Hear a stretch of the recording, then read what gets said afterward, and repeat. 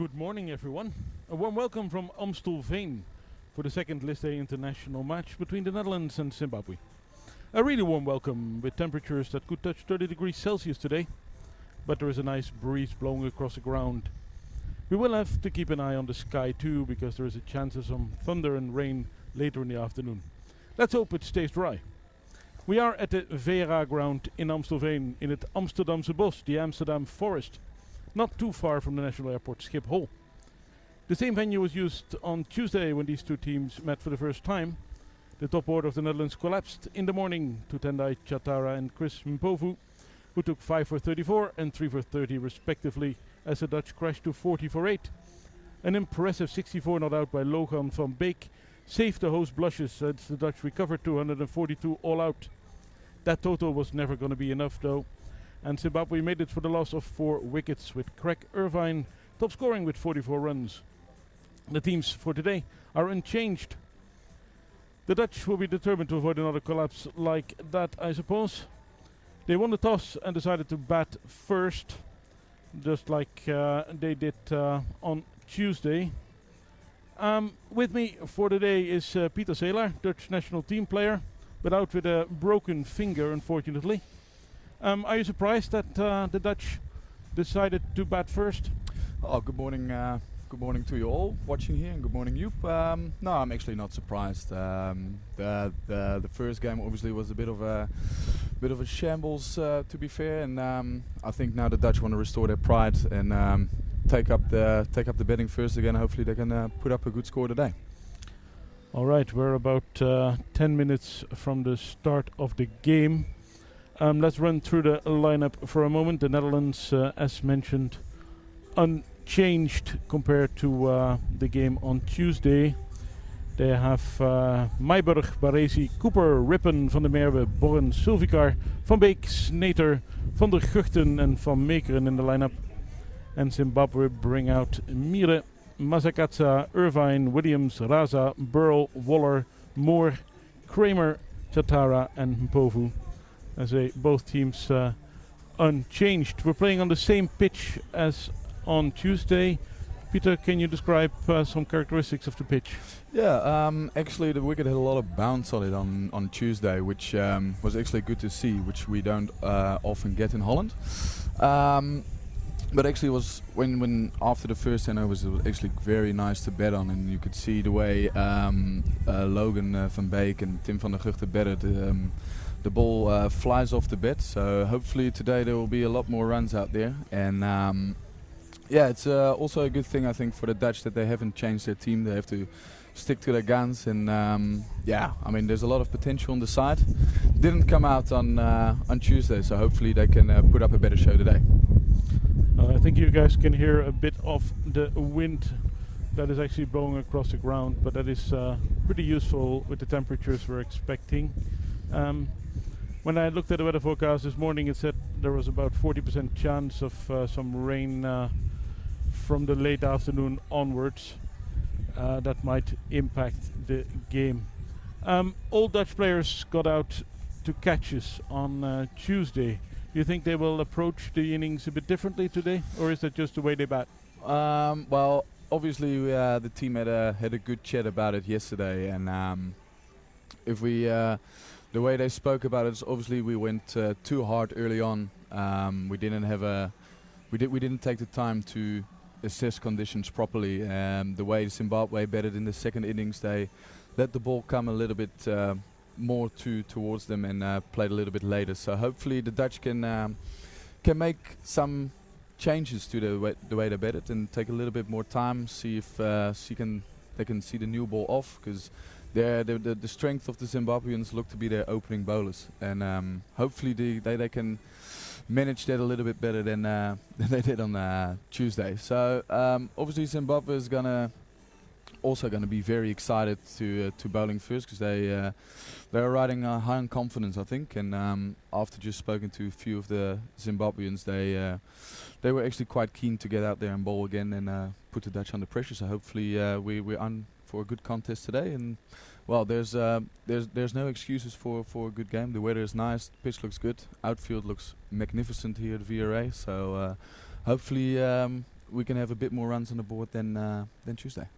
Yeah, obviously you would have hoped you would have been on the ground yourself, but you have an injury. I can see your finger. That doesn't look very good. What's going on?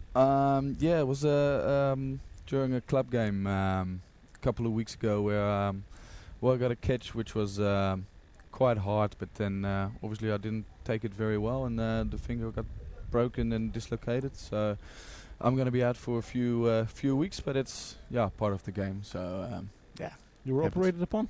Yeah, straight after the accident happened, and the surgeon told me it's going to be about 8 to 10 weeks. So. Unfortunate for you, lucky for us, because we get a nice co-commentator for the day.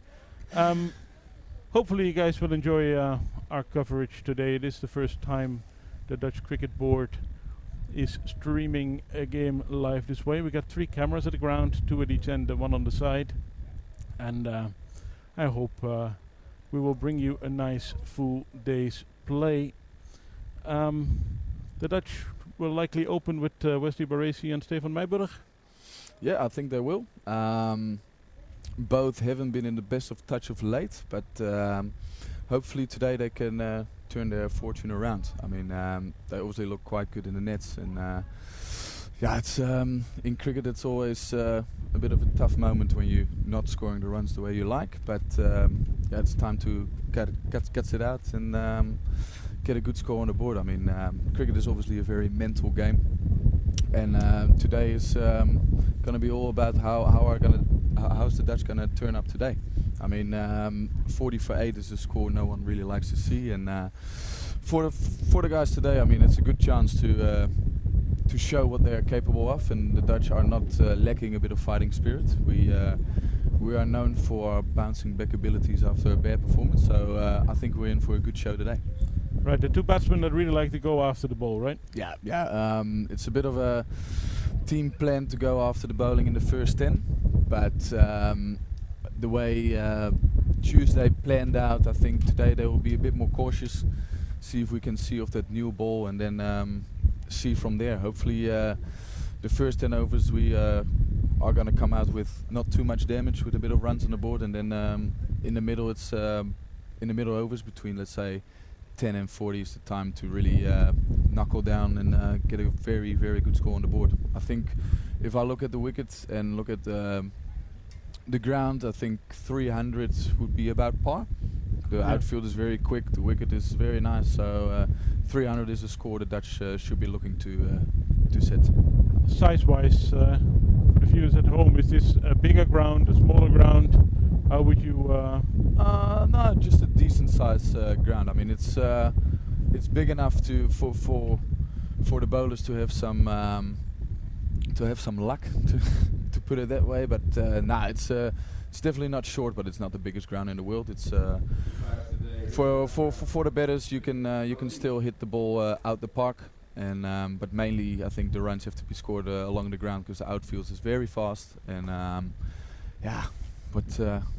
what to say about the size? I mean, they're not Indian grounds. Indian grounds tend to be a little bit smaller, but no, it's a decent size, and like I said, 300 I think is a good total, and hopefully we can get a bit on top. But don't get ahead of ourselves. Let's see if we can get through that first 10 overs first up.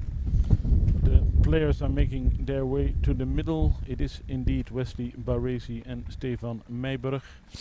Wesley Baresi plays for Quick The Hague in the Dutch domestic competition. Scored 317 runs so far in the season at almost 40.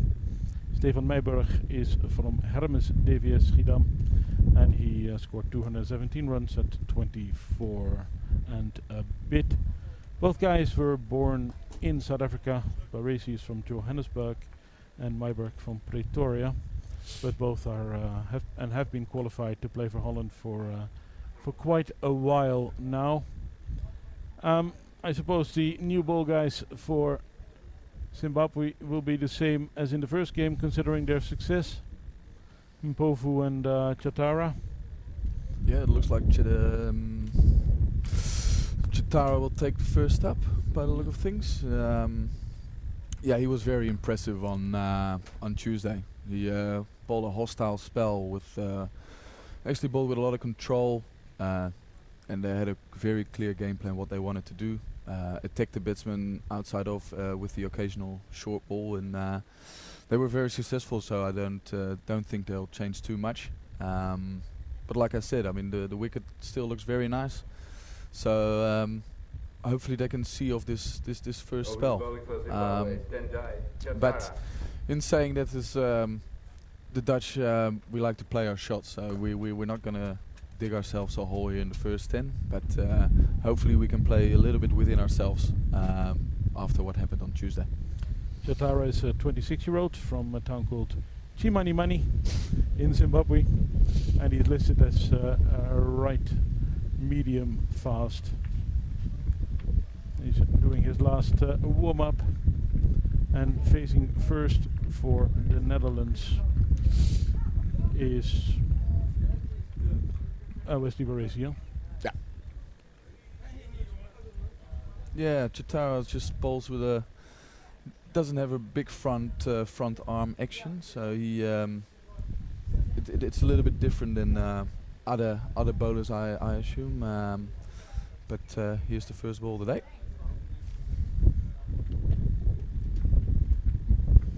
Just blocked and no run there. Careful start, and I suppose that is understandable. Considering the situations, 5 for 34 were Chatara's stats. This game does not count as an official one-day international because Holland lost one-day international status in 2014, the World Cup qualifiers. But Chatara is on 49 wickets at that level, and there's the first run of the day. Yeah, that's always a good feeling as a batter to get off the mark early in your innings. And Wes got it nicely, and by the look of things of this, judging the first two balls, the wicket looks very nice, comes through alright. And yeah, I think. You think they did some work on it between the two games? Yeah, well, obviously the game didn't last that long on Tuesday, so they didn't have to do too much. But it looked. I felt it in the morning. It's quite hard, so the carry should still be nice, and that's why I think it's a good decision for the Dutch to bat first, because later on in the innings it might dry out a little bit more, obviously with this heat, and then you can score freely first up, and then hopefully it slows down a little bit in the afternoon. Stefan Meiburg on strike. Oh, that's a good delivery. Peter Moore, the wicketkeeper batsman for Zimbabwe. Yeah. As you can see, he just directly signaled to his to the slip cording. The ball was moving away a touch, and that's obviously the plan to Meiburg. That's the plan they had on Tuesday, and they don't seem to have changed that, like mentioned previously. Left-handed batsman. And that's a great shot. That is a beautiful shot, and the first boundary of the day. Stefan Meiburg, 4 runs. Nicely leaning forward into the shot. Yeah, it's a great shot. One of Meiburg's strengths is the offside, and as mentioned, the outfield is pretty quickly, so they can hit the ball along the ground to make sure they score a lot of runs. Meiburg has a very, very good strike rate in 2020 cricket. Played a massive part in a sensational game between Holland and Ireland. Was it last year in the World T20? 2 years ago. Yeah, 2014. Even that long ago. Huh? Yeah, it's been a while. Like time moves ahead quickly, and now Stef Meiburg is obviously a very attacking batsman, especially in that first 10 overs. He can destroy a attack single-handedly, and yeah, like hopefully he will stay in a positive frame of mind, like the shot he just played now. It's on the pad, no appeal. And the end of the first over, Netherlands have 5 for no loss. 1 run to Baresi and 4 to Meiburg. That is the match situation. Oh. The umpires are both Dutch, which is for them a nice experience as well. It doesn't happen very often that full members visit the Netherlands.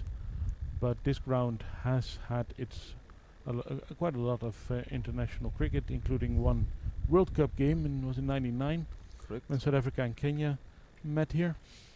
And we also had a triangular tournament a couple of years later, where Australia, India, and Pakistan took part.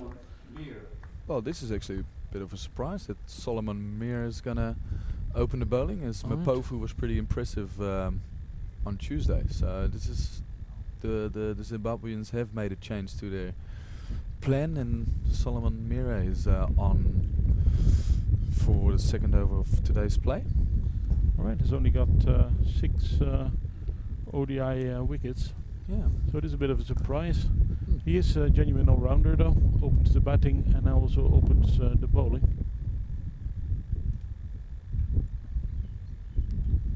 And there's an easy single. No, it starts off with a boundary. It's 4.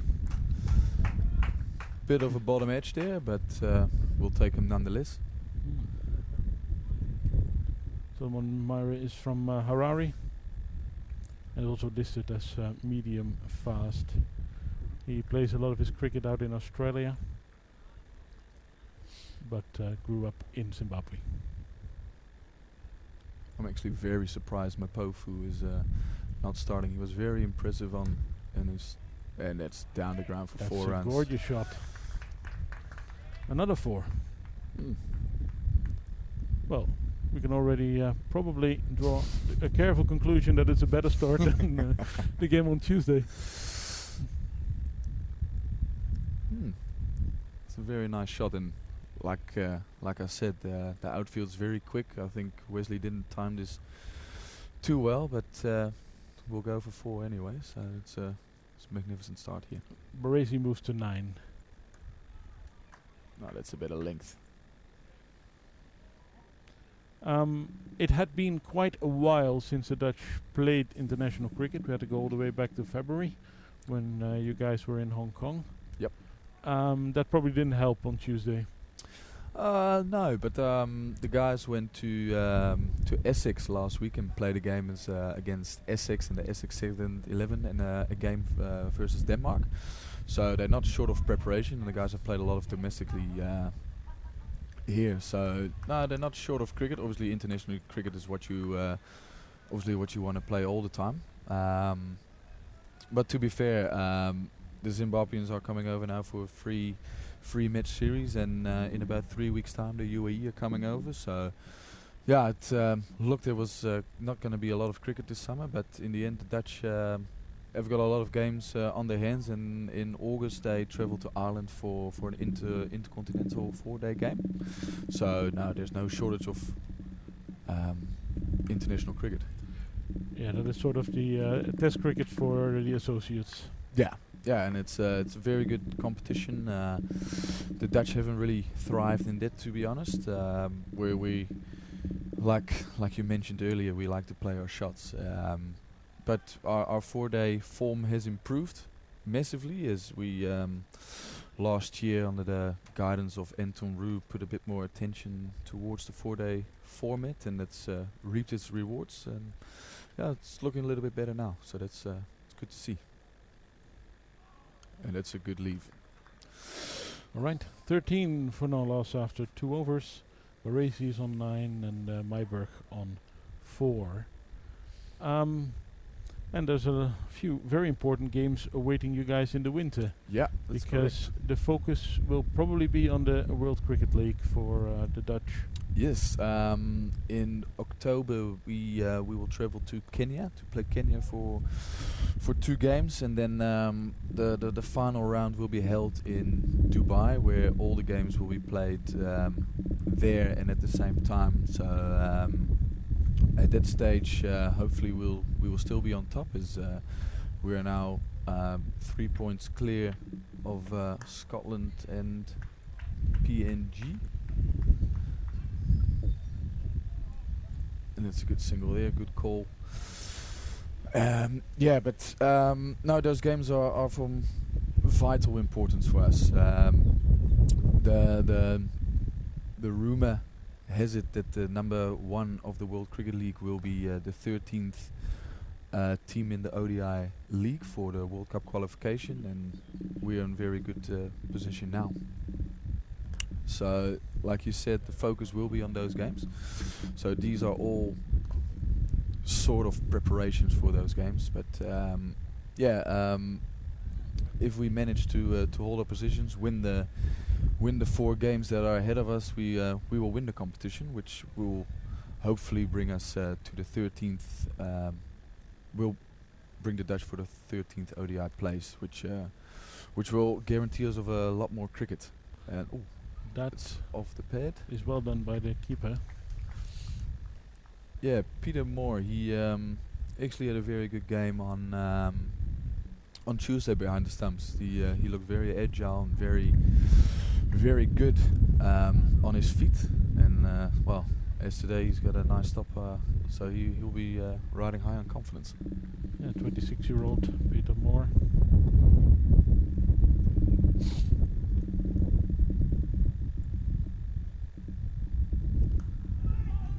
Zimbabwe are sort of in the same boat. They need to qualify for the World Cup as well, so they are actually competitors for the Netherlands in that regard. Yep. They were in Scotland before. They played 1 internationals there. They tied that series at 1-all. And after this, they will move on to Sri Lanka, where they will play a couple of one-day games and 1 test match. Yep.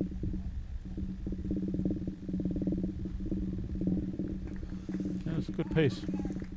Yeah, and the wicket's got a nice carry to it, and while the Dutch look a little bit more careful than what they did on Tuesday, which is a good adjustment, obviously, for today.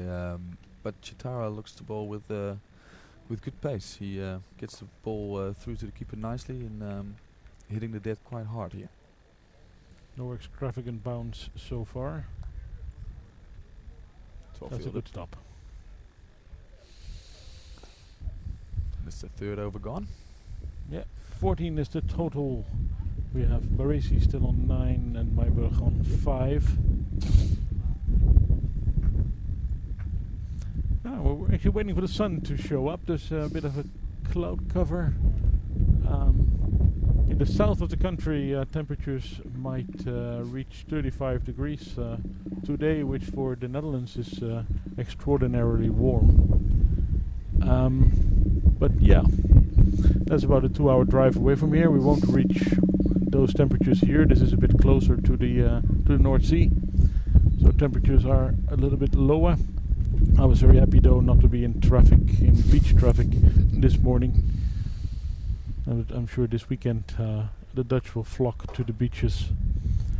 On occasion, planes fly over here during matches. Yes, they do. Do you expect that today?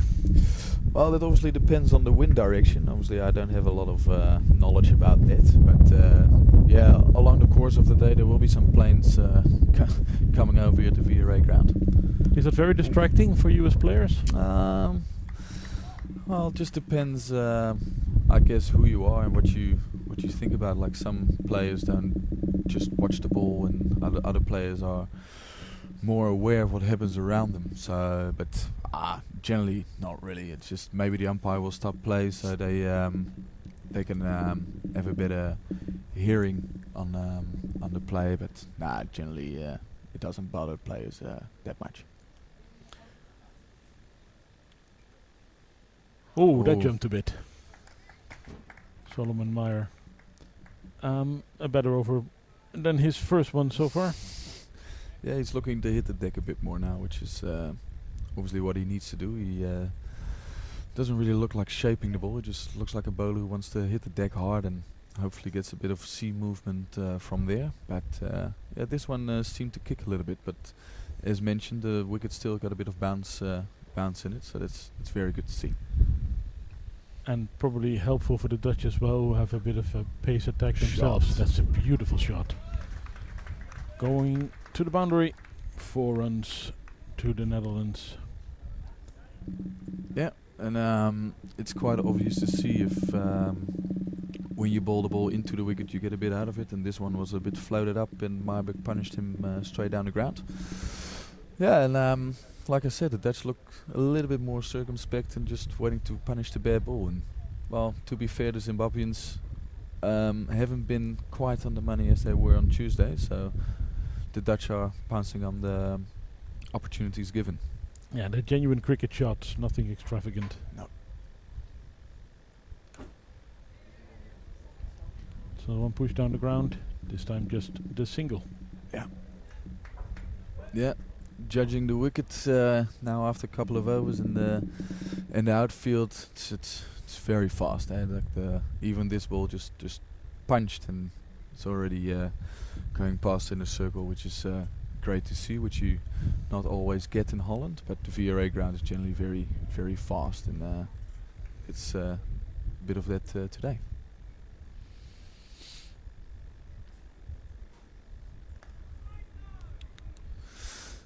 Yeah, I'm very, very curious why they've made this change for Solomon Mira to open the bowling. Because Christopher Mpofu was actually, in my opinion, was bowling a little bit better than Chatara on Tuesday.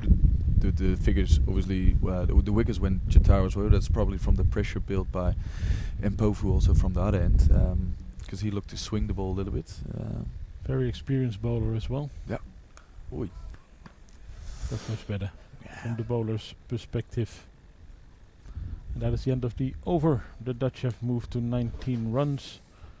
And Myburgh is now on 10 and Baresi on 9. And that is a big improvement for Meyer, who had 8 runs against in his first over. He's now not for 13 in his spell. A lot of Dutch cricket is being played on artificial pitches. VRA is one of the grounds that has what we should describe as a real cricket pitch. Is it very different in behavior for those who don't know these artificial pitches? Yes, it is. Obviously, cricket, I suppose, is meant to be played on grass, and in Holland we at the moment got six clubs which have a grass wicket.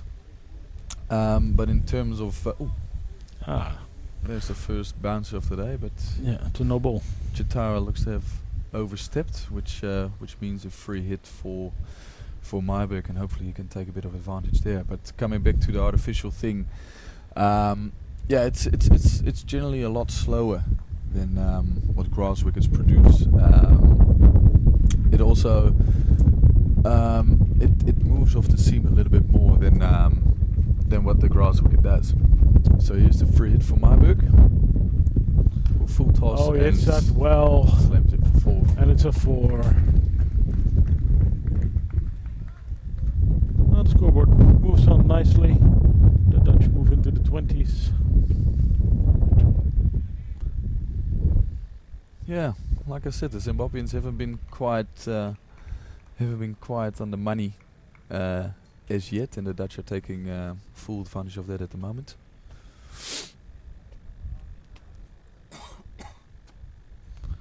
Another short pitch delivery. This time it's okay. Yeah, and it's also a different approach from the Dutch batters today. On Tuesday, those first couple of short balls were dealt with very differently, very aggressively, tried to hit him to the boundary, and now the Myburgh has decided to let them go and obviously get used to the bounce of the pitch a little bit better, and hopefully it's going to reap its rewards. So played. Yeah, I don't think the players will be too unhappy with the breeze. I mean, it tends to get quite hot in Holland when the sun is shining, because it's obviously, like you mentioned, possible rain might intervene later in the game, but this breeze makes sure it's not too hot, because it tends to get quite humid. But so far it's a very, very nice day so far. Oh, that is a good shot. Ball a little bit short, pulled away, and 4 runs to Myburgh. Yeah. And it's like I said, he probably got used to the bounce of letting the first two go, and obviously this one got dispatched to the mid-wicket boundary with a with some force. Yeah, a powerful shot from a guy who is a bit of a powerful batsman.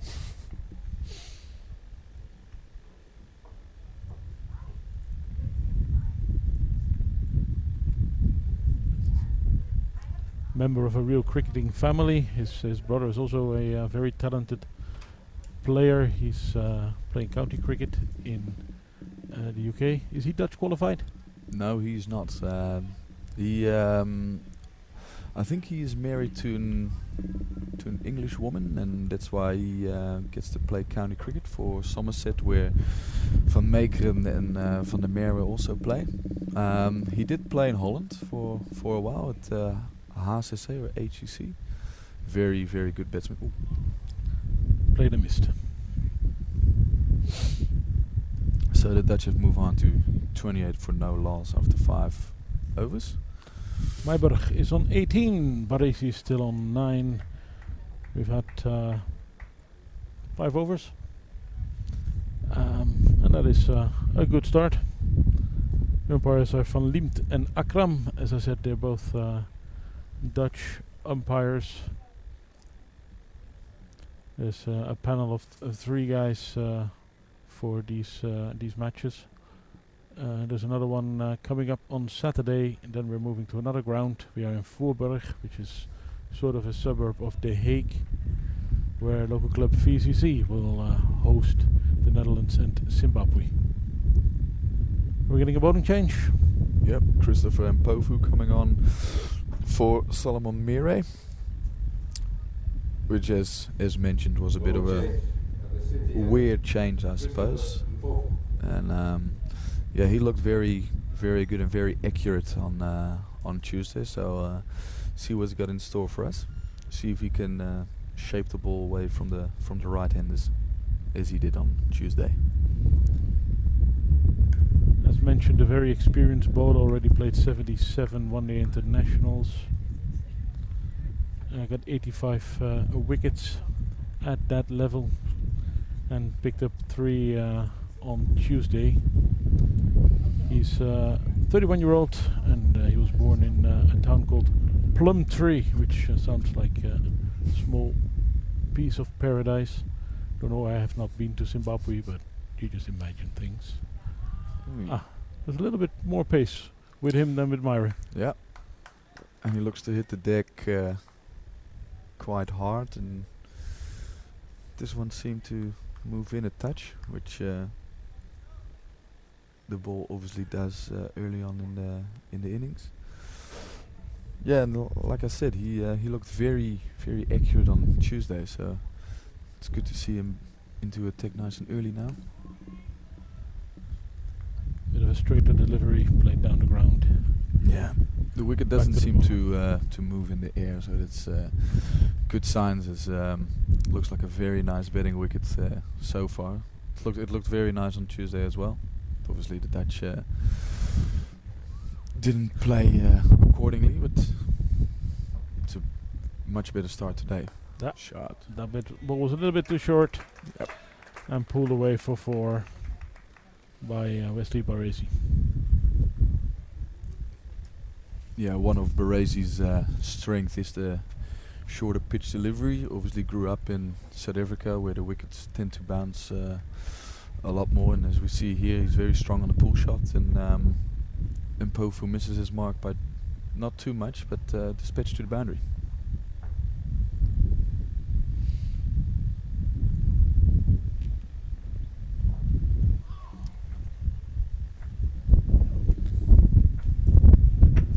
Another run added to the Dutch total, as the Dutch move to 33, sorry.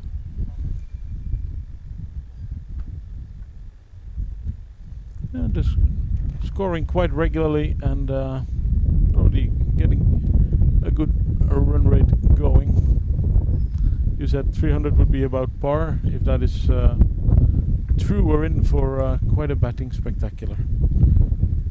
Yeah, with the pitch and quick outfield of mind is 300 is obviously now in one-day cricket pretty much the minimum. You know, cricket has moved on quite a lot, and the scores are a lot bigger now. So 300 would be about par. It's obviously very early to say those kind of things. And Pova comes around the wicket here to Myburg, which is not a bad ploy. And it's met with a beats the fielder. very nice shot. Gets stopped before the boundary, and the players take 2 runs. Clean up done by Burrell in the outfield. Dutch move on to 35 after 6 overs.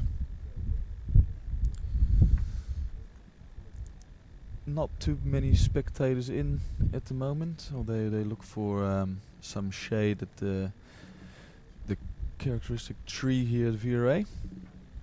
Obviously it's a working day, so hopefully they come in a little bit later for the second innings if the weather holds up, and hopefully we get a decent crowd later on in the day.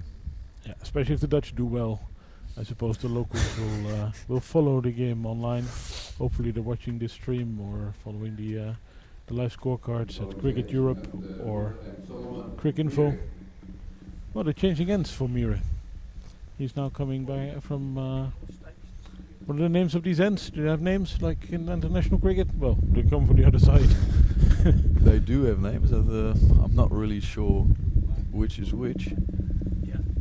But yeah, Solomon Mire. Back from the other.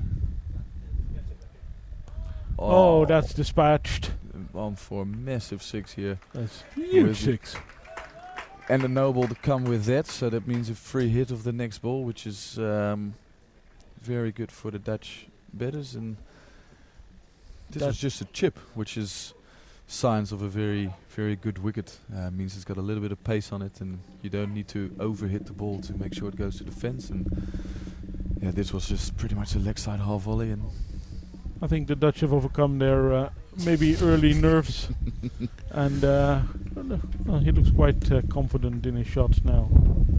that's why I thought it was a great move by Peterborough to win the toss and bat first and show the Zimbabweans they're not scared of happening that again, and obviously want to put up a good show. And well, 42 after 6 overs is a great start. And here's the free hit for Wesley. Oh, that's horrible. That would count as a warning, I suppose. Yeah. And it's another 4 runs, 4 byes. He indeed gets a warning from the umpire. Yeah, the Zimbabweans aren't quite up to what they were on Tuesday. A couple of loose deliveries, and the Dutch taking full advantage. Zimbabwe has gone through a number of difficult years with their cricket, of course, but they are rebuilding with stability. They got a legend like Heathstreak now coaching the team, and that is a huge shot. That's Gone. another elm to the practice wickets here at VRA. 6 runs. And again, just a little bit short, and obviously the free hit was still standing after that first no ball, and this was a humongous hit. Yeah, the Dutch pass the 50s.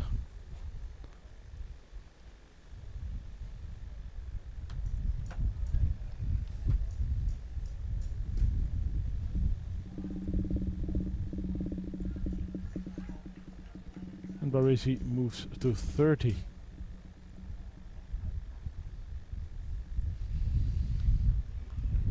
Yeah, let that one go. Yeah, that's the obvious change they have made, is not to go after those wide balls too hard. And this was a good leave, as where on Tuesday he would probably look to hit it to the boundary as well, and got caught at slip. So yeah, but the Zimbabweans have given the Dutch they've given some free runs away here, so it's time for them to pull it back. And it's not a short ball, and it's a great shot through cover. That should run away for 4. Kramer. Ooh, that's good fielding. Good chase by the Zimbabwean captain. It's another 3 runs to the total, and yeah, the Dutch got off to a bit of a flyer here. It's a bit different, obviously, than Tuesday, as mentioned, but this is what you more expect of the Dutch, with more controlled aggression, I suppose. Especially on home soil. Yep. Zimbabwe lost the first game against Scotland last week. Kyle Kutzer scored a century in that game, but they recovered to win the second one, and they beat Holland in the first game in this series. But oh, that is beautifully played. Not a chance for the fielders. 4 runs added to the Dutch total. Yeah, this is good betting. They leaving good ones alone and punishing anything that's either a little bit short or a little bit full. The way betting is supposed to be. And they're both batsmen scoring freely here. Wesley Baresi on 33 and Stefan Myberg on 24. It obviously helps to have a right-hand, left-hand combination, and you turn over the strike every now and then, so bowlers have to adjust their lines. It works that way in the recreational game, but I suppose even at this level there is a role for that. And there's a change in the field after that drive. It's the Irvine that Gully has moved to cover. A bit more protection. And yeah, well, they're not bowling that particularly well, so then it doesn't justify having 2 catching men behind the wickets. Yes, only 1 slip in, and not too many close catches either. No, they all seem to hang back on the ring a little bit. Obviously now trying to defend a bit of runs here. Nicely played, but straight to the fielder. That's the end of a pretty good over for the Dutch, who moved to 60. Baresi is on 33, Myberg on 24, and we have a very good opening partnership. Let's remind ourselves for the final time, then I will quit talking about Tuesday's game. But this is quite a contrast to the 40 for 8 that was on the scoreboard. There, same ground, same pitch, but a very different opening for the Dutch. And I think we're going to have a very competitive game from this position. We should have a very competitive game. Chatara is brought back, also from the other end. Which now has come to my knowledge as the city end. Chatara didn't have the luck from the same end as he had on in the first game, so he's looking to come back from the other end. Two catches in position. Not for 16 and 3 for Chatara from the other side. There is an appeal, but no. It's going down the leg side. Action from the umpire. Yeah, Zimbabwe, they have been out of international cricket for quite some time now, and it's actually quite good to see they taking up the associates a bit. They have played some series against Afghanistan, and obviously now have travelled to Europe to play Scotland and Holland. Yeah, it's very good to see that those guys want to play the associates, because it's for us obviously a good standard of cricket you want to play. It's what you aspire as any cricketers to play the highest level possible. And yeah, it's very good to see these guys looking to contribute. It's been about 3 years ago that South Africa was here. It was the last time we had a full member visit the country. That is a little bit different from, say, 10-15 years ago, when teams that toured England would usually come over to the Netherlands for 1 or 2 games. But international tours have become shorter, and they either pick Scotland or Ireland, or they don't do any of the associates for international matches. Yeah, and it doesn't help for the Netherlands that we've lost our ODI status, like you mentioned, in 2014. So the teams generally travel to Ireland, who had been leading the pack of the associates for quite some time. Now been caught up by the Afghanis for a bit. Afghanistan have some very, very good cricketers at the moment. Yes, they play a very attacking brand of cricket. They were very successful in 2016 2020 World Cup, where they progressed to the Super 10 stage. But yeah, the whole standard of cricket has moved up quite a bit in the last years, where the game has obviously got a lot more professional than it was, let's say, about 10 years ago. And yeah, it's good to see. Ooh, it's a tight run, but Obviously, in the 70s and 80s, Zimbabwe themselves were an associate country before they gained test status in, I believe, 92. Before they gained that test status, they were probably the best of the associate countries, but the Dutch were very, very competitive at that time as well. We had the ICC trophy in the Netherlands in 1990. That was won by Zimbabwe, and if memory serves me well, I think the Dutch made the final in that tournament against Zimbabwe, but I have not opened my 1990 Wisdom Almanac for quite a while. And another change made by the Zimbabweans is that Christopher Mpofu is now coming on from the other end. So there's a lot of changes around. Obviously, the Zimbabweans looking for an answer in these first 10 overs. There's a bit of carnage going on, and yeah, they haven't been hitting their strips as they actually should. They're missing their mark by quite some distance. And Mpofu bowled 1 over previously, 7 runs off that over. yeah, and for all the followers here on the live stream, I see a bit of Twitter stuff going on. If you would like to ask questions, or if you got some mentioning, just use a hashtag with AskPiet if you want to ask some things here in the commentary box, and we'll see if we can answer some questions for you during the course of this game. So that's a hashtag AskPiet, and Piet is written with P-I-E-T. Netherlands run rate around 7.5, which is very healthy in modern cricket.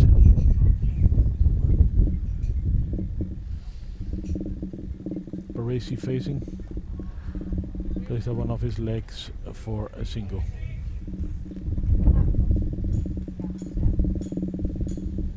It's important now to keep the scoreboard moving after the good start. The Dutch treated the Zimbabwean spinners really well, at least Logan van Beek did on Tuesday.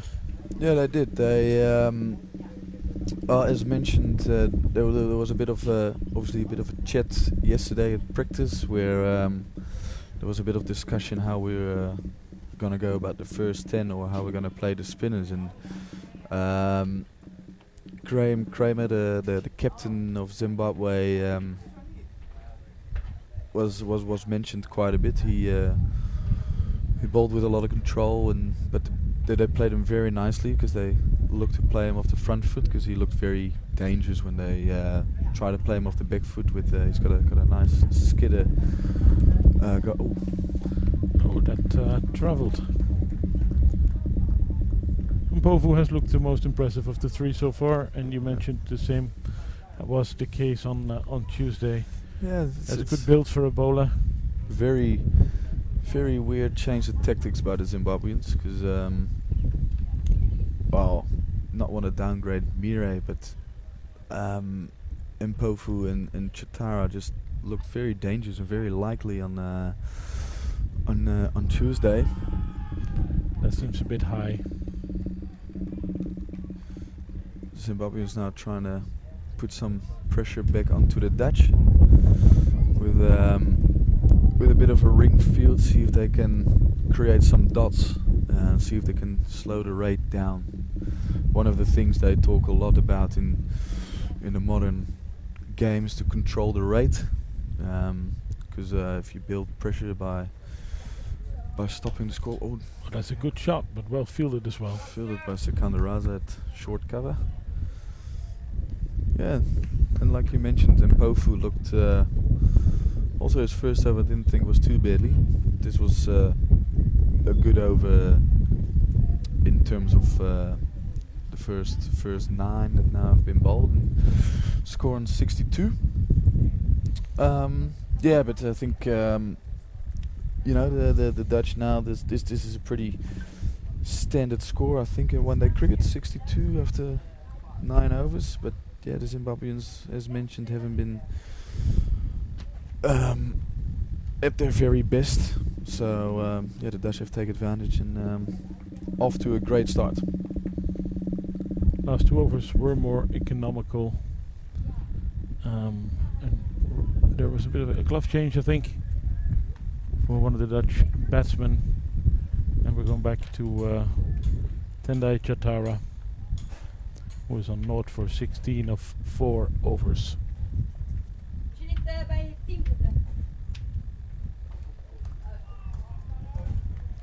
Good start. This is the moment, of course, where the Dutch would also try to consolidate a little bit after the good opening. It is a well-established opening partnership, these two, for the Netherlands. Michael Rippen got some opening action in the last couple of months. Yeah. But the new national coach has switched back to this pair for his opening. Yeah, Ryan Campbell obviously in charge now of the Dutch team. When Michael Rippen opened the bidding, the Dutch were led by Anton Roux, who I thought made a great change with Michael Rippen up the opening, because he now plays for Otago in New Zealand, where he also opened the bidding in one-day cricket. So, but obviously Ryan has seen some different things for his players, and yeah, Wesley Baresi have moved back up the order, which is not a bad thing, because Wes is a good enough batsman to open the batting, and yeah, well now it looks justified, but it's quite early to say that, to be fair. Ryan Campbell was a very experienced cricketer. That's a good shot. Just a single. He was in Hong Kong in the last couple of years, coaching a local club there and assistant coach for the national team there.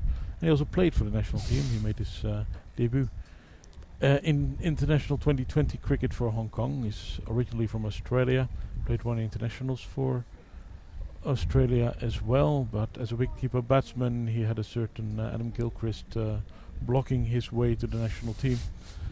But he was a very attacking batsman himself, and apparently he was about to be selected for games against the Netherlands when he was appointed as coach of the Netherlands, and then he withdrew his availability. Has a strong connection to the Netherlands. Both his wife and his child hold Dutch passports, and apparently had been in touch with Dutch cricket for a while longer. It's a fresh face. Anton Roux was here for quite a while and did impressive work, but he accepted a position in New Zealand, I think. Yep. Yeah, he did magnificent work. He followed up after Peter Drinnen's stint for a number of years. He started off as assistant coach and analyst, and then moved on into the head job in 2014, in which I think the Dutch, it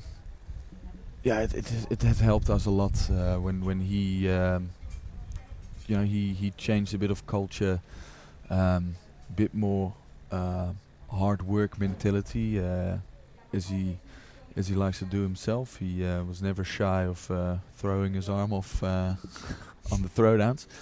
And he tried to create a little bit of a hard-working culture with the Dutch, and that was actually a very good thing for us. He got us more aware of what needed to be done to take our games to a higher level, and he felt the time was right to move on, and took the position in New Zealand at Otago. And the last time I spoke to him, he was very content there, and looks to be doing a great job there. Zimbabwe seem to have stemmed the flow of runs a bit. The run rate has dropped from say 7.5 to closer to a run a ball. Still very good, of course, but there's a bit more control with the bowling. Another dot ball there. That was a nice delivery. Yeah. And there you see, when you bang the ball into the wicket, you get something out of it. And Pofu, that's why I can keep saying it, but the decision to not have him opening the bowling is, I don't quite understand it. He looks to be bowling decent pace and gets it through alright, and with a bit more control than the others. And yet another dot ball for him. He's he's got a good build for a bowler. Nice tall action. Yeah. Bit slingy. Yeah. Played 11 test matches for Zimbabwe. 25 wickets at that level. Plays for Matabeleland in domestic first-class cricket in Zimbabwe. They're going to push Raza hard here, but they side against it. It's a good move. Sticking to the single. Yeah, and that's move on to 64. And it's actually the power play done, the first 10 overs, where the fielding restrictions are that you can only allow 2 men outside the circle.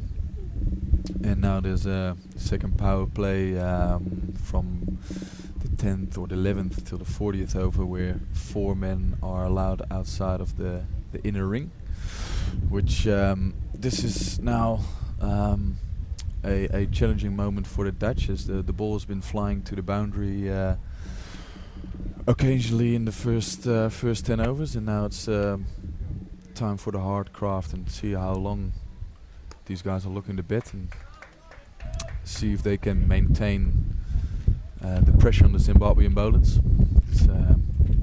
The Zimbabweans have stemmed the flow of runs for a bit, and this is the time where the actual cricket game is going to be played.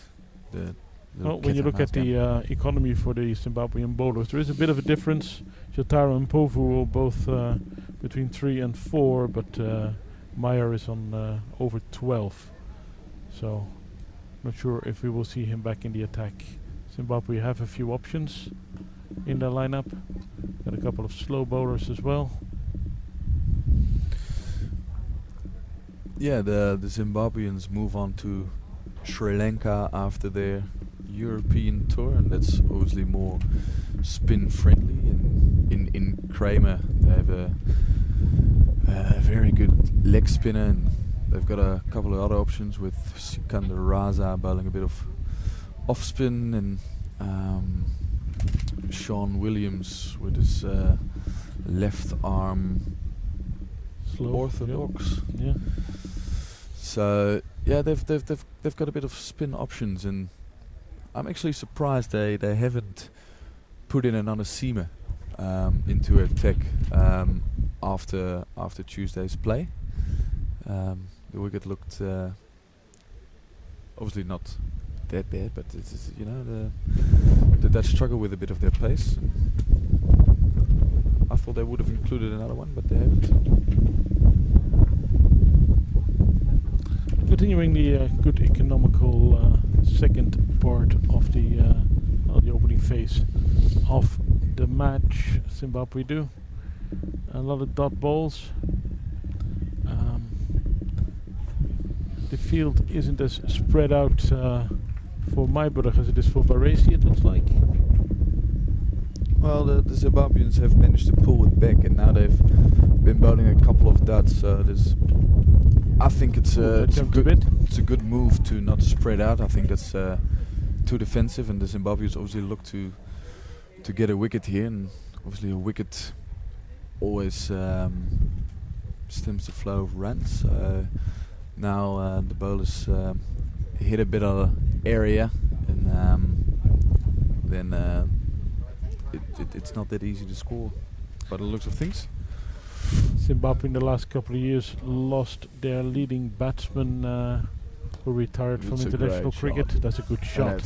4 runs, breaking the shackles a bit with a beautiful shot. Yeah, just slightly over pitched by Chatara, and Myburg pounces on the opportunity and sweetly drives it through the extra cover region for a boundary.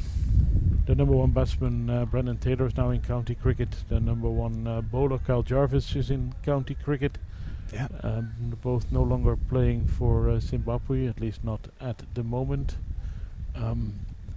There are quite a lot of Zimbabwean qualified players around the world. There's the Curran brothers in the UK. They probably both play for England, but their father was a Zimbabwean international cricketer and former national coach for the team. It is good to see a real legend of Zimbabwean cricket like Heath Strick in charge of the Zimbabwe team now. Probably, that was a bit of a thick edge, outside edge, and just a single.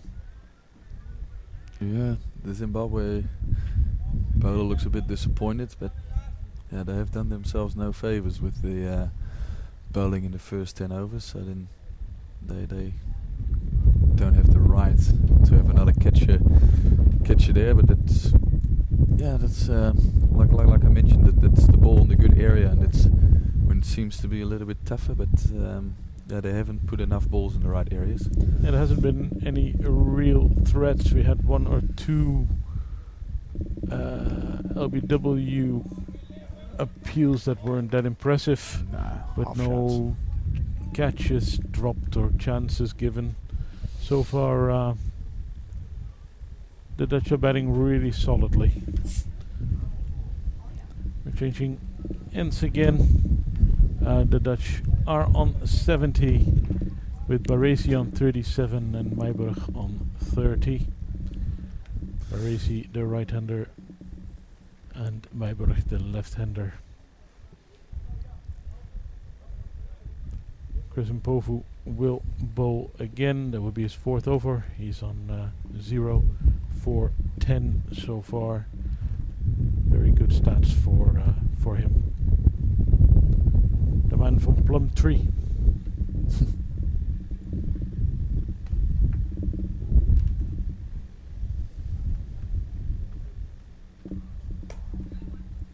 Nicely placed into the gap for the single.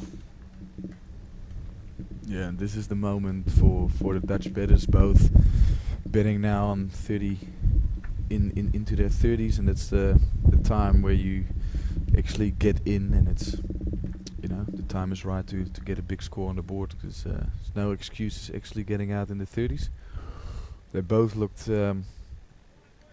actually in great touch today, which is very good to see and very good signs for the Dutch team. And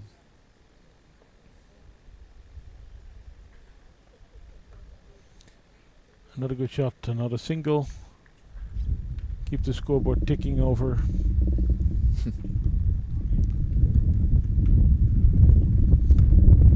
Baresi moves to 38 with that single. He's got long legs, Mpofu. I noticed. It's very helpful for a bowler. Nice big steps in his run-up. Good rhythm to it as well.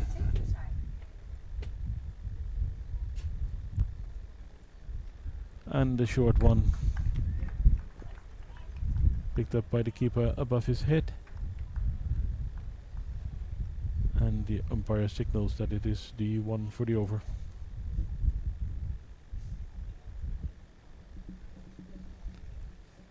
bunches. There are apparently quite a number of wides for short pitch bowling, where the ball rose way above the head of the batsman. Yeah, well, like I said, the wicket had a bit of bounce to it, so you don't really have to put it that short. And that's a good run. Quick single. Good run. Maybe another one. A little bit of a misfield. They turn it into a 2. Allows them for the second run. And that's good pressure. Good pressure by the Dutch batsmen. They're looking to run the first one hard when the ball's been hit to the boundary. This one was, well, I wouldn't say a tight single, but putting Solomon Mire here at mid-off. And enforced an error by backing up with Kramer and allows him 2 runs. Never fun for the bowler. Extra runs. Another That should be a short pitch wide. delivery. Yeah. And that is given as a wide.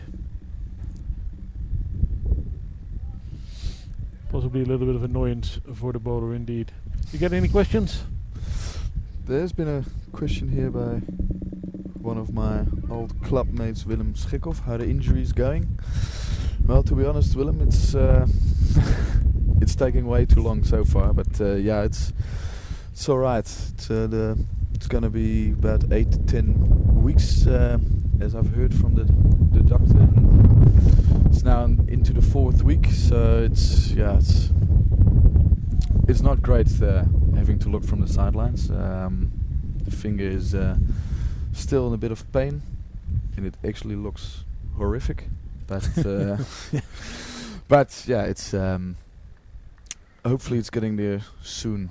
So what do you do to stay fit? Well, I can do only a lot of running, and it's not one of the favorite things to do, but because it has to be done. And there's not a lot you can do, especially being a left-hander, and then injuring your hand just doesn't allow you to go to the gym. It's just mainly running and trying to maintain your fitness. So yeah, hopefully I'll be back on the field sooner rather than later.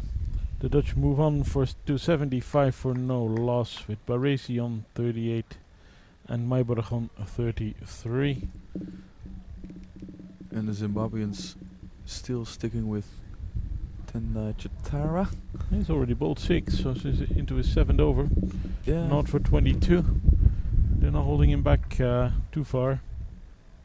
No, I'm actually quite curious to see when the first signs of spin are coming on, because it seems like they've got a 3-pace bowling attack with Solomon Mire not producing the goods so far. Ooh. That Played into the should, ground. To skid a bit. Bit of anger from the bowler. Yeah, no, actually I would have thought spin would have come into the attack, as it seems the Dutch doesn't seem to have a lot of problem with the pace today. But I'm sure Kramer will probably get himself on quite quickly. Played off his legs. Fielder coming around, but the Dutch take 2 runs. It's Baresi moving into the 40s. Like you mentioned, it's important to keep the scorebook ticking, especially after those successful first 10 overs. You don't want to be tied down afterwards, but they seem to have picked it up a little bit, and the running is looking good. And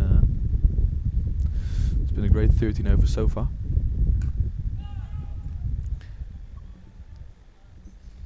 Followed by a dot ball. What would you say are Baresi's strengths as a batsman? Well, he's I would say Wesley is the most talented batsman in the squad. He's got every shot he can play. His strength is off the back foot, so he would he probably likes a bit extra bounce in the wicket. And he's a very free flowing batsman. You see now, and just works its ball. Can he come back for 3? Pushing hard. Ooh. The throw wasn't very good, but the Dutch did not go for the 3rd run.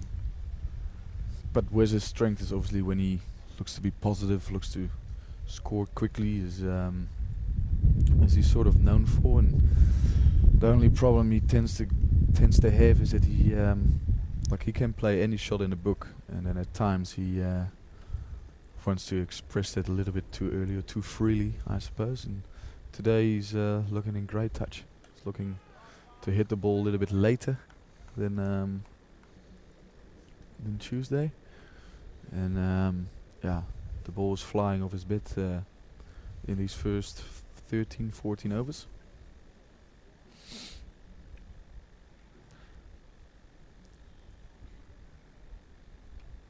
Tatara into his 7th over. The Dutch are indeed keeping the score rate up again. That's a beautiful shot. Down the ground. Straight for 4. Good scoring shot. Yeah. Yeah, the Zimbabweans at the moment look a little bit flat in the field. Obviously the scoreboard is not going their way, and it looks like they need to make some changes if they want to turn this game around. And if I follow the game on Twitter a little bit, the fans from Zimbabwe would like someone to put their hand up, and I agree with that comment. And looks like Sikander Rasa's warming up a bit in the outfield here. In the outfield. He does bowl. But Yeah. for now, it's Mpofu still.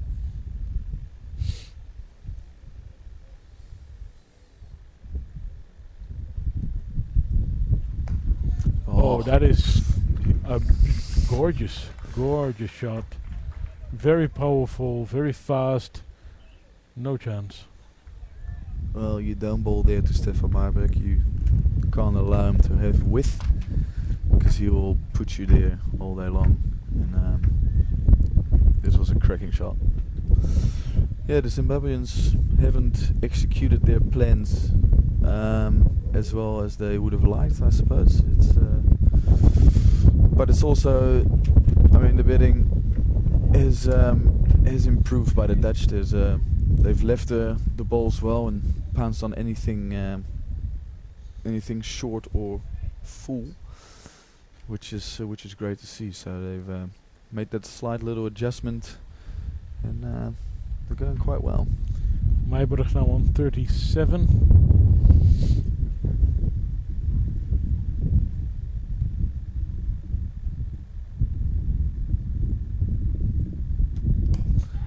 And that's another boundary. Shot. Another well-played shot as Meiburg joins in the boundary party. And the Dutch move into the 90s. Barisi's only 4 runs away from his 50. And Meiburg now on 41. So they are sharing the partnership really well. Mpofu in his 5th over. And they take a quick single. That is good cricket. Boundary, quick single. It's a cricket classic, isn't it? Just get off strike when you've hit a boundary. And they look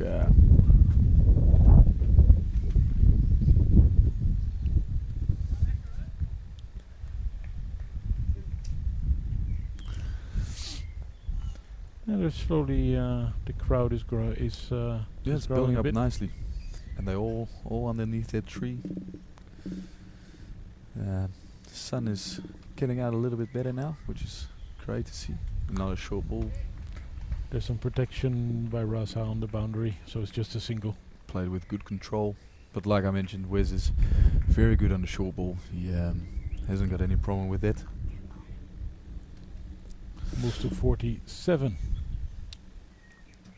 And soon the Dutch national coach Ryan Campbell will be joining in the commentary box. He will probably be a lot happier coach than he was on Tuesday. So it's some positive things from him.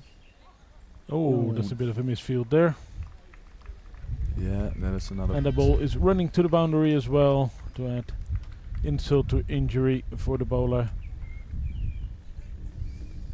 And a bit of an expensive over there now for Mpofu.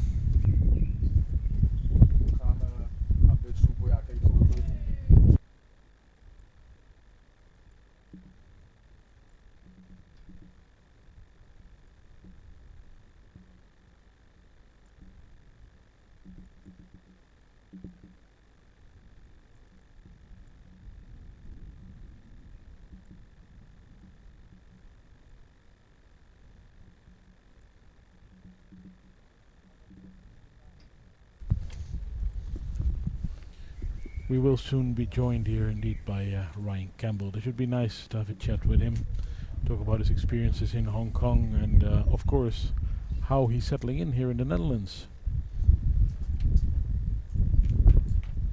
First sign of spin today is Sean Williams is on from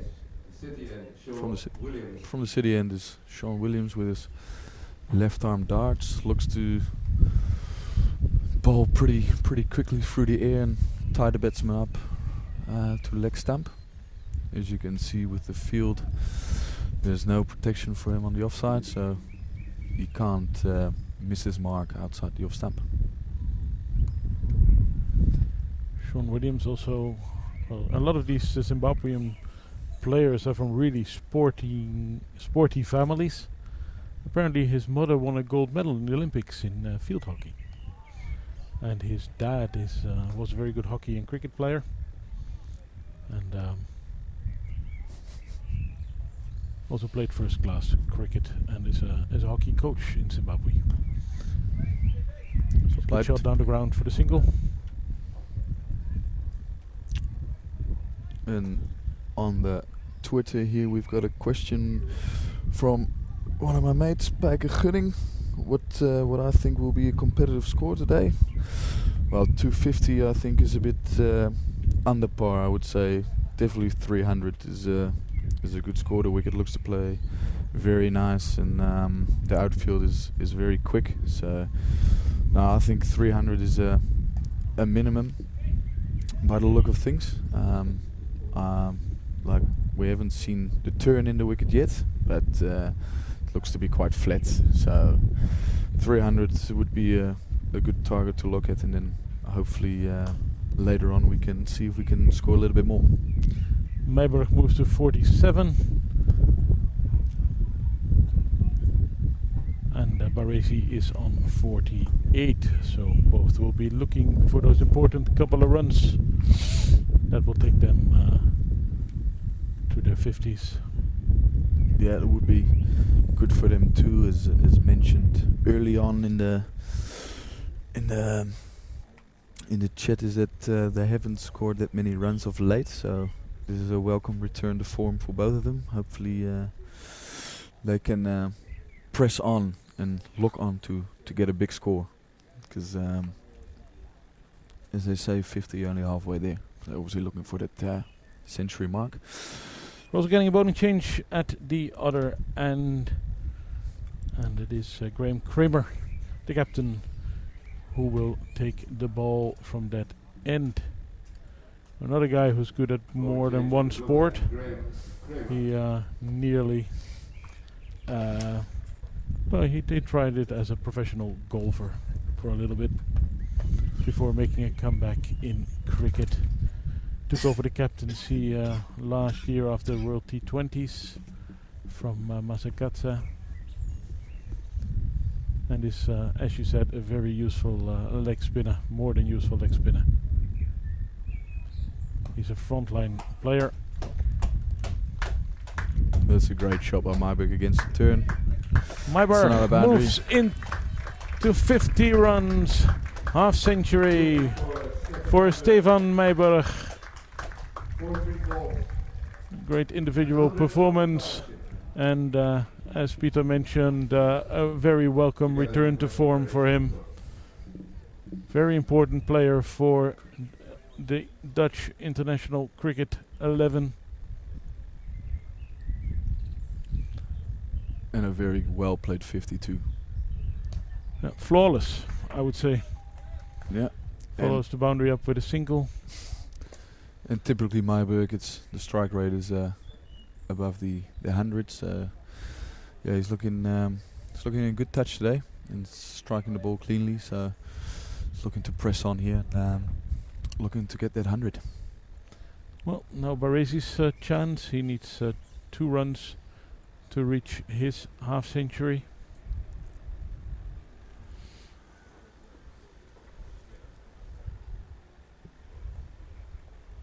Kramer takes a little bit of time adjusting the field.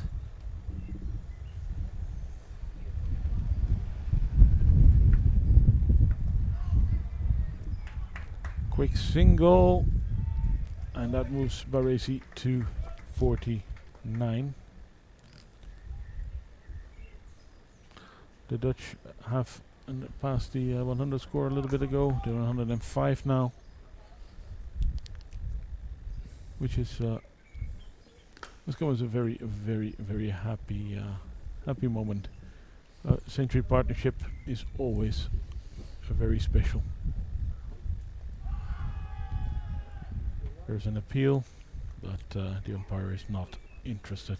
Half a shout and a lot of bet involved. Yeah, century stand for the first wicket is always great to get your team off to a great start, and the run rate's up there.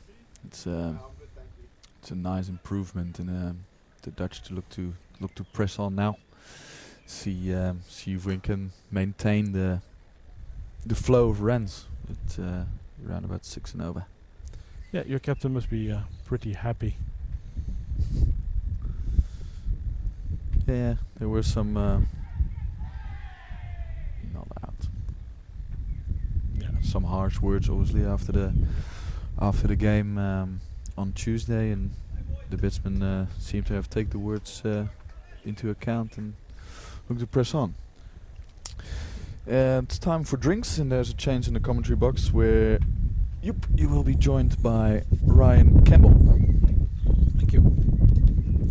Peter Salar, but he will be back later, don't worry. There's a drinks break, which gives me a chance to quickly give you some stats. The Dutch are on 105. Stefan Meijber has on 52. Wesley Baresi on 49. Chatara not for 30 in 7. Meyer not for 38 in 3. Mpofu not for 29 in 5. Williams just 2 runs of his 1 over, and we just saw the Kramer over. An outstanding start for the Dutch 11 in the second List A international match. As we mentioned, it is very important for the Dutch players to play as many games at this level as possible in preparation for these games that are coming up. The very important games the Dutch team will play and should regain them their one-day international status. So the Dutch are very thankful to the Zimbabwe Cricket Board for visiting our beautiful country. Today we are in Amsterdam, or close to Amsterdam, in Amstelveen. It's a middle of a nature area, a park where there's a lot of sports being played. The National Field Hockey Stadium is not too far away from here. The Wagenaar Stadium, that a lot of a lot of people who follow cricket probably also follow field hockey, so you might have seen some games being played there. Mr. Campbell has taken his seat. Thank you very much for joining me. It's so nice to meet you. It's fantastic to meet you. Thanks for having me up here. Obviously, it's a nicer seat to be in than on Tuesday. I think this time on Tuesday I was looking for flights to leave and get out of here, but it was a tough first day at the office, so to speak. But we're just going to put that down. The batting just wasn't up to standard. The boys, I think, in their, I guess their search to be aggressive and sort of stamp their name on the game probably definitely went too over the top, and I thought the Zimbabwe guys bowled very, very nicely to them, and at 8 for 40 there's generally no way back from that, which unfortunately it wasn't. But again, today it's a new day, it's a different game of cricket, and the beauty of it is that you find out a lot about your character of your side on days like this, when who's mentally strong enough to put Tuesday out of their mind and cross that white line, and have a clear mind and know that if someone's going to bowl you a half volley, you're going to hit it through the covers. And what I think you've seen today is that these two have been very selective in their stroke play. They've let the ball go nicely, and when the Zimbabweans have presented them a scoring opportunity, both of them have jumped all over it. Well, Baresi also closing in on his 50. It would also be a very nice individual performance for him, and very good for the team.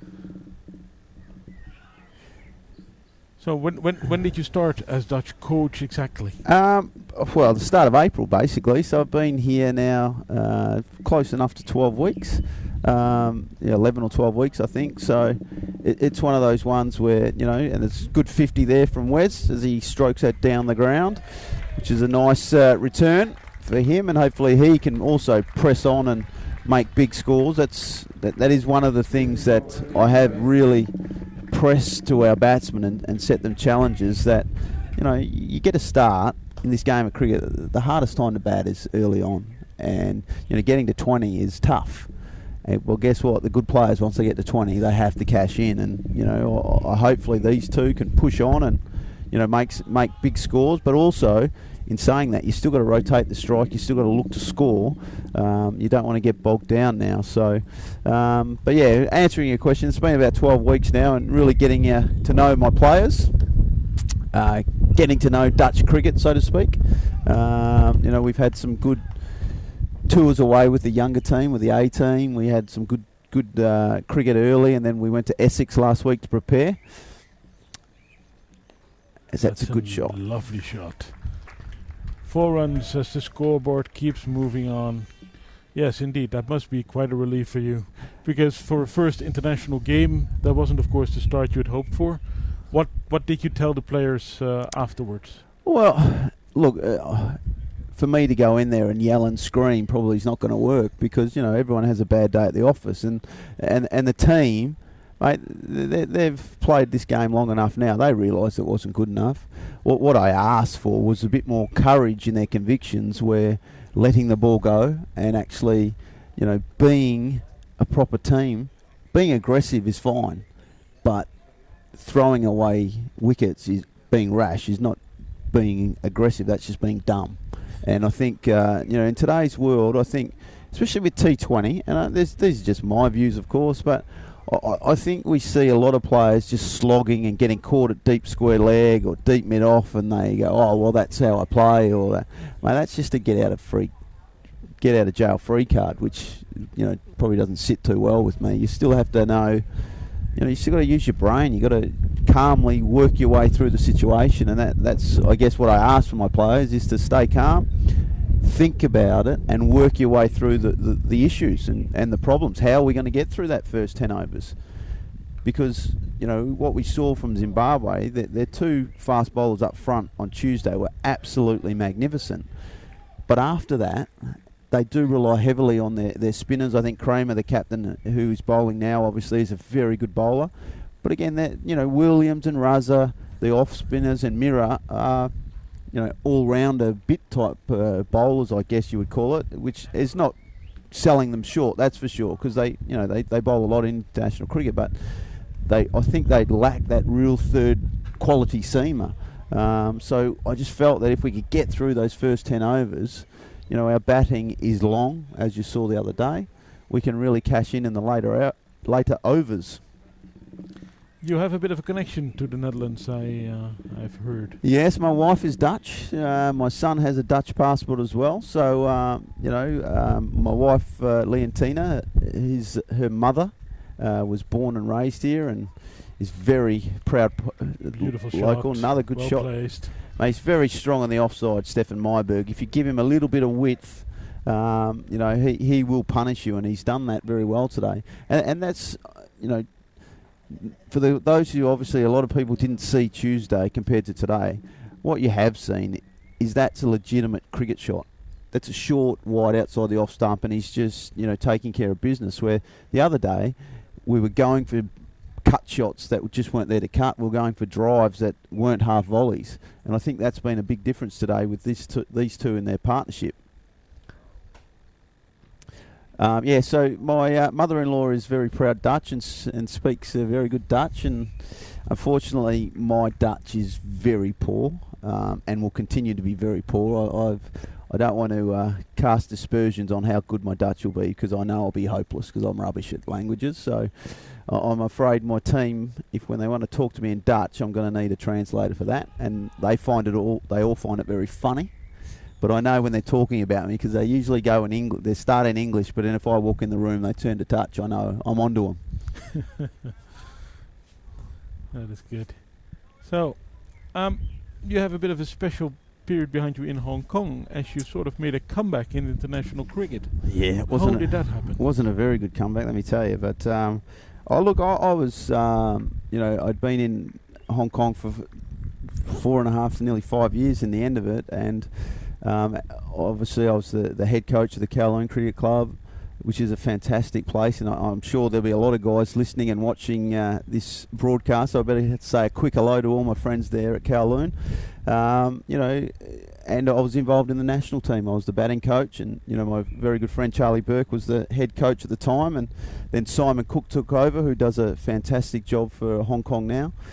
And going into the World Cup, they felt that we had lacked some experience. We had lost a couple of good players, and they just felt that I could add to that, because I was still playing for Kowloon and doing okay.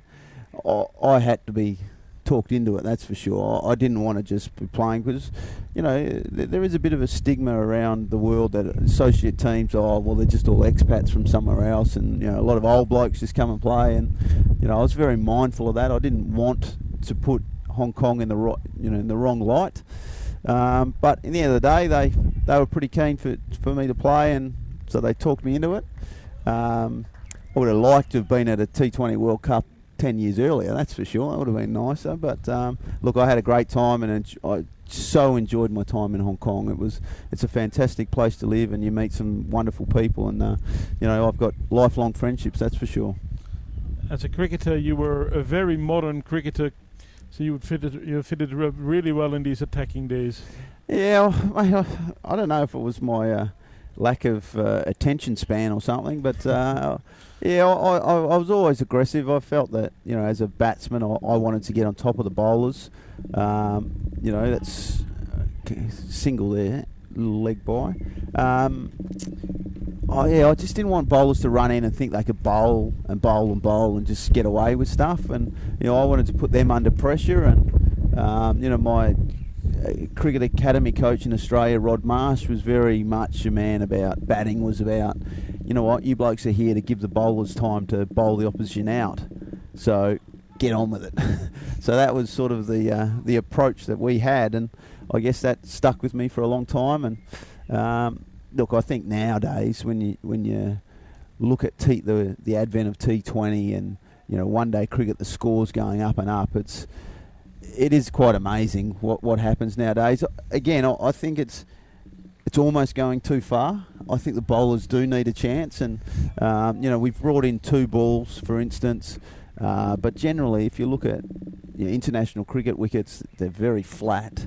The boundaries are quite short, the bats are big, and the bowlers don't have much of a chance. So I'll be interested to see where we go with it, with cricket, and as Kramer continues to go, and that'll be another boundary. A little bit risky, but a good reward of 4 runs. We just passed the 20 over mark. The Dutch are 123. How would you describe? You were an aggressive batsman. Is that the attitude with which you coach as well, or? Well, it's funny because I do like blokes to play with their passion and how they play, but I guess as a coach, what I ask for is responsibility. So if you are that sort of player, don't come into me after you've slogged a couple and hit one straight up in the air and say, and like I mentioned earlier, that's a better shot. Massive shot. That's 6 runs. The ball boy misses the catch. Young Vikram, in fact, young Vikram is a top-class cricketer. He's only 15 years of age, plays for VRA. He's got a big future ahead of him. Keep an eye out for him. Left-hand, nice batsman. But yeah, you can be aggressive, but you also have to be responsible for your actions. And I guess that as a professional sportsman, that's another good shot. So strong in that cut area. Square of the wicket, Steph Myberg. 2 runs to the Dutch total. But again, that's great batting because he's played 2 very good shots, driven on the up, over mid-off, and all of a sudden the leg spinner drops short because he's trying to bowl faster and flatter because he doesn't want to get hit over the top again. So, he's going very nicely here. Never made 100 for the Netherlands. Touch wood. Touch wood. Maybe today's the day, and it would be a fantastic turnaround of form, so to speak, because he has struggled a little bit in pre-season and in club cricket. But I keep reminding him that the last time he played for the Netherlands before Tuesday was Hong Kong, and he made 80. So that's the hard thing for our associate players. There's a long time between games, so it can feel like an eternity before your last, and you can sometimes forget about the last time you played, which sometimes is a good thing if you've been going poorly. But if you're going well, you want the memory to be flooding back. That's the end of the 21st over. The Dutch are on 132. Stefan Meijberg is on 75 not out, and Wesley Baresi is 53. Stefan Meijberg is doing most of the scoring at the moment. After Baresi got out of the blocks a bit faster in the opening stages of the match. Well, I think that's a great thing about a good partnership. There's not all the times that you're both going to go at the same pace. And like you say, I think there was one over where Wes really, took full toll of an over for Mirror. I think he got a couple of no balls and stuff, and mate, he was away. But again, then it turns around, and the worst thing that can happen is that if you try and start wanting to outscore each other and out-hitting each other. So it takes a calm mind to say, you know what, I'm going to get you on strike, Steph. You're going well. I won't starve you of the strike. We'll just keep rotating, and there'll be periods when I start to score faster as well. The one thing that I am mindful of in this situation is the blokes who are sitting in the dressing room waiting to come in. Sometimes when you get off to a great start like this, it's very easy as a batting team to think, this is easy, it's flat, I'll go out there, first ball I'll be trying to hit 4s and 6s, and suddenly you lose 2 or 3 wickets in a row very quickly. So it's very important for us for these two firstly to push on and really keep the foot on the throats of the Zimbabweans. But then if the next people that come in, they need to re-establish, get themselves in, take a little bit of time. That's a bit of luck there. And that's the funny thing about cricket, I reckon. The other day, and I'm not making excuses for the other day, but every time we made an error, we were out. And some days you get that. Today, we've made a couple of errors, but a little edge has gone through the slip cordon and for 4. That there's just missed the stumps and goes for 4. That's cricket. That's the cricket goal. That's why we love the game. These games are sort of warm-ups for you guys, a chance to challenge yourselves against a full member. But you have very important games coming up. Yeah. How does the rest of the summer look for the Dutch team? Well, it's pretty good. We've got plenty of cricket ahead of us. We have these 3 matches against Zimbabwe, which is very important, just to see where we're at as a team. Next month, I think it's the 11th or 10th, 12th, 13th, we play the UAE, who are a very good associate team who are, trying to go forward. They have a new coach, an ex-Warwickshire coach, Dougie Brown, who really wants to, make an impact. So they're preparing accordingly, and they'll be here for 3 one-day matches. Then in August, we go to Ireland and play an I Cup against Ireland. And as we know, any day now they could be announced as a test nation, which me personally I think is fantastic. Them and Afghanistan are a great story, and I wish them all the best, and I hope they do get their status, and hopefully that opens the door for us as well to perhaps be a chance of that 13th one-day international team if they can go forward with that, which would be awesome. So with that sort of cricket. But again, then comes the challenge, because our top-class cricket here finishes end of August.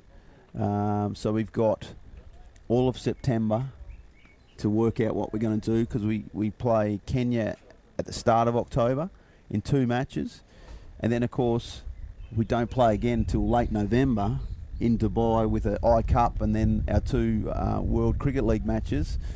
And again, so I've got to keep the players going somehow. Yeah, long breaks between matches. And so I'm told that, mate, I don't do the cold very well, but I arrived here in April and it was freezing. So, and I've been told by very good sources that come October, November, we'll be freezing, and there's not too much cricket goes on outdoors. So we'll have to plan accordingly and hopefully work out where we're going to go.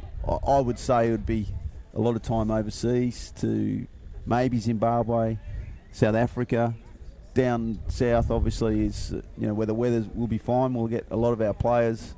It's just to keep going. Basically, they're going to have to be, playing cricket, because it's very hard to, prepare yourself by sitting in an indoor hall, having a bowling machine bowling at you, because that can be very samey and it gets you very stale very quickly, so to speak.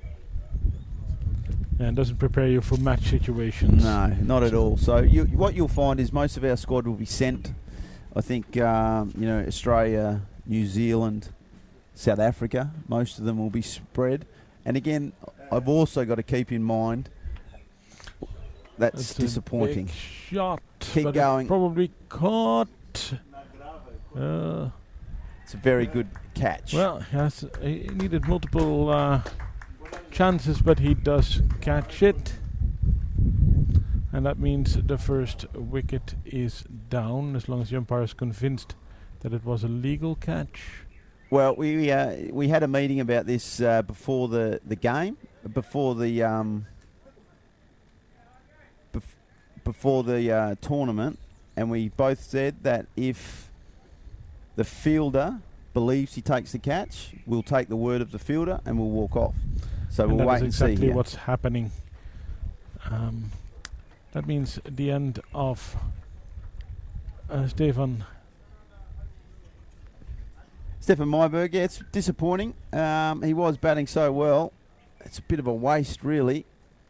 But pretty good catch in the end. Obviously you don't know if that was foot on the rope or whatever. But like I said, in the spirit of the game, both captains and both coaches agreed that let's take the fielder's word for it, and we'll walk off and, shake hands at the end of the game. I think we saw earlier against Scotland, I think there was a catch that was a little bit iffy. But again, I think if both teams believe the other side, I think there's not enough of that nowadays, let's be honest. It's the old-fashioned spirit of the game. Yeah. It's one of those things. It can be disappointing at the time, but you hope that if you played in the right spirit, everything should be good. Well, Stephen Myberg scored 77 runs at a very healthy strike rate, 111. But he is now back in the pavilion, and the new batsman is Ben Cooper. Also a local player. He's with VRA here in Amsterdam. Has been for a while. Australian born, so you guys can share memories, I suppose. Yeah, well, the brother of Tommy Cooper, who has also played a lot of cricket for the Netherlands. Look, Ben's been one of those players. He's an interesting one for me, because he can absolutely light up the cricket field with his aggressive batting, but can also be out to some dreadful shots. So this start, a fantastic start from Barassi and Myberg of 143, gives him now the opportunity just to settle into it, relax, take his time, play some good cricket shots. played a very good innings for the Netherlands in Hong Kong. Fantastic. Earlier in the year, 173 not out. That was in a multi-day match. That's a good start. It's a good start. Bowling on leg stump with no one really out there. Pretty safe sort of a shot. Long way to get down for Big Ben when he sweeps shot. He's a tall lad, that's for sure. Born in Lismore in New South Wales, and has a very healthy average in one international cricket of 38.5. About 10 runs more than he has in List A cricket. Yeah, and again, mate, he's a very good young player, but he's still learning his game. Like I say, his start of his innings is very important for Ben. How he goes about it, I think he'll keep learning that. And to be honest, he's had to bat number 3 for us. Is he a true number 3?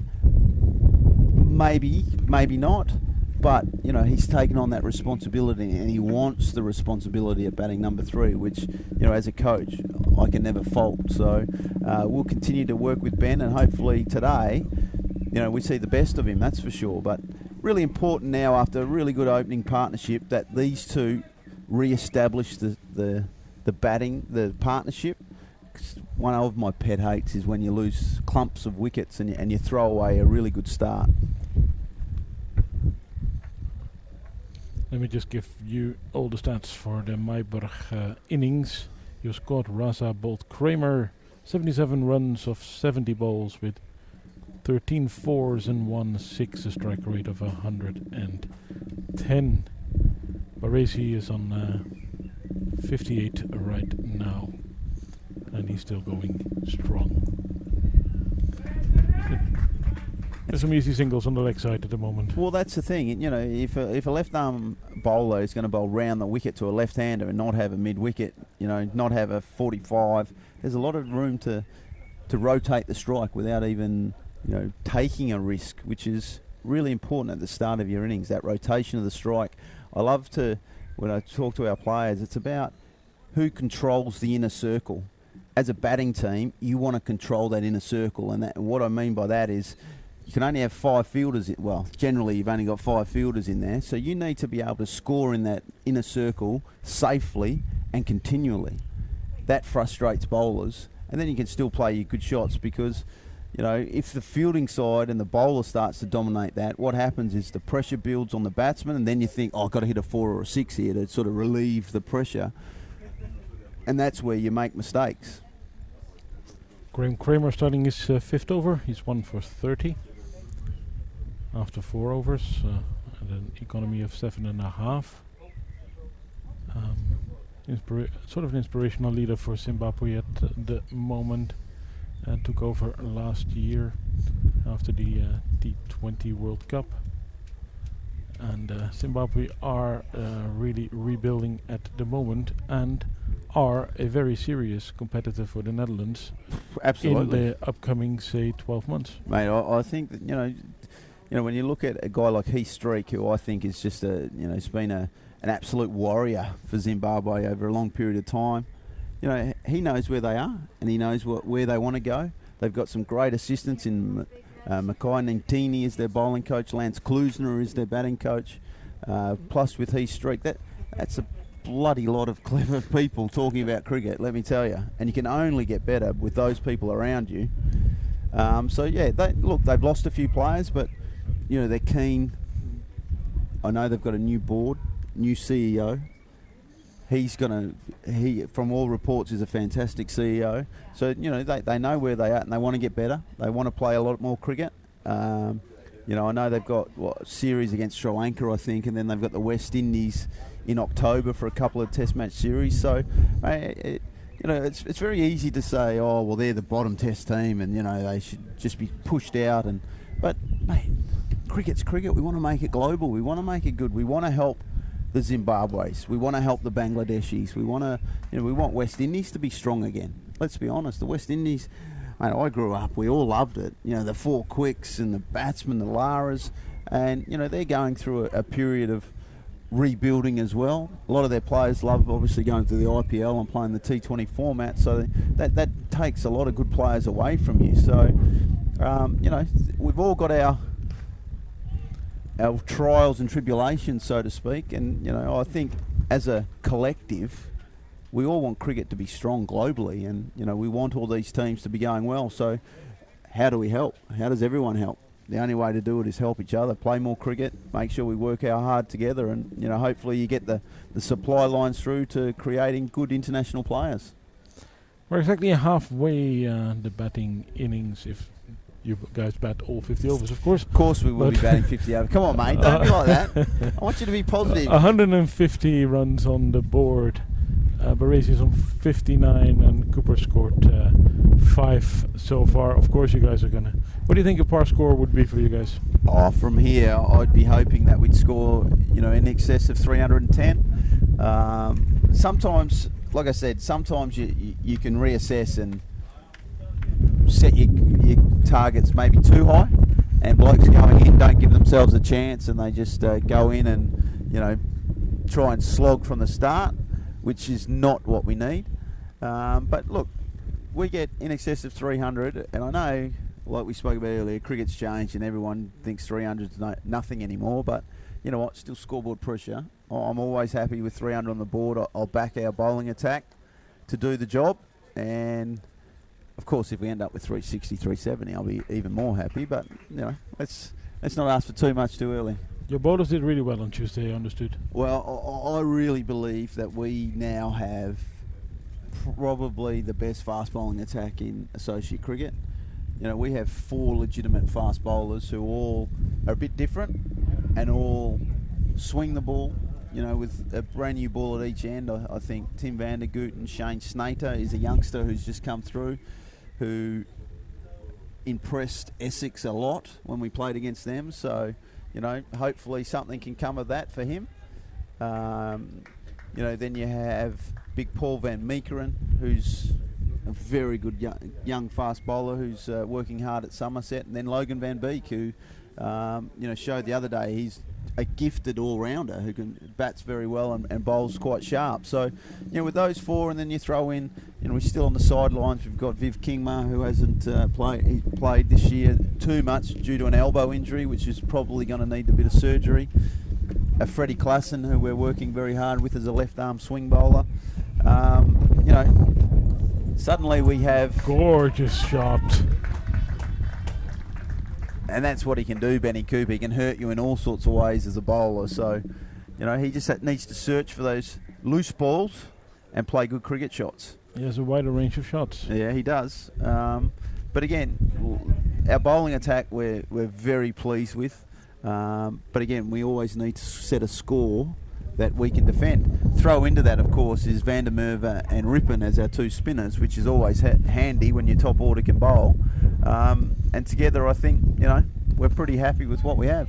And indeed, a couple of those guys are genuine all-rounders who can really, really smack a ball around. Yeah, well, hopefully we see that as well today from young Rippon and Van der Merwe, who, Ruloff is a very proud young player. He's, he was very disappointed at his dismissal the other day, going for a hook shot first ball, only gloved one through to the wicketkeeper, and that appeared to be a very good plan from the Zimbabweans.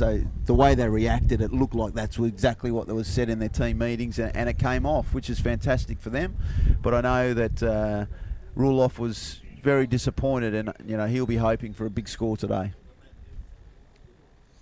A little bit delay in the play. 26 overs, 157 runs on the board. Baresi has by now moved to 62 and Cooper to 9.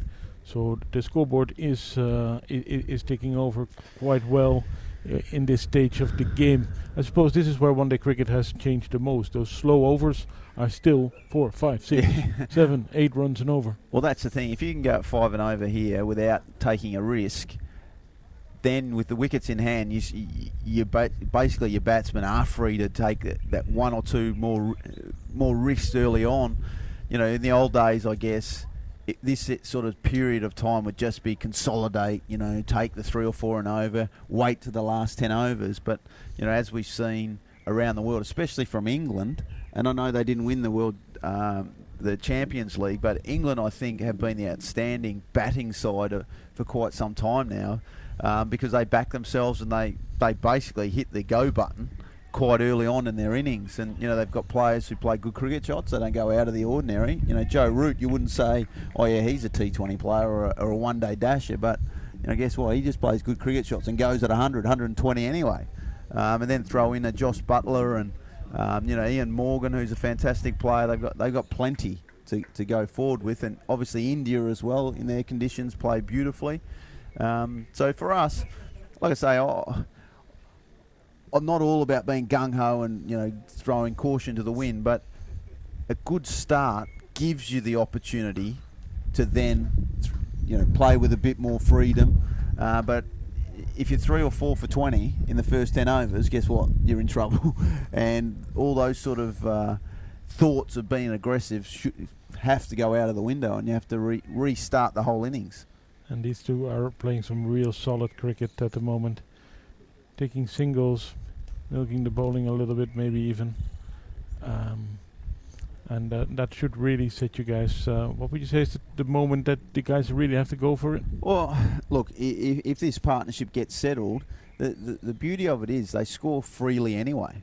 So it's, a Ben Cooper, as you can see there, as he hits another boundary, that ball spun away from the fielder, and the old bloke needs to realise that the ball's behind him over there, buddy.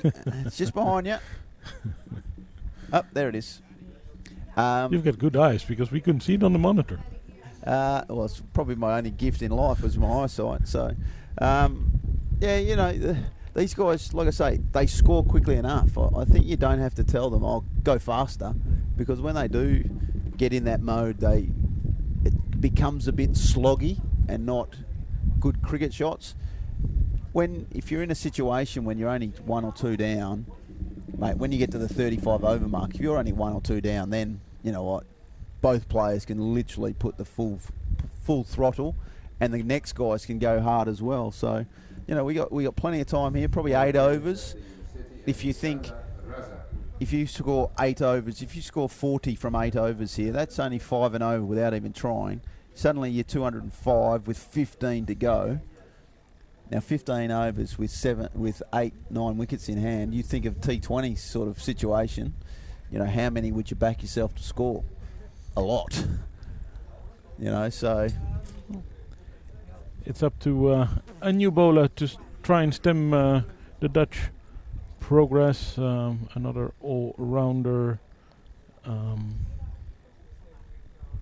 Raza is the bowler, and he bowls off breaks. He'll bowl right arm around the wicket, as you can see there, trying to look to tighten our Barassi up on the leg side. That's a good cricket shot. So you can, I think that's one thing that young players, if I could say to young players anything, don't ever get bored of playing a good cricket shot down the ground for a single, because you know what, that's a reward. You can do that all day, and you take them, and then all of a sudden you'll be a lot without trying. I think some young players get very frustrated thinking, I played a good shot and I only got one. But you know what, take them all.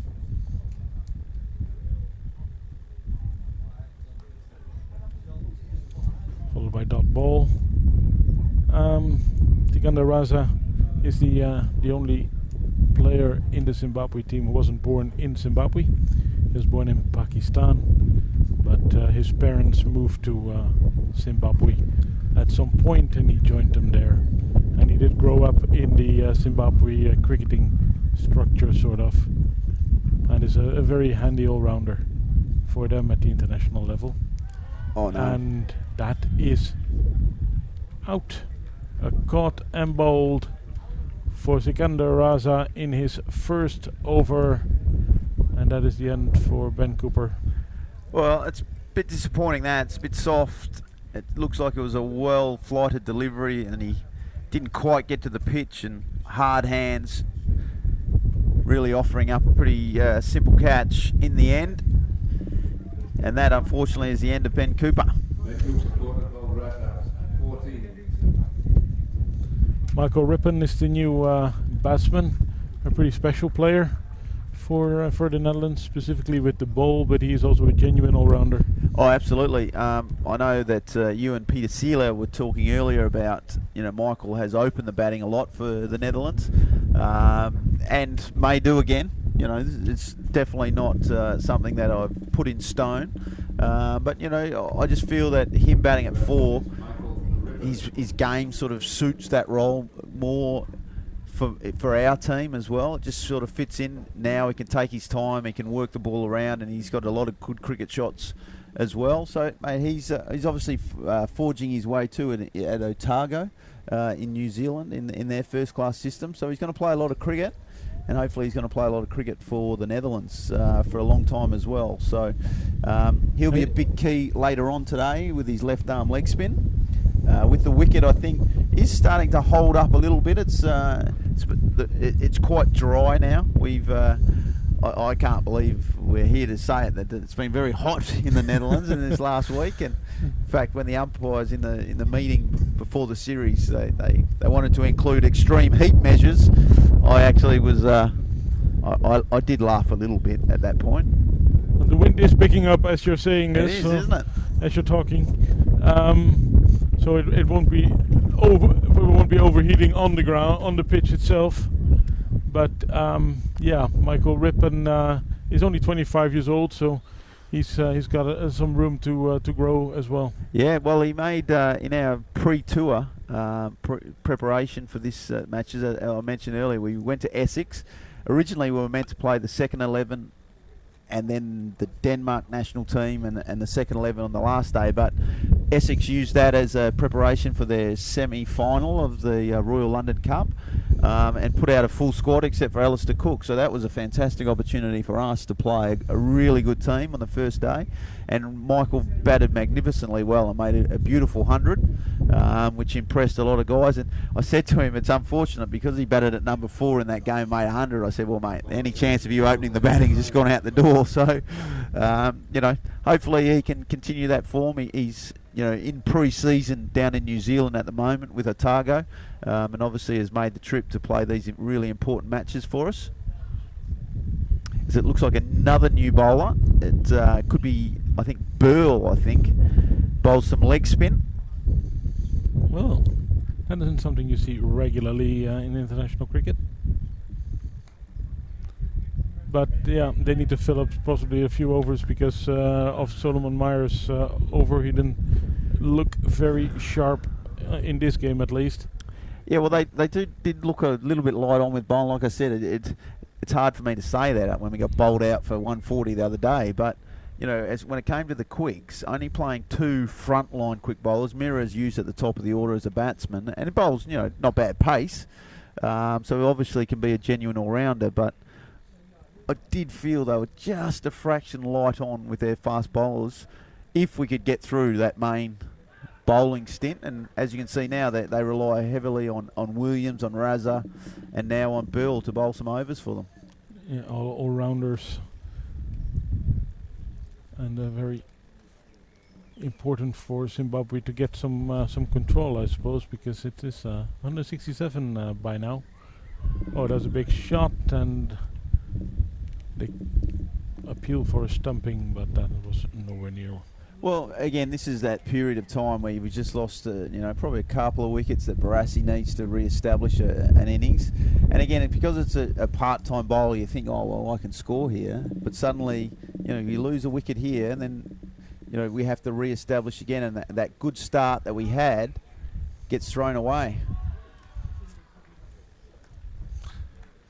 Looks like they're starting to feel a bit better in the field as well.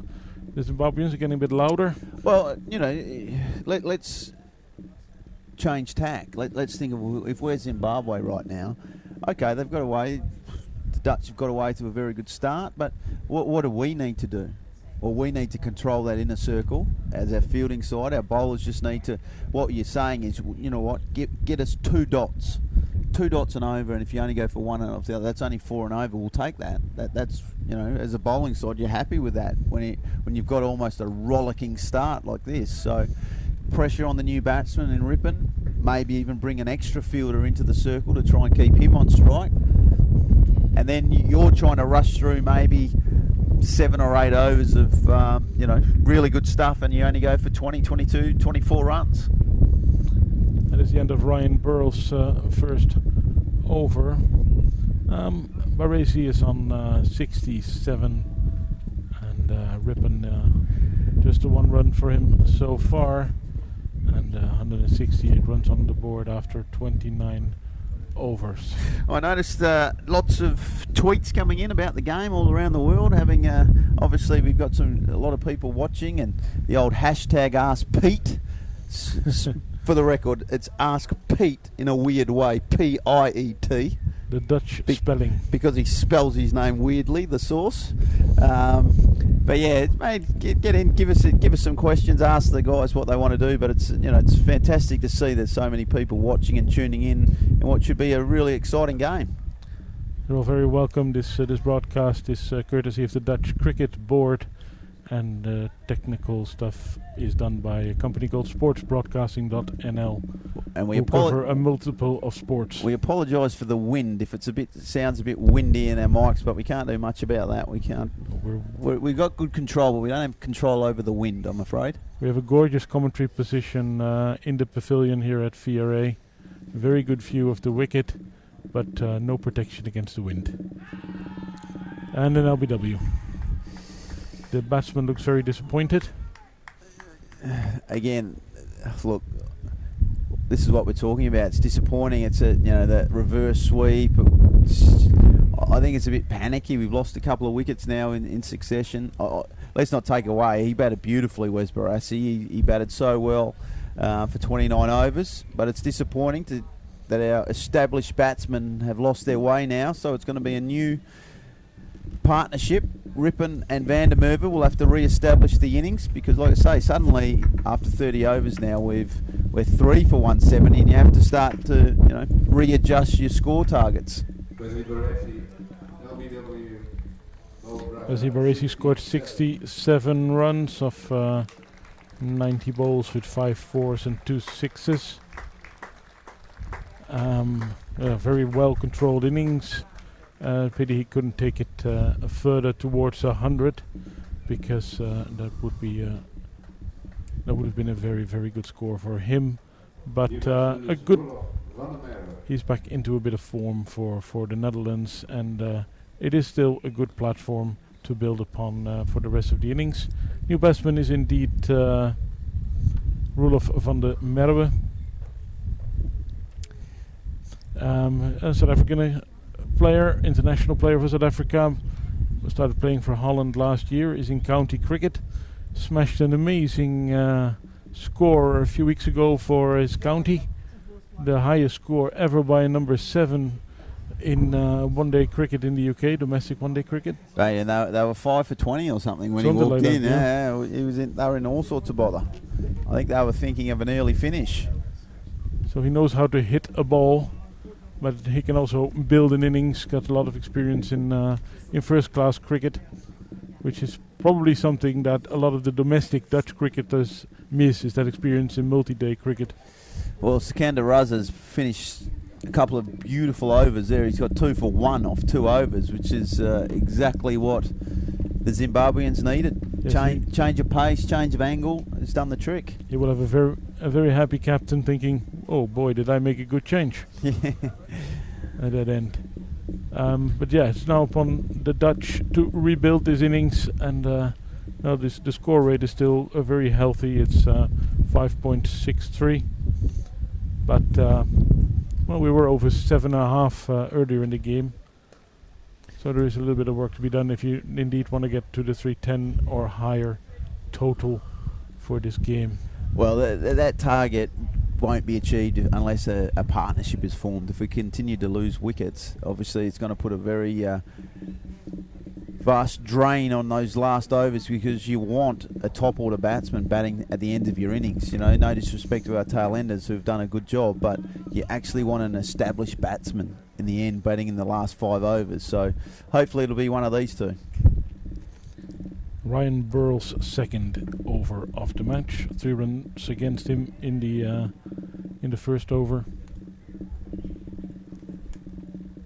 The Dutch 169 for 3. And Zimbabwe relying on their slow bowling. And so far with success. That's a good single. What you will find from Roelof van der Merwe is very quick between the wickets. He'll really push and test the fielders, nudge into the gaps, and really, even you saw that first single from Rippon when he hit it all the way down to long, deep mid on, he was off putting the pressure, really running that first run hard, which is so important.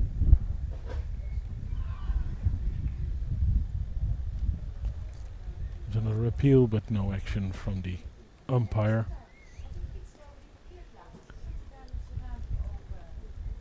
So, have you permanently moved to the Netherlands? Yeah, definitely. I'm That's a good living shot. down the ground for one. Very happy in Haarlem. We've found ourselves coming from Hong Kong. We probably weren't looking to live in Amsterdam. We'd sort of done that inner city living. So we're very happy with our place of residence. Oh no, that's very cheeky single. So Haarlem's a beautiful little town, 15 minutes out of Amsterdam, and it's got everything there. The old canals, and lots of good restaurants and lots of old buildings, and we fitted in very well there. So we're having a good time. It's a wonderful place to live, and hopefully, like I say, I was joking around when the other day I was looking for flights out of here when we're 8 for 40. Yeah. But hopefully we're here for quite some time, and we can enjoy all the parts of what Europe has to offer. You don't do any club duties in No. addition to your national team work, right? That's not my job, the clubs. But what I do make sure I do is go to club cricket. I'm there every Sunday or Saturday, depending on what days. So I'll probably go to 1 or 2 games just to keep an eye on the players that we know. But I'm also looking for the next generation of someone. I might see something that our selectors or guys who have been here for a long time may not see in someone. So I'm always on the lookout for talent, and hopefully we can unearth a couple of more good young cricketers, and they're out there, that's for sure. We've got some young players on an A tour to Kent at the moment, playing some T20 cricket. We've got a 15-year-old in young Philip. It's gonna be testing me how to say this last name. Bosic. Not even close. Pete Sealer's just laughing at me.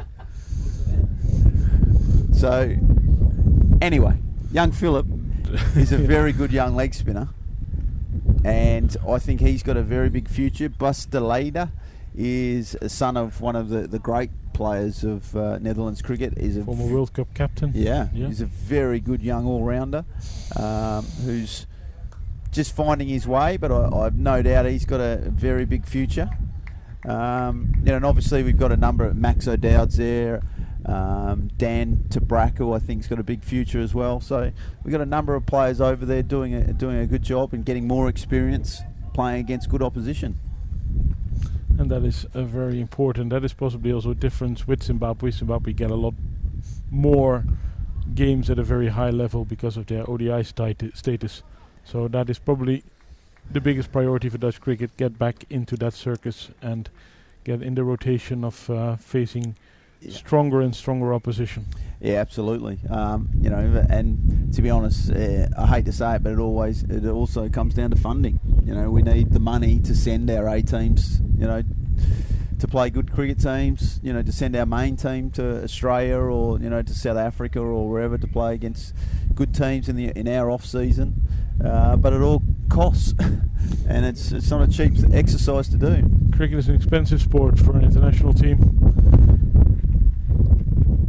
The Dutch players can't drive to away games. Yeah, no. In fact, they still even ride their bikes to the home games. So it's mate, it's an interesting world.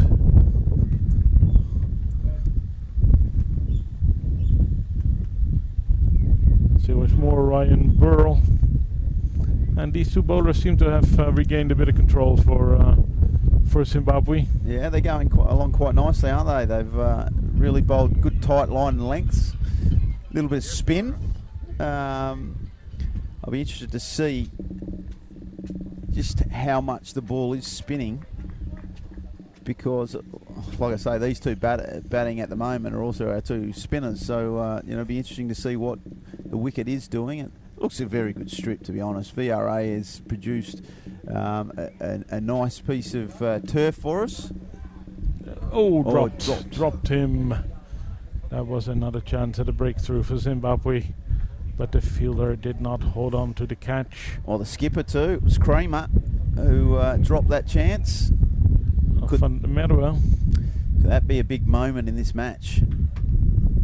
He immediately charges the next ball and pushes it out for a single. Get off the strike. Well, it's not a boring game so far. Good hitting, some chances, a good catch on the boundary. So a lot happening here in Amstelveen. Yeah, and hopefully there's a lot more to come too. So hopefully, just before I step out, what I do want to say is a big thank you to the people of VRA and to Dutch Cricket and to VCC, where we play on Friday. It's a lot of hard work by a lot of hard work by a lot of volunteers to put on these games. So all I can say is thank you from the bottom of our hearts, and hopefully, our performances will show that Dutch cricket is going in the right direction. Excellent. It was very nice to have you around and to have a chat. Pleasure. Good luck with the game, and we'll also be there on Saturday, so hopefully we'll have a chance to catch up there. We look forward to it. Thank you. All right. That means Peter Zelaar is moving back, and he might have some more Ask Piet questions to reply to.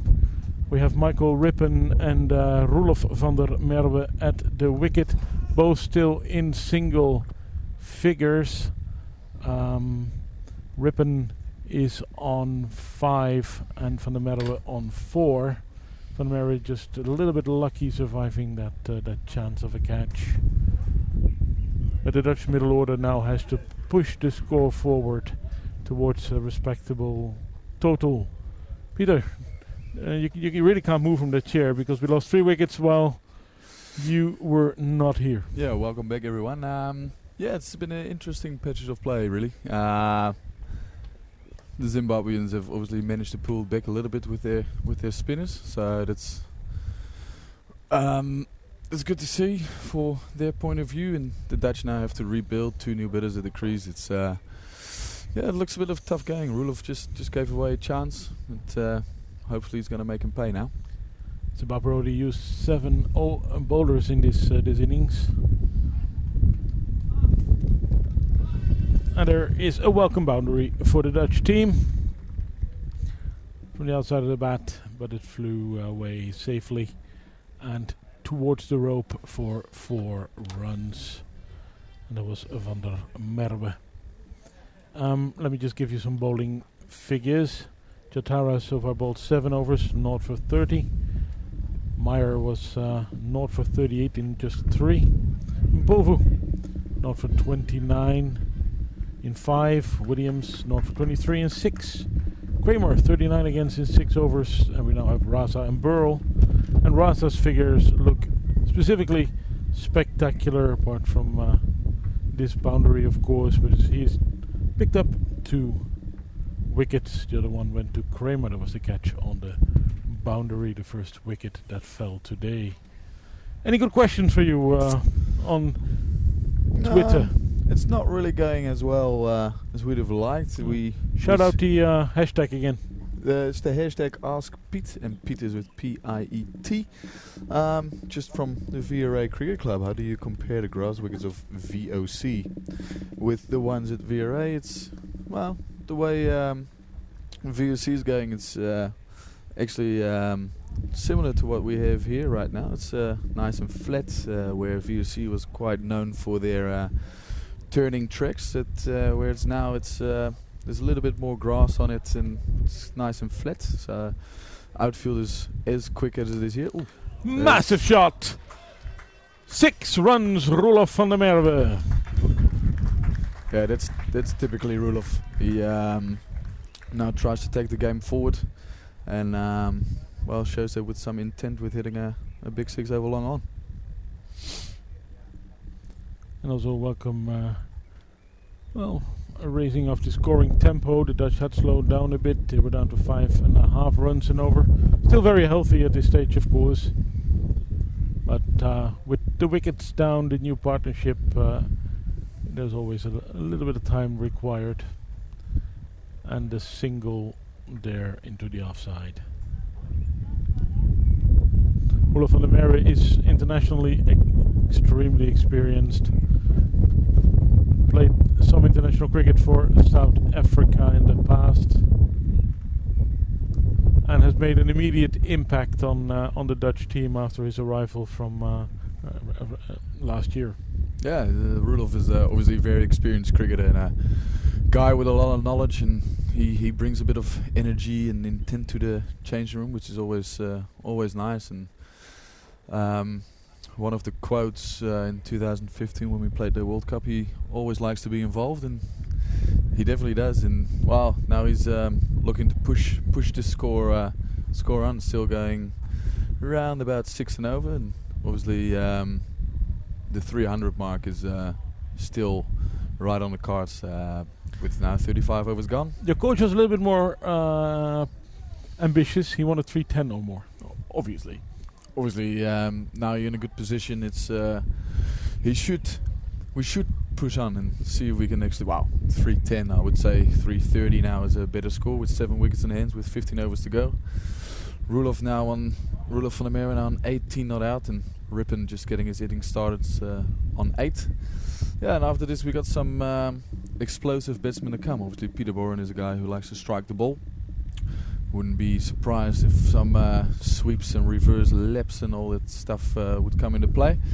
And young Sikander Zulfikar is a very impressive hitter of the ball. So hopefully they'll get a chance to shine a little bit later on. But still some work to be done before the fun part of the inning starts. And it is important for some young domestic players to make it into the national team, I suppose.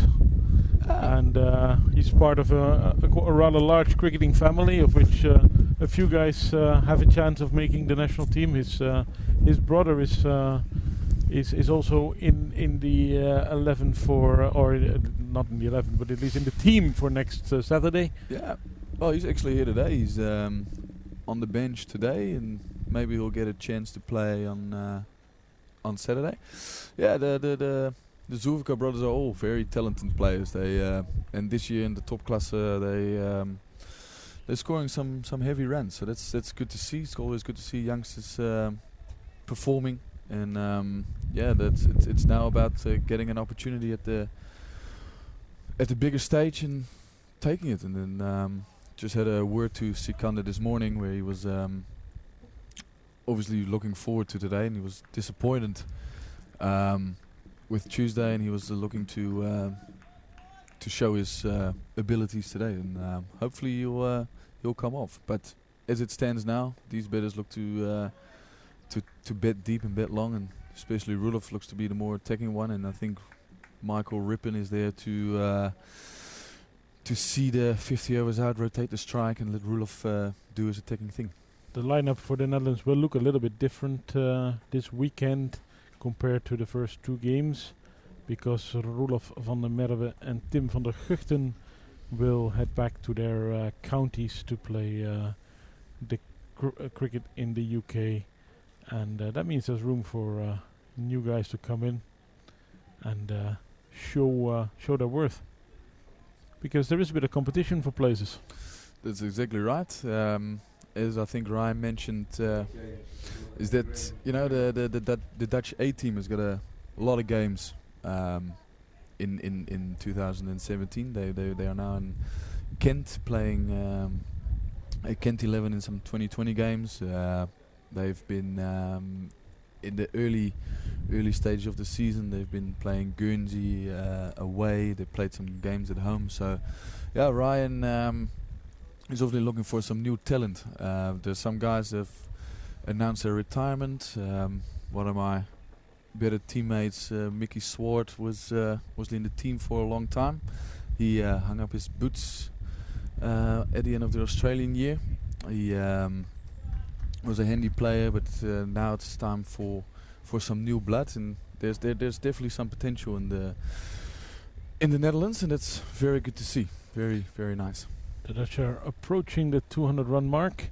197 runs on the board, and Michael Rippen has moved into double figures. He's on 11. This all looks very comfortable. Good shots, quick singles. They're taking their chances. This is, of course, the heart of the Dutch batting innings. These two guys, both in their own way, very experienced. Mr. Campbell already mentioned the fact that Michael Rippen is gaining a lot of valuable experience in domestic cricket in New Zealand. Have you ever played abroad, Peter? Yeah, I have played in South Africa and New Zealand, which was a very nice experience, and I think many of us have been abroad playing club cricket in foreign countries, which adds to your experience as a cricketer. But obviously playing with the Dutch team, we travel around the world quite a bit. We mainly play in Dubai because the ICC is based there. You get a lot of tournaments there. But yeah, it's great. I mean, getting out of the Dutch winter is always good. I mean, the weather is obviously more pleasant in the southern hemisphere. It's also very important, I suppose, to play year-round. Yeah, very important. Very important for mainly also young cricketers to get that cricket in, get the overs into your legs, get the experience, and obviously face different cultures as well. It adds to a bit of life experience. If you go abroad, you meet new people, make new friends, and getting experience some different cultures. The Dutch have passed that 200 mark in the last over, and they're poised to attack further. 37 overs gone. Van der Merwe is on 21, Rippen on 13.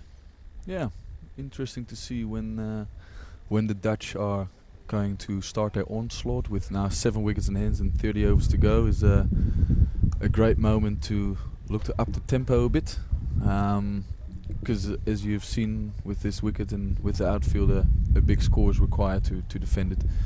So my money would be that Roelof is looking to take the initiative and go a bit harder than he has been doing at the moment.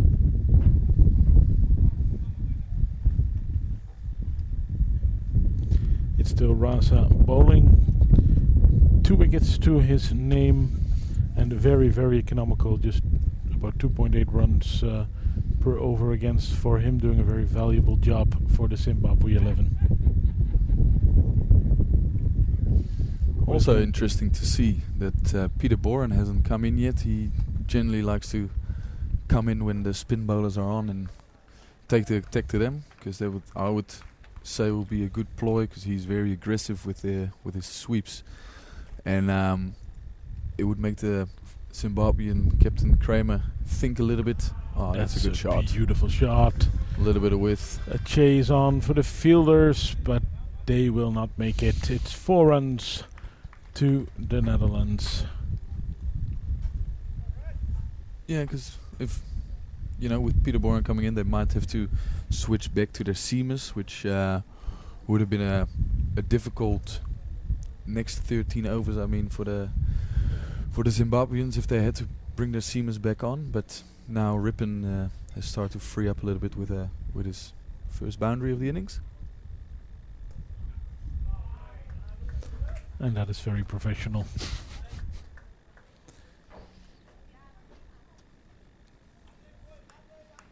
As the Dutch move on. So there's about 12 overs left after this one. And a lot of wickets in hand. So I'm sure we're going to see some big shots in the latter parts.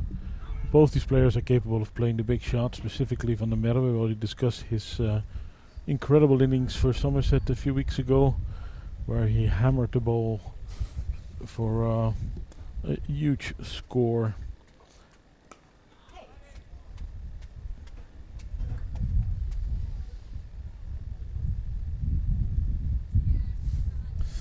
On the 65 not out it was against Surrey. And as mentioned, the highest score ever for a number 7 in domestic one-day cricket in England and Wales.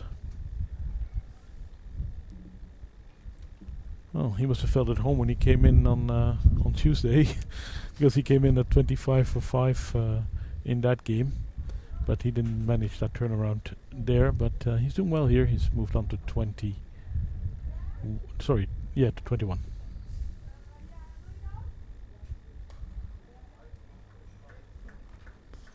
Good contact and another single. Added to the Dutch total. Yeah, that's the crucial part of this innings. You just, at this moment, you don't want many dot balls. It's, at least if the ball doesn't get to the boundary, you would like to score at least a single. Let's hammer it away. That is a big hit, but there's a fielder there, and he doesn't get the reward that he sort of deserved for that, because that was a punishing hit. Yeah, it was also a bit of a half trick, so that deserved a bit more punishment with Creamer into his 7th over.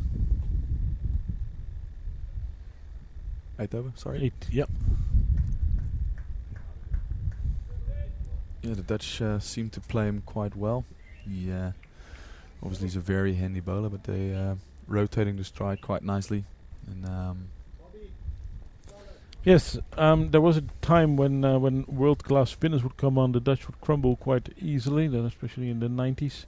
They were very, very good against seam attacks, but guys like Anil Kumble, of course, a world-class bowler. I saw him bowl out the Netherlands in Northampton somewhere in 97, 96, somewhere around that time, when Holland were still in the NatWest Trophy. Recently, the Dutch were also in English domestic cricket. But unfortunately that fell away.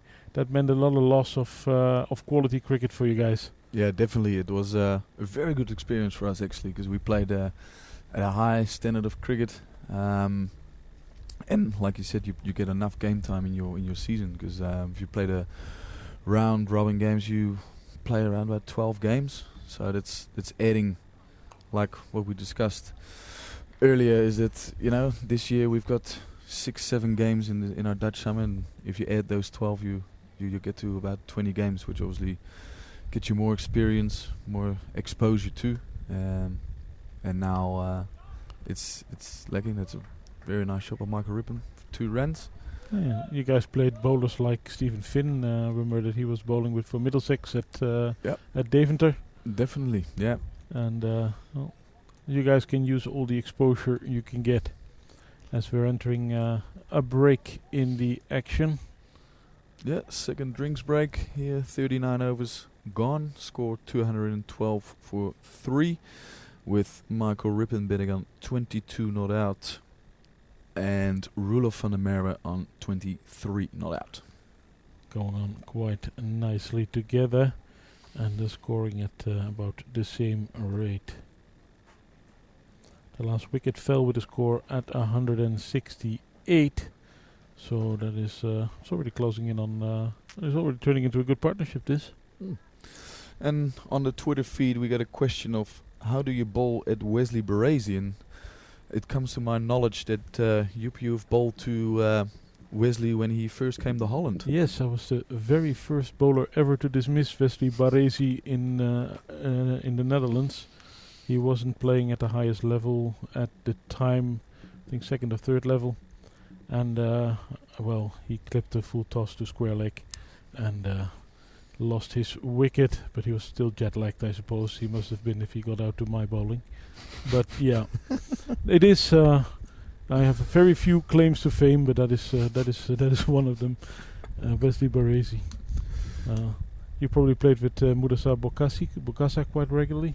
Bukhari, sorry. Yeah, he has been playing for Holland for a long time. He once hammered me for 36 in an over. So. Oh, well, he's quite capable of doing that. He hits the ball quite hard. He recently retired from one-day cricket and 4-day cricket. I think he's still available for 2020s. He now plays his cricket at Sparta Rotterdam, who are first in the Hoofdklasse at the moment, and which is the second level of cricket in the Netherlands under the top class, where you and a lot of this team play. That's exactly right. Yeah, Mudassar was a very valuable member of the Dutch cricket team, but has decided to, hang up his boots, so to speak, and quite a shame. He was a very talented cricketer. Very capable bowler, and indeed a hard hitter of a cricket ball when he got the chance against slowish medium pace. Right, the batsmen have finished their drinks and we're resuming. Let me just quickly run through the bowling. Kramer has 8 overs, 1 for 50. And Raza, 6 overs, 2 for 19. And I think Raza is still bowling. If I were the captain of Zimbabwe, I wouldn't change him. He's doing really, really well. And is, with Williams, really the most economical of the bowlers. Yeah, it looks like the change of pace is going to be vital on a flat wicket like this. And one of the Dutch things the Dutch team does very well is take pace off the ball, because now you see with the spinners the run rate has slowed down a little bit, and the more pace you put on the ball, it seems to travel a little bit further. So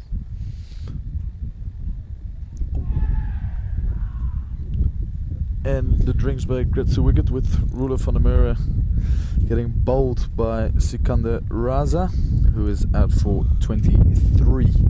That's the third wicket for Raza, and he's an early candidate for man of the match this way. Although some of the Dutch batsmen, of course, deserve consideration as well after those 50s. But Raza doing very valuable work for his team. Van der Merwe, 23 of 31 bowls with 1-4, 1-6, strike rate of 76, and the partnership between these two broken. And that brings to the wicket Peter Boren, the captain, and a very, very important player for the Dutch national team. He's been described as the heart and soul of Dutch international cricket, a guy who plays who gives everything he has. And as Peter said, he is a very good hitter of the ball with a lot of, at times, extravagant shots. So that is something to look forward to. But for now, 212 for 4 here at VRA in Amstelveen. Reverse sweeps first up. No, it's going to block it. With this field, Pete will definitely look to reverse early on in his innings. He likes to do that, play some extravagant shots. Bats with a good strike rate usually, but starts off with an easy single. Well, you said there's a few hard hitters to come. We had Van der Merwe. Now we get Boren. We've seen, or you have seen, Logan van Beek, who can apparently hit the ball a long, long way. Yes, he definitely does. Tim van der Guchten is always also quite capable of hitting the ball out the park, so we should be in for an entertaining 10.5 overs. And if we're coming back to the Twitter, is that I've got a question here. What do you think of the current top class and hoofdklasse matches and scores, and how do they compare to the matches last year? By Swapnil Bachav, if I get it right. Well, it looks to be that in the top class there's a lot more runs being scored than in the last few years. So that's I think a good development. But there's a few overseas guys who score some runs with assistant coach for these games, Jonathan Vendiar, scoring freely. Jaron Morgan from HBS, very attacking batsman who likes to hit the ball out the park, is getting a few runs, but also some Dutch-born players getting amongst the runs. So I think that's the main difference. And in the hoofdklasse, it seems to be it's more about the bowling, when the average score runs about 130, whereas in the top class the average score has grown, or to 220, 240 as the average score, where we always thought 180 was generally good. So that says something, I would say, about the quality of the betting and maybe some services we've been playing on. Well, Peter Boren's average domestically deserves a bit of a mention. He scored 455 runs so far in the season at 113.75. So that is quite impressive, I suppose. Although he would be the first to say that domestic scores don't mean much internationally. It is still better than scoring no runs.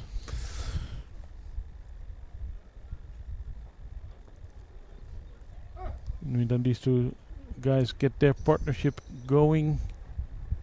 Boren is on 1 now, and 24 from Michael Rippon. Graham Kramer into his 9th over.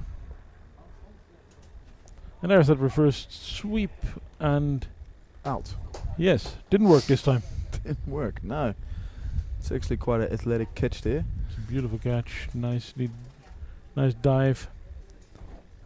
Who's that? It's Malcolm Waller taking a very fine catch at backward point. And now the Dutch seem to be losing their way, where they've jumped from 212 for 3 to now 216 for 5, which bring young...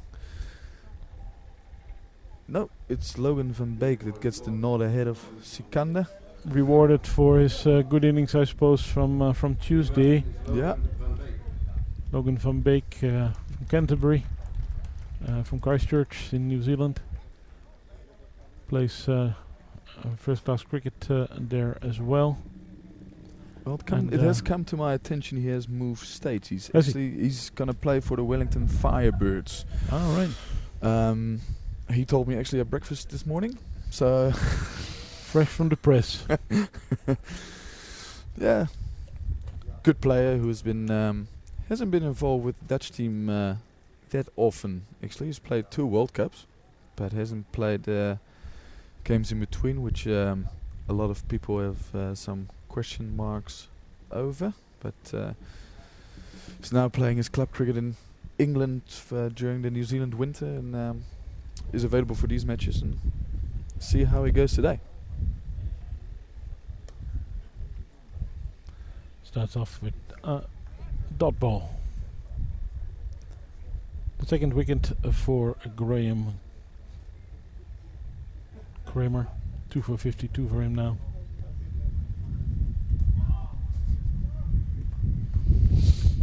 Yeah, these last 2 wickets will hold the Dutch back from exploding early. It's now time to rebuild for a while before the big shots will be played, I assume, because this is a time where you don't want to have a collapse coming. So Logan van Beek and Rippon will hold themselves back for a couple of overs before they start going again.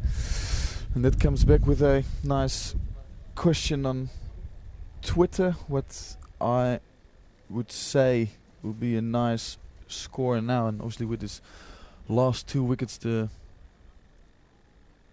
3:30 mark seems a little bit far away. So with 9 overs to go, with Michael Rippon betting on 24, and Logan van Beek, who's only just come to the crease and only the single to his name. So what I would say would be a good score. I would say, 300, 310 is about, they would say about 10 and over. It would be very competitive if the bowling clicks. Yeah, and as mentioned, the spinners are putting the brakes on the Dutch innings, with in particular Sikander Raza going for only 21 of his 7 overs and 3 wickets. He's been bowling actually quite well. Absolutely. Starting is 8 now.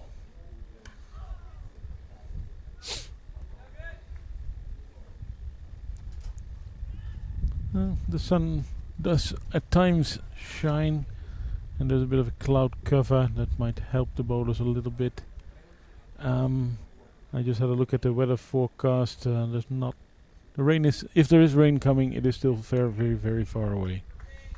So hopefully we'll get a full game here, and it should be a good match, with the Dutch setting up a competitive score. And it looks like we've got viewers from all over the world, from India and Nepal. India obviously played recently in the Champions Trophy, where they made it to the final, and Pakistan was just a little bit better on the day. They batted sensationally, Pakistan, in that match. They definitely did, and bowled wonderfully up front, with Mohammed Amir taking some crucial wickets up front, and the Indian team, which rarely happens that they get bowled out for under 200, they got outdone by Pakistan on the day, I suppose. And just for the few viewers that don't really follow cricket, a game like that easily gets about 1 billion people watching. So that tells you something about how big the sport of cricket is on a global stage.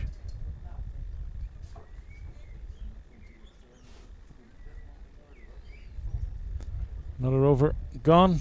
The Dutch move to 2-2-2 for 5. 3 runs for the number 7 batsman and 27 for Ripon. Logan van Beek starting slowly in his innings. And Ripon is going at about 76 as a rate. Now Wesley Baresi, LBW Raza for 67. Meiberg caught Burrell, bowled Kramer 77. Then Ben Cooper 14, caught and bowled Raza. Van der Merwe bowled Raza for 23. And Peter Bourne caught Waller, bowled Kramer for 1. Those are the dismissals so far in the match. Oh, he was lining up a very big shot there. Dus heet in Dutch, hij had een schot in gedachten. Goedemorgen.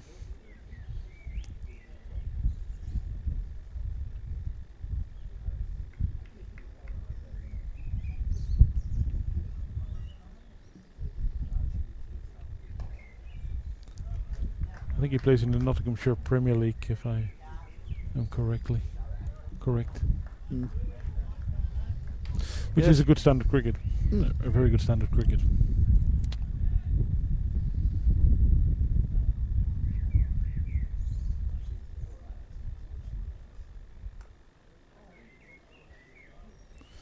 Just singles and dots at the moment as the Dutch try to rebuild here a little bit. Kramer in his last over.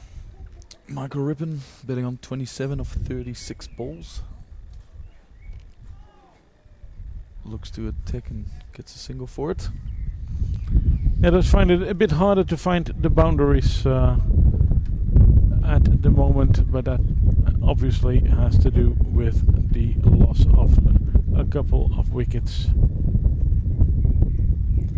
and the sensational bowling by Raza. Trying to come forward quite far to Kramer, who's also bowling more economically now than he did early on. There's another question here on the Twitter from Gijs. If I've ever played cricket in Maidstone. Well, like I said earlier, playing abroad helps you getting to know different cultures, and we travelled over to Maidstone and got to know the English culture very well. It was a very pleasant experience. So yes, we have played cricket in Maidstone. He must have prior knowledge. You don't come up with Maidstone out of nowhere. One of the best places to play cricket. Whereabouts is it in the UK? I would say about the Kent area. Yeah, it's very... Yeah, can't remember much of the trip, to be honest. It's quite a while ago. So back here live, 224 after 43 overs with Raza. Keep it going. Yes, his 9th over. 3 for 26 for him so far. Raza seems to be doing a wonderful job bowling his off spin. Reminds me a bit of Mickey Swart, who used to do this job for the Netherlands. Bowling around the wicket, try to tie up one end. And he's doing his job wonderfully well. Graham Kramer finished his 10 overs and he finished them with 2 wickets for 55 runs, which is a decent enough stat in modern one-day cricket.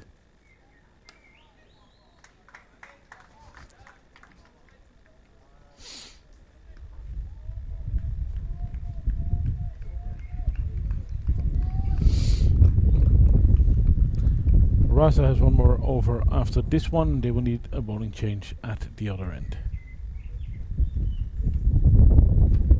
Yeah, with 6 overs to go after this one, I would say they go back to Chatara and Mpofu. Oh, that's a big shot. That's a nice shot. Is it 6? That's 6 runs. It's a great shot by Michael Ribbon. Yeah, it's a maximum. Yeah, that Not generally what sponsored. happens. Generally what happens in the later stages of the innings, when you float the ball up, it's going to travel, and Michael Ribbon does exactly that, which is a good impetus and probably just the start of some big hits to come.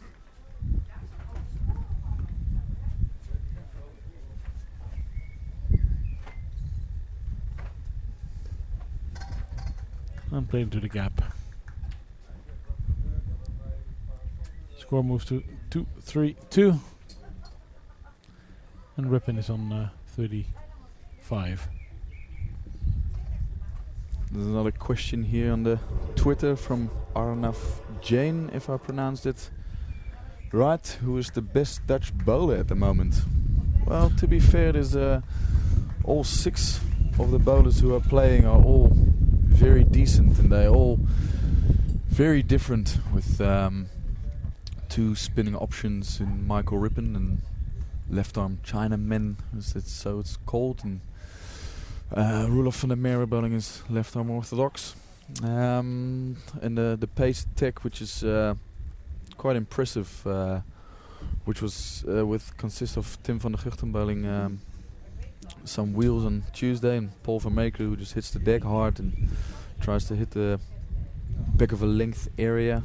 Logan van Beek also puts some power behind that ball, and new to the team, Shane Snyder, who has actually played for Zimbabwe in the under-17 level, who has impressed early season, is rewarded with some game time in the first team, which is good to see. But who's the best? It's can't really say that are enough, to be fair.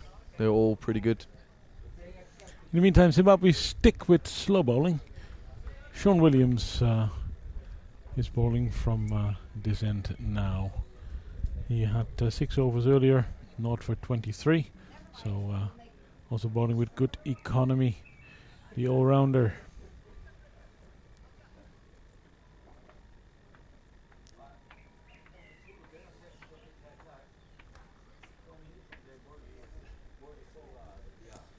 I suppose if slow bowling is working. Yeah, it looks to be a little bit tougher to get away. Pace off the ball. Although Williams is trying to fire him in. The Dutch have a few slow bowling options. One less than they should have, of course. But well, I don't know if I'm considered an option anymore these days. I haven't bowled for a while. Reverse sweep. Ooh, get hits in the throat. Ooh, it looks nasty. looks serious, yeah. Yeah, Zimbabwe players call for an They're immediately calling for assistance. physio Jan Stappenbelt onto the field.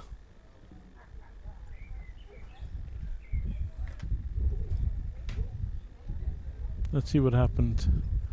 Try to reverse sweep. Top and edge. Yeah, top edged it. That is the dangerous, very dangerous shot. A bit unfortunate, of course, but it is a risk. Hopefully it's just a bit of shock. He doesn't look too dizzy, does he? Well, just But he should take his time yeah, to get settled again and refocus. just get your breath back. Focus on the cricket at hand, because the Dutch seem to not reaching that big shots they wanted to play, and then what's the score? 235 for 5 with 6 overs to go. yeah. The 300 mark is still quite a long way to go. But then again, it does give hope for the Dutch bowling attack as well. The paceman did get some out of this pitch, a bit out of this pitch, and the slow bowling looks very effective. Yeah, doesn't seem the wicket is holding up. They just seem to be forcing their way through. Yeah. Yeah. Well, no need for reviews on that one. I don't think we have reviews in these games, but that is out. Sean Williams strikes, and that is a stumping. And the Dutch lose their 6th wicket, which is gives another guy a chance, I suppose. And now we get Sikander Zulfikar. Yep. Very, very exciting batsman to watch. Oh, that ball looks to hold his line a little bit and turned slightly, so that's obviously good news for the Dutch spinners. And young Sikander Zulfikar to the crease and looking to play his natural game. And it comes in with a question from Just One, who has asked any exciting upcoming batsmen in the Netherlands team, and this is one of them. Sikander hits the ball quite hard. There's quite a few batters floating around there. And, Sikander is the first to get his opportunity. It is, of course, the best set batsman who is out in Michael Rippon. 36, 46 balls, 1416 for him. Well, that's quite a challenge for a young guy like Sikander. Yeah, but this is a nice time for him to come in. There's 5 overs to go. He likes to play his shots from the word go. So great opportunity to have a couple of boundaries to be hit. Sikander Raza to bowl his last of his 10 overs. It's gone for 36, isn't he? Zulfikar averaging just over 23 in domestic Dutch cricket. He plays his cricket here in Amsterdam, but not for VRA, but for ACC, where I think his entire family is. Oh, that's a lucky edge. Well, they all count. And 2 young, fit men at the crease, so I would expect a lot of running, pushing the twos, all that kind of cricket cliches. Sikander is only 20 years old, which is, is very young for a batsman. But exposure to cricket at this level might elevate his cricket further.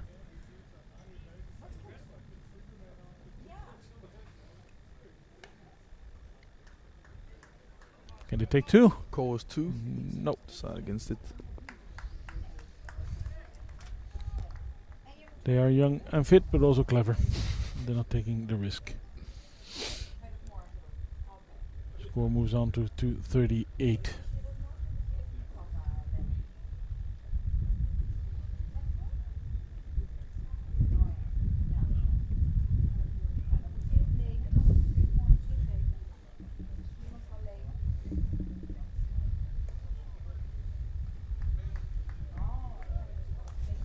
In the meantime, Raza keeps bowling his very effective spin.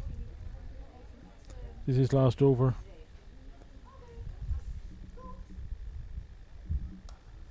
Ooh. 3 for 37, or I think, for him so far. deserves an extra cup of tea in the interval.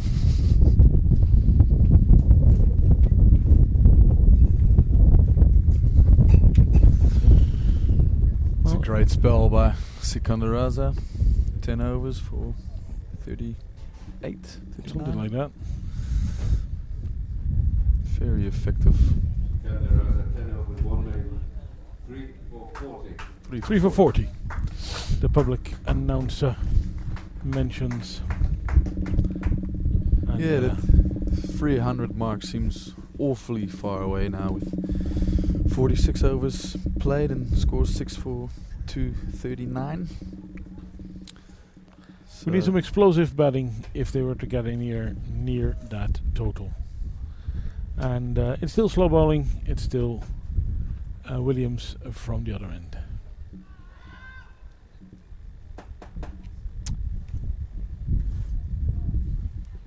Well, that is something you don't see very often in international cricket, slow bowling in this stage of the innings. In the 90s it suddenly became popular to start off with spin bowlers, and even in 2020 cricket you see it every now and then. But at the death is still usually the paceman. Pushing 2 again. Little slip and slide. I think the Zimbabwe fielding has picked up a bit as well. Didn't look very agile in the early stages of the day. Now that does help. Huge shot out of the ground, And that's over the water. That's 6 what we like runs. to see. And that's what he does very well.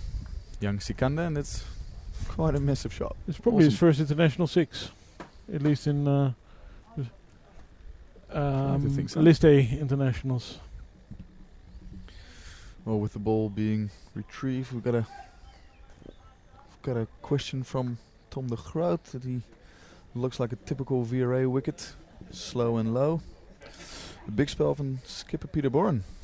Yeah, I tend to agree. He underrates his bowling a little bit, but this looks like a good little wicket for him with his chains ups and the ball skidding onto the pads, searching for those bolts and LBWs. So I tend to agree with you, Tom. Tom de Groot was involved in probably in Holland's most famous victory. Definitely Very was. important role he played when the Dutch beat England at Lord's in the 2020 World Cup. 2009, scored 49. One of the best innings in Dutch colours at that stage, I think. I think the Dutch are sort of undefeated against England, aren't they? Well, only in 2020s.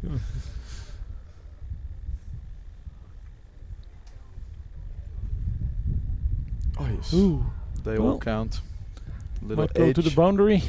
4 runs. No, No, they stop it in time. and Pofu in the hard yards there together.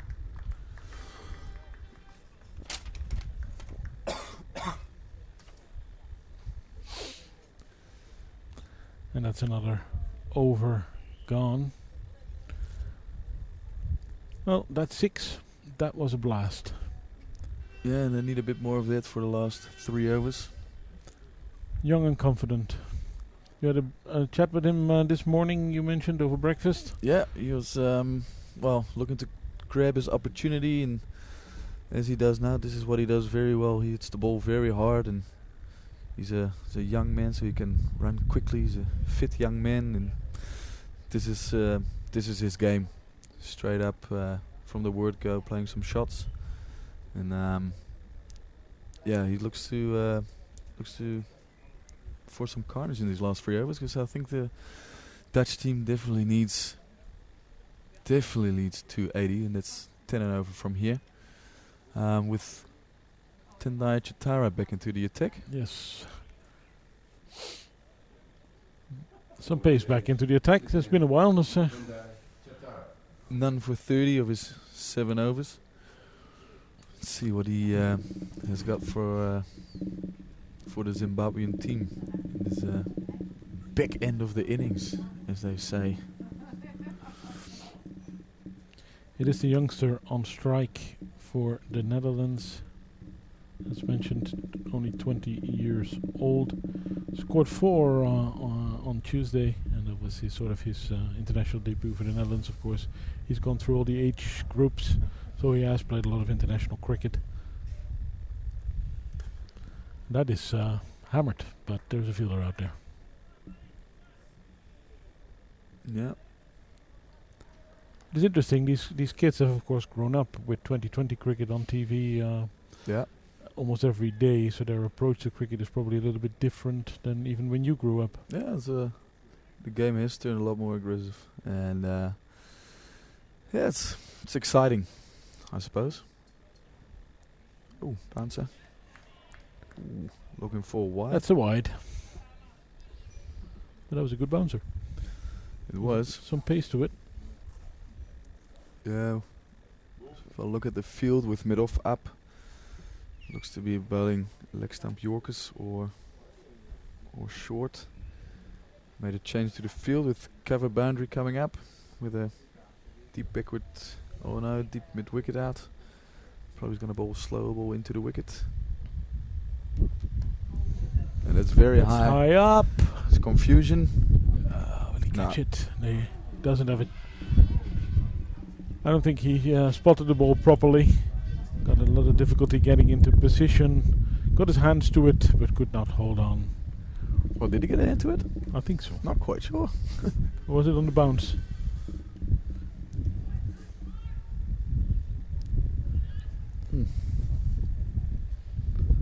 But that was hit quite a way up into the sky.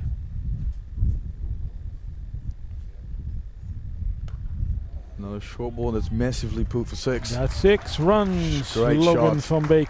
Great shot. Very commanding. Yeah, this is the momentum you want to take into the changing room. Momentum is named a lot in cricket, and now these last few overs, a couple of boundaries being hit, which is very good to take into lunch and second innings. Slow ball. Should Push get for 2 2. here. They take him on. Yeah. He gets in. Let's go running between the wickets from these two. As the Dutch total moves on to 264.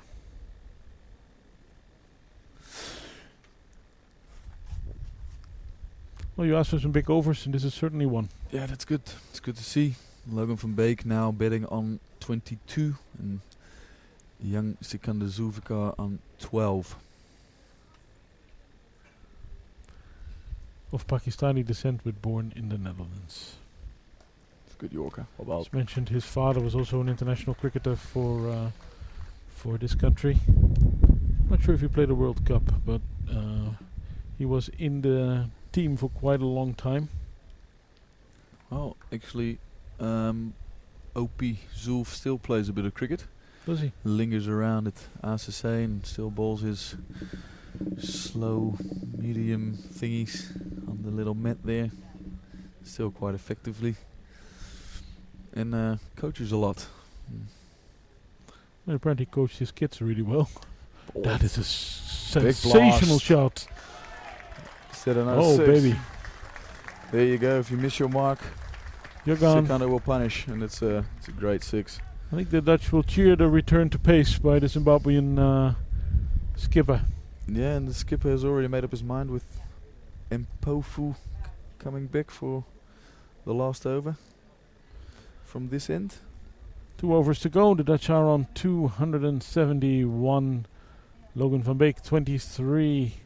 And Zulfikar is on 18.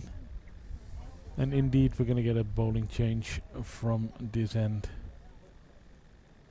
That means that Williams will finish with 1 for 36 of his 8. Mpuvu bowled 5 overs so far, 0 for 29 for him.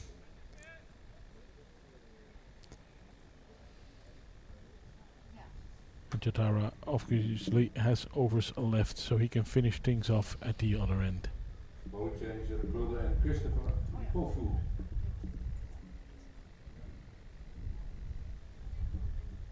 Yeah, there were 2 big overs. So the asking carnage at the end of the innings is answered. 2 overs to go. What would you say? Oh, I think they should be able to get towards 300. 290, 300. And it's still on the cards. Yeah. Get a big over here. Still think they shy a couple runs, but 300 is always a very good score to defend. Hit out the mid wicket. Just a single.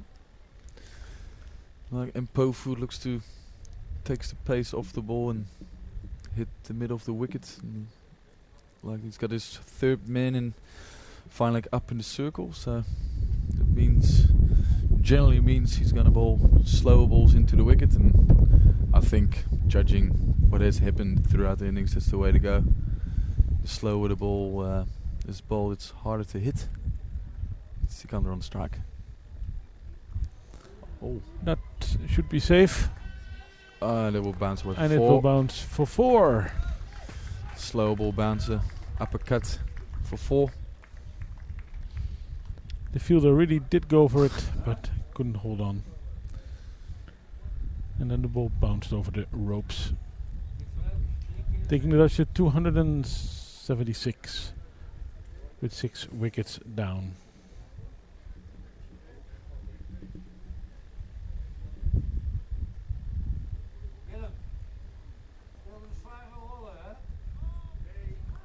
Oh, that's criminal. And no Bowling ball. a no ball. Yeah, But you can't bowl no balls in modern cricket. no, they've had a few today actually, and the free hits have been dispatched. But in the other innings, I mean, with 2 overs to go, every ball's a free hit basically. So, That is true. but those extra balls might hurt you in the end.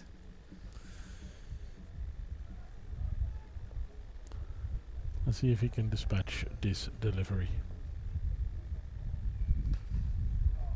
They have to Does- run. They have to run. Yeah. No, that's not out. The Dutch didn't know what was going on. Yeah, you can't be ball watching. You can't get out to the catch, but you can get out to a run out if you're not careful. I've seen it happen where a ball just touched the fingers of the bowler on a free hit and hit the wicket, and the other batsman could walk back to the pavilion. Very unfortunate way of getting out.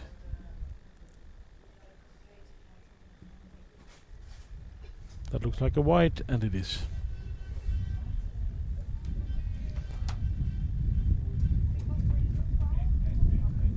The bowler looks a little bit uncomfortable in his the end of his delivery, not getting the control that he needs.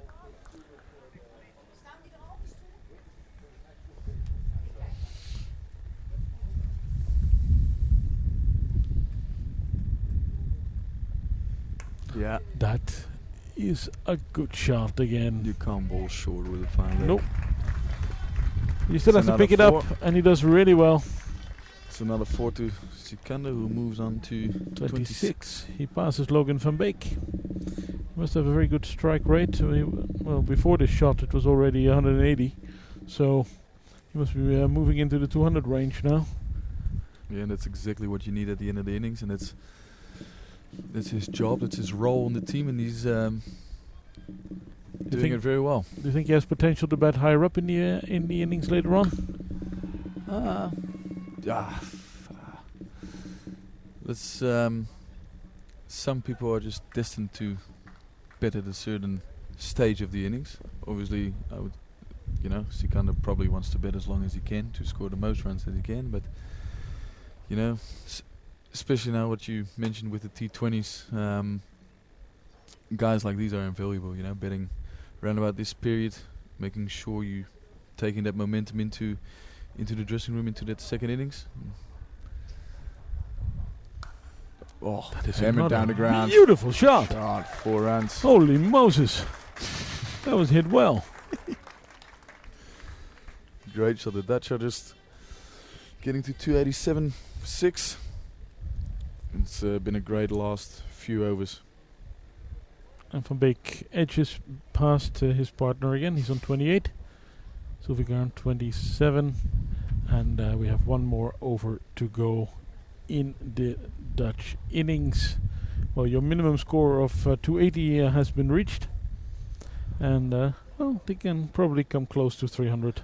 There was the bare minimum, so that 300 is also in cricket, as psychological factor.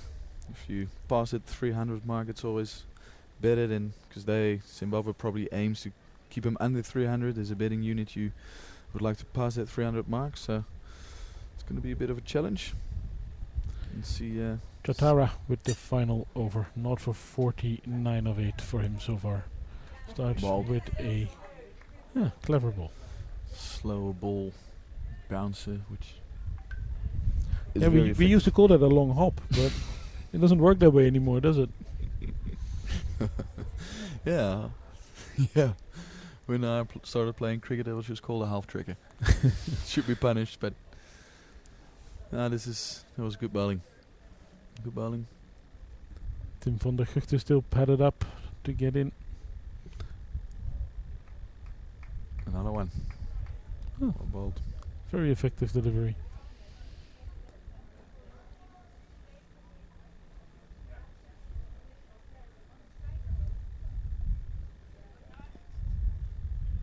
I'm sure the Dutch bowlers would take note of this, see what's what, but the slower it seems to be the way to go. Yeah, I if you want to think stop runs. your friend is right that Peter Boren might play a big part. It is ideally suited for his type of bowling. Yep. And this is also very, with our bowling attack with Paul van Meeken bowling cutters into the wicket, it will be very handy later on in the innings, but also at the start when he gets that hits the back of a length nicely into the rib cages. It's going to be good to watch.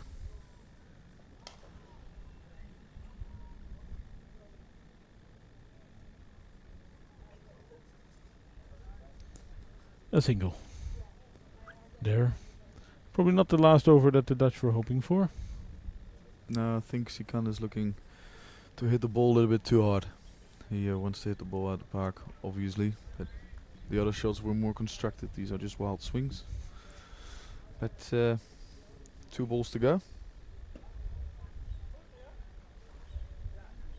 Oh, That's a beautiful shot again. picked it up. 2.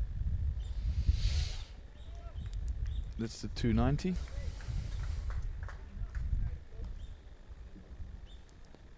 The Dutch have a total to defend. And the bowling did look good on Tuesday, so who knows what is going to happen. We are going to do some interviews in the interval that we're going to show you guys later, so don't go away. Make yourself a cup of coffee, tea and some lunch, but keep the stream alive in the interval as the Dutch innings comes to an end. And well, it isn't the 300 we were hoping for, the 300 plus score, but I think 291 is a competitive total. Very much is. And, Logan van Beek finishes on 31, and well, the youngster Zulfikar on 28, which and he played a very impressive innings as far as I'm concerned. As the players get off the field, as mentioned, we will be back in about 30 minutes with for the live coverage. We'll do some interviews in between, so I hope to see all of you again in a little bit. For now, I say have a nice lunch.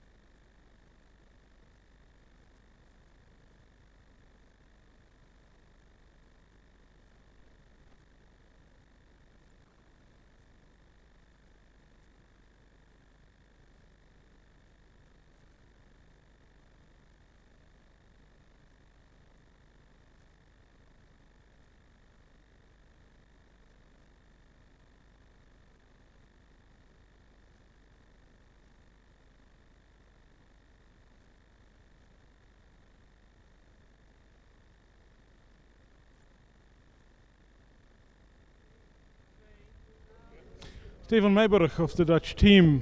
291, is that a competitive total? Yeah, definitely. We a couple of the senior players, they actually think par score is probably around 275, 270. So I think we're just ahead of par. But obviously with the start we had, we would have probably looked to try and get 310, 320. But I still think it's good enough if we bowl well that we should come on top. A half century for you. Is this really back into form for you? Felt really good today. I've actually, the last couple of weeks, I've started to hit the ball very well. The scores hasn't been there, but today was obviously there. And but I would have liked to go on and make 100. But I'm feeling really good, so really positive for the next few games. It must have been a really nice recovery after Tuesday's game. Yeah, definitely. A little bit of self-shock for everyone out there on Tuesday. I thought the Zimbabwe guys also bowled a lot better on Tuesday than what they did today. But obviously we had a well-needed chat after Tuesday's match, and today was a lot better. Thank you, and good luck in the fielding innings. Thank you very much.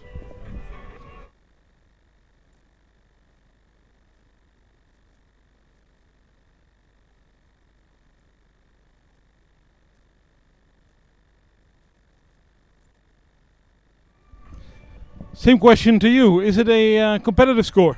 Oh, it's definitely a competitive score. They're going to have to bat well to get us. We're going to have to bowl well and field well to defend, which is what we back ourselves to do. So, look, I think it's going to be a great contest. Obviously, it's very easy as a coach and as a supporter and to be watching and go, oh, we made 290, such a great day after the other day.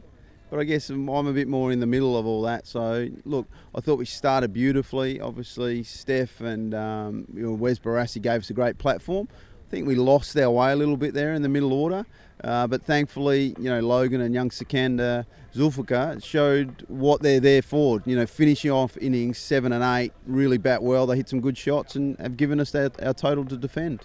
The 20-year-old looked really impressive. Yeah, well, and he's got an identical twin that's just as impressive too, so we'll use him at some point as well. But, they're learning, and they can only learn from being out in the middle. So, his role is that finishing off of the innings. And Logan are great athletes. They'll run fast between the wickets.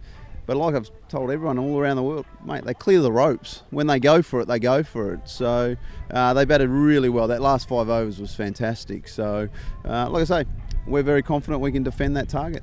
Zimbabwe used a lot of slow bowling and they really gained control of the game back a little bit with their slow bowling. Is that a lesson for you guys in the second innings?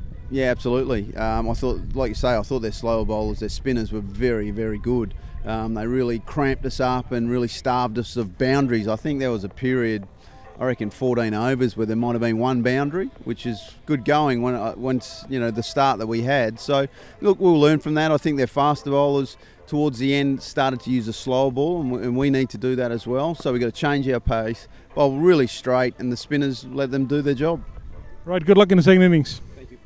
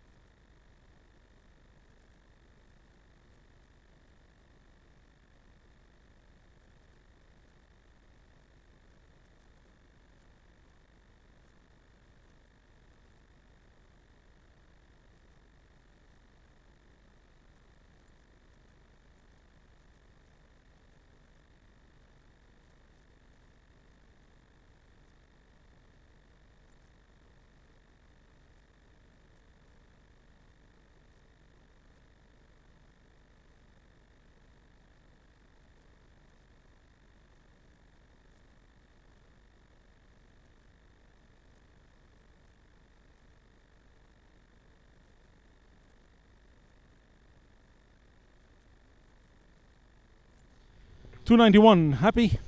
Not really. I thought our seamers were pretty loose. I know the Dutch batters batted really well on that wicket, and I think probably 30-40 runs more than what I feel is a par score, but we're going to have to go out there and chase it, yeah.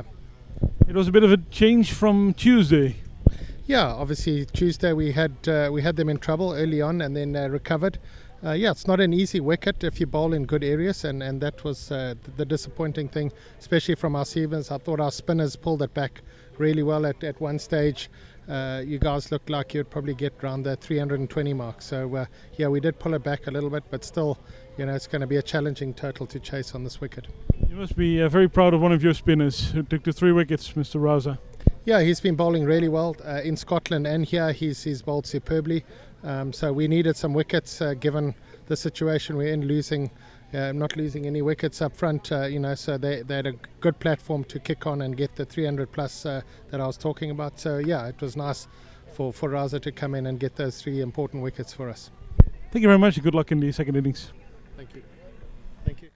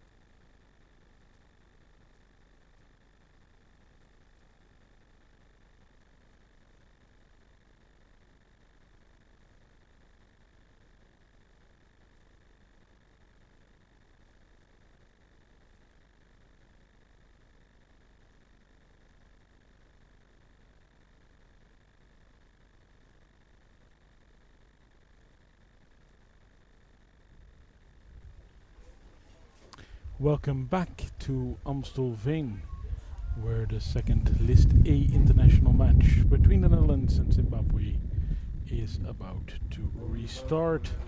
Zimbabwe required 292 runs to win at about 5.85 and over.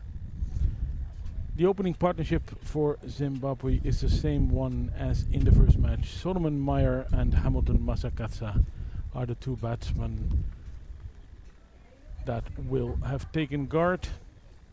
Everybody's ready, so we're about to restart.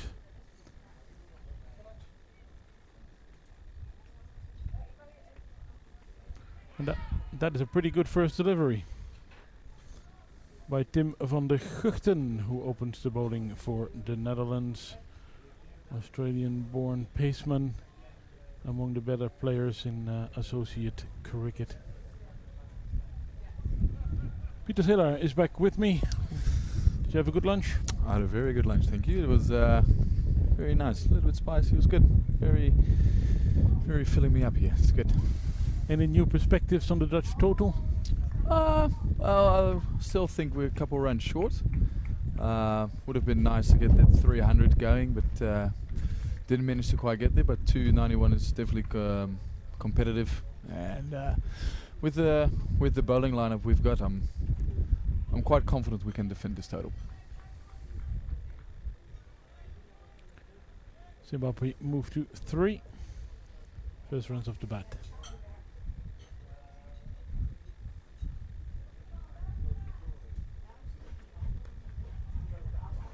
A bit of uncertainty in the running, but it required some very spectacular fielding.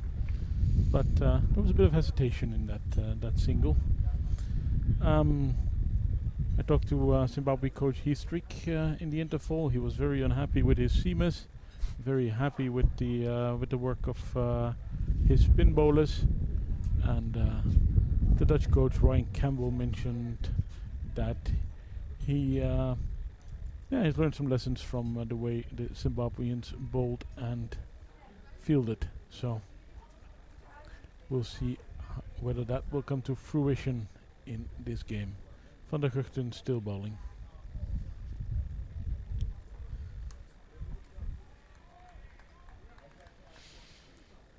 It's good bowling. The Dutch have changed their field for Hamilton Masakatsa with an extra backward point in place. Obviously after the way he played on Tuesday, very strong on the cut, and got a little bit of extra protection, so only Peter Boren and Slip Corden at the moment. Hamilton Masakatsa is a true stalwart in the Zimbabwe lineup. 33 years old now, from Harare, and he's averaging close to 29 in Test cricket, and is closing in on 5,000 runs in ODI cricket. So a very, very experienced batsman at the top of the order for Zimbabwe, former captain as well. And he was many moons ago the first black player to score a first-class century in Zimbabwe. Strong shot. Yeah, these first 10 overs are going to be very important for the Dutch team, because obviously they got off to a flyer with scoring 60 in the first 8, and the spinners managed to drag it back. So if we can get the first 10 required to a minimum, it would be a great start. 6 runs off the first over there by Tim van der Guchten, and he will share the new ball with Shane Snyder. And that is interesting because he was born in Zimbabwe. He represented Zimbabwe at youth level, and Definitely even did. played rugby for Zimbabwe for the at junior level. But still, so he must be a strong man. He's a very, very good athlete. Just one of those natural ones who probably every sport he will take up, he will be quite good at it. So yeah, he's been very impressive at the start of the season, and I look forward to seeing him bowl. He bowled some some gas last week in Essex and got it through nicely last Tuesday. So here he goes to Hamilton Masakatsa.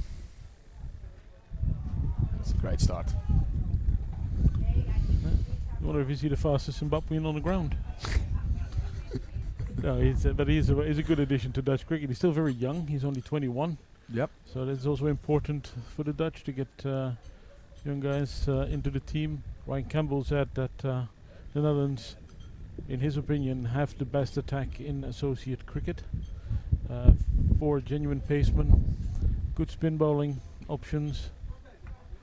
Yeah, a lot of variety because all the seam bowlers all add a little bit of different skills. So yeah, this the best attack. Well, I would say we're up there.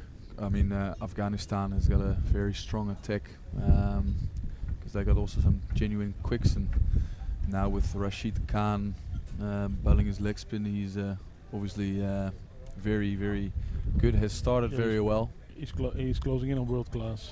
Yeah, played IPL and actually managed to go very well there. Oh, first nick, and that will be for, what was it? Sikanda.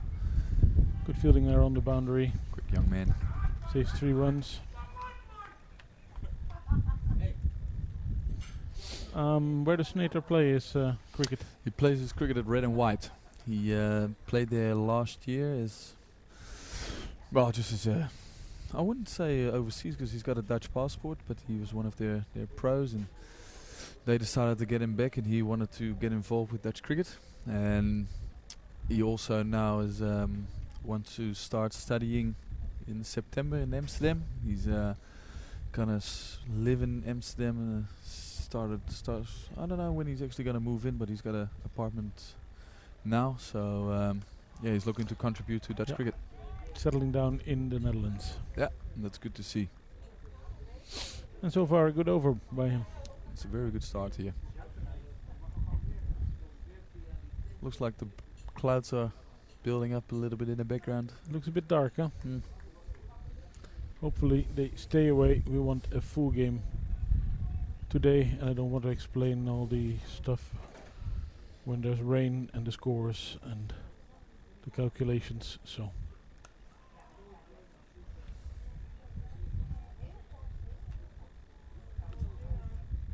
you can still ask questions to my co-commentator, who still has his hashtag for that, Ask Pete.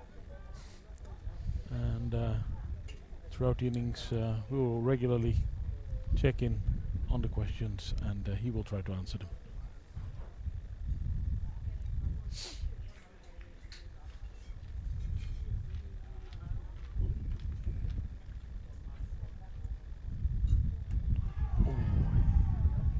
There's an appeal for caught behind, but the umpire is not interested. Bowler has a look at the batsman, but it's the end of the over, and a good one. Just 2 runs from the first over for Shane Snater. The wind has decided to pick up here a little bit. Yeah, nearly blew my laptop off the podium here. Alright, let's hope that wind will blow any rain clouds that are around away. I will do a weather check in a little bit, but you never know in this country. Although I say it has been very, very warm here in the last, say, 2 weeks. Tim van der Hugten, his second over, he's not for 6. Yeah, and check him up on the Twitter. Mohammed Kashif used to play for the Netherlands back in 2010, I think. He asked the question if Michael Rippon and Roelof van der Merwe will be key bowlers, and I agree very much. If we had a look on the Zimbabwean innings, the spin slowed things down, and they're obviously 2 very quality bowlers, and they look to do their thing in the middle of the innings. Well, we talked about it in the early part of the game, but we do have a plane coming over.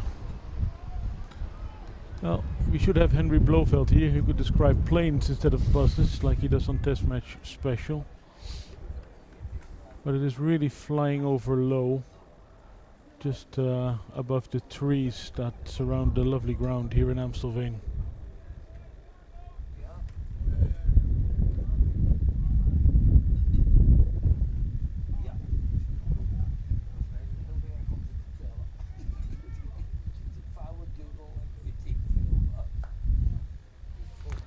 That was a good shot. Very nice shot. No chance for the fielders. 4 runs. Yeah, the Zimbabweans like going hard, especially at the start of their innings. Pretty much the same game plan the Dutch would like to have, so don't be surprised if a few boundaries or opportunities come our way with Ruler van der Merwe there at second slip. He's in the game there, I'd like to think. Solomon Meyer plays a lot of his cricket in Australia and has a reputation there as a hard-hitting batsman. Played a little bit of franchise cricket there as well in the Big Bash. And that is a league where good hitters will find a nice game.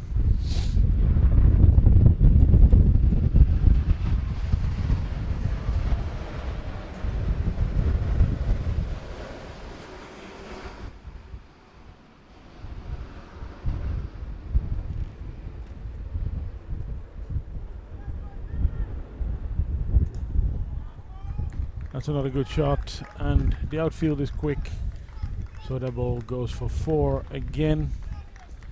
It's a good start for Zimbabwe. Yeah, that new ball seems to fly off the bit. Leg stump, half volley put away by Solomon Meyer. Who moves to Zimbabwe? We are on 16. I think that's that one 4.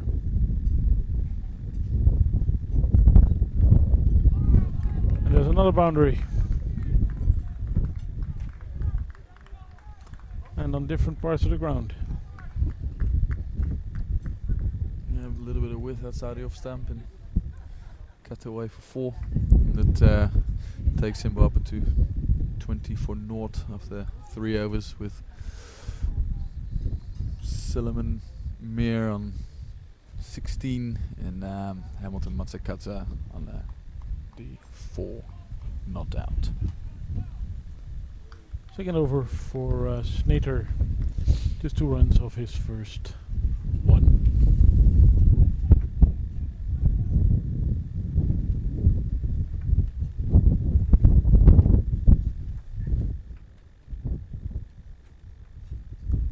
That's a good ball. Yeah, he looks looking to hitting a nice area here, Shane. There's some pace behind the ball, which is good to see. If I look at the Dutch fielders, they are all pretty much on the ring, so they're expecting the batsman to come hard and whoa. Oi, oi, there's a tent falling over on the boundary. And a big shout. There's a And a big shout. lot happening here at the VRA ground. Well, the wind has picked up, as you may hear in our microphones anyway.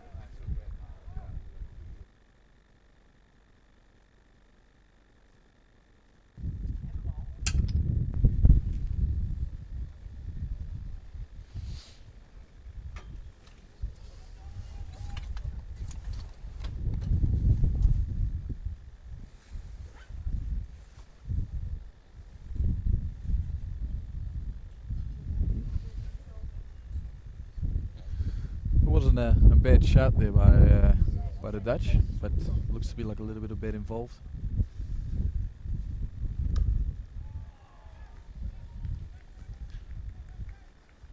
Snater looks very good in the early stages of the innings. Yeah, bowling a full length. I think he looks to try and nick Mazakatsa off, as he liked to hit the ball quite hard. And same with Tim. They got 4 men on the offside on the ring, trying to protect his boundary options.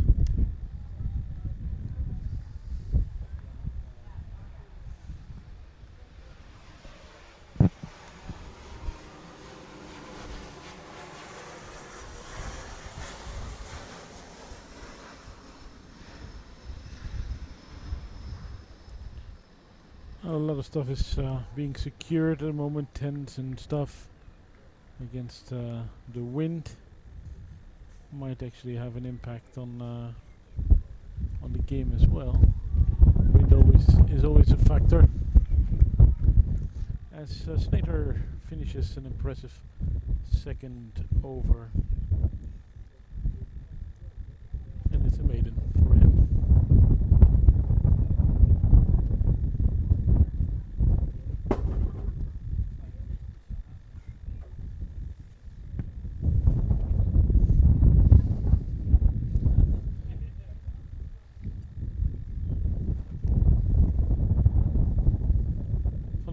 Starting his third over, not for 18 for him.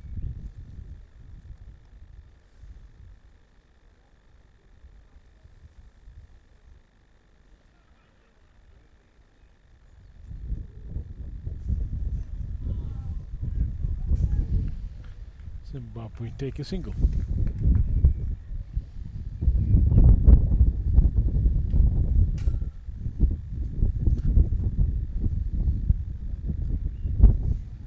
Wondering how much influence this wind is going to have on the game. It's coming from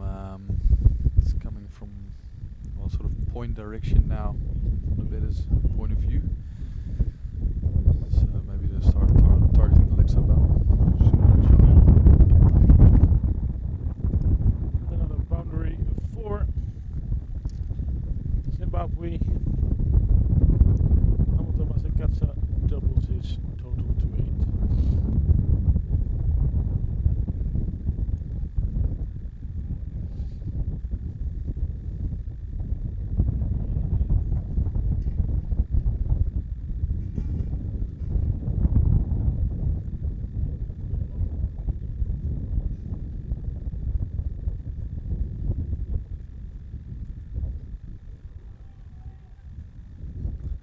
Van der Guchten, a professional cricketer, plays cricket at Glamorgan.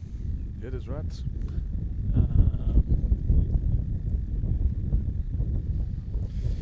Used to play his cricket back in Australia, where he played started his career in New South Wales and down south to Tasmania. Played there for a couple of years and then moved over to England. He's now playing on the county circuit. Had a very good season last year for Glamorgan, picking up 82 wickets in total in all forms of the game, including 5 wicket hauls. Has got very good stats for the Netherlands in the years that he's played here.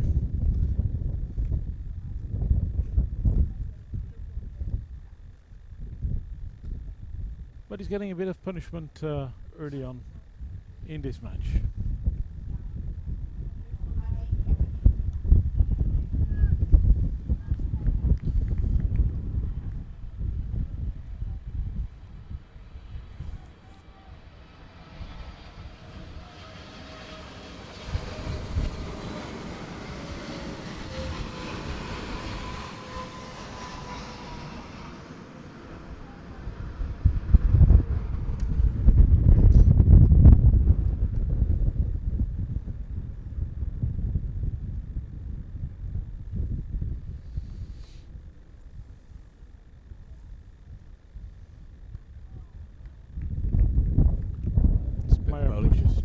Was it good? You thought so?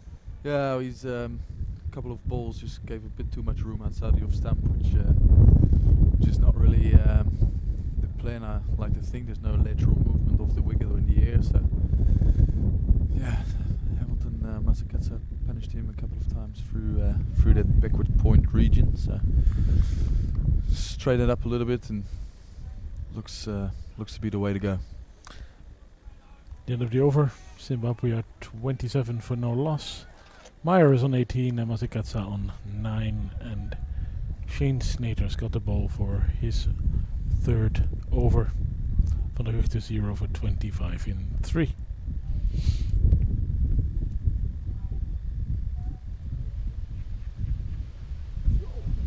We've got a slight delay with the advertisement board being the the cloth on it is has blown off with the wind that's picking up here at the VRA ground. So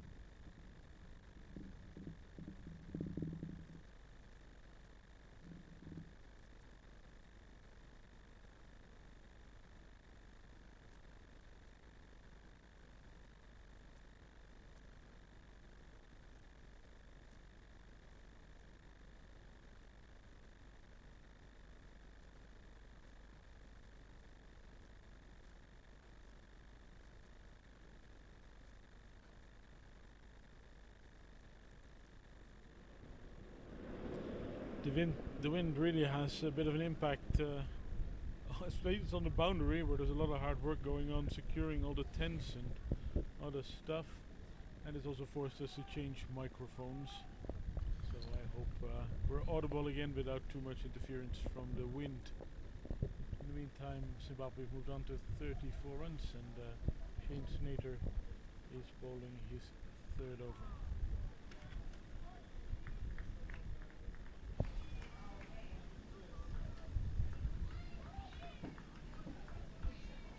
And he finishes it well. Solomon Meyer just doing a lot of the scoring. He's on 20. Hamilton Masakatsa is on 15. As Zimbabwe make a pretty convincing start to the chase. yeah, as I mentioned earlier, I think the start is vital for the Dutch. Zimbabwe now going at 6 and over, and we've got a change from the Mulder end with Paul van Meeken coming on. Yeah, also a guy who plays his cricket in England.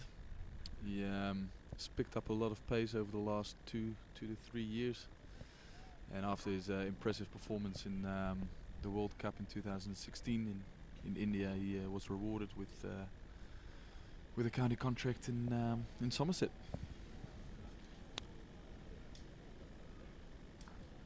He's got some serious pace. Yeah, especially on his day when he gets everything right. He's quite a handful. He's tall, hits the deck hard, and yeah, he can cause some real trouble. I haven't asked Piet from Chris Nijhuis. He's wondering why there's only one slip to Snater. Yeah, that's something they have discussed yesterday, where Hamilton Mazakatsa was trying to hit a lot of balls through point. Oh, and there's the wicket. That's the first wicket. Paul van Meekeren strikes in his first over. And it's first blood to the Dutch as Hamilton Mazakatsa departs. Very important, that first wicket. They seem to be well set, these two. Made a good start, but we were just talking about it. But the bowling change worked for the Netherlands, and Paul van Meekeren grabs his first of the day. And Zimbabwe are now 35 for 1. Yeah, that's great bowling. Nice and straight, full of a length, and through the defences of Mazakatsa, who locked in quite decent nick, but the changes obviously worked, which is great stuff from Paul in his first over. Craig Irvine is the new batsman for Zimbabwe. Pretty experienced guy as well. Member of a cricketing family. His brother Sean is in county cricket at Hampshire, I think. That's correct. And they're all, of course, Zimbabwe born. He played a lot of overseas cricket as well. Was away from Zimbabwe, the Zimbabwe team for a while, but made a comeback about 2 years ago, and is a very important cog in their lineup. A very controlled and stable batsman who can also score fast if necessary. Yeah, looked in very good touch on Tuesday. Playing the ball nice and late. I'm coming back to the question why Shane had only one slip. I think because of the lack of lateral movement in the wicket, as the Dutch decided to protect the offside and see if Hamilton Mazakatsa is going to play a shot a little bit in angle if we could dry him up, and that's basically what happened here. But there was a very good line, obviously. That's you don't see that too often. No, very safe pair of hands. Peter Boren, who is disgusted with himself, I assume. He generally is a very safe pair of hands in the grabbers. It's an opportunity gone begging. Yes, and how nice would it have been for the Netherlands to remove this batsman early on? And how well is Paul van Meekeren bowling in this first over? And Troubling. how quick. Exactly. This is good stuff. Follows it up with a good nut. Doesn't let the emotions get the better of him, which is a good sign and shows a bit of maturity. But the question is, how costly is that drop going to be?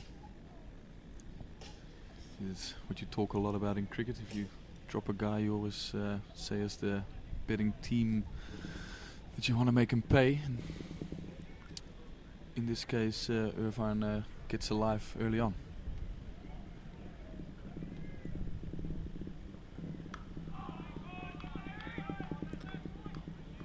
This is very impressive first over by Paul van Meekeren. A successful one as well with the wicket, and it could have been 2. Zimbabwe are 35 for 1. Meyer is still on 20 and Irvine is yet to score. It is exactly what Netherlands needed, a wicket.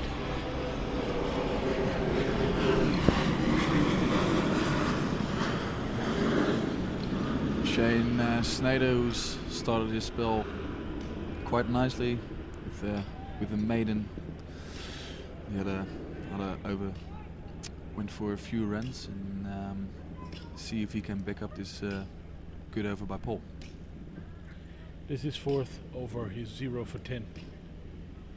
A little bit towards leg stump. Lies, drifting down the leg side, and we'll run away for 4 more to the Zimbabwe total. Easy runs.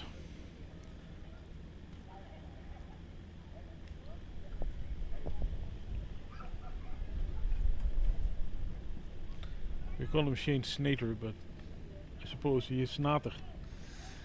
Depends on what way you look at it, but in the Dutch way, Snater is the way to go. Well,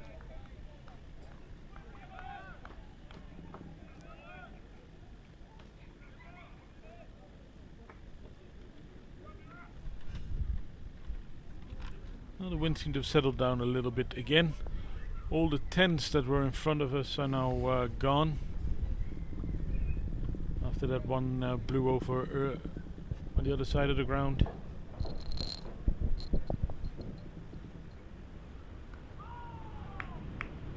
rolling nice and straight.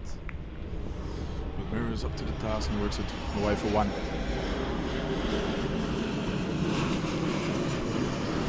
I'll see what they're gonna do to Craig Irvine here. See if there's a second slip in place. See if Boren wants to attack a little bit more. Seems to go for the option of having 2 points and just 1 in the grabber.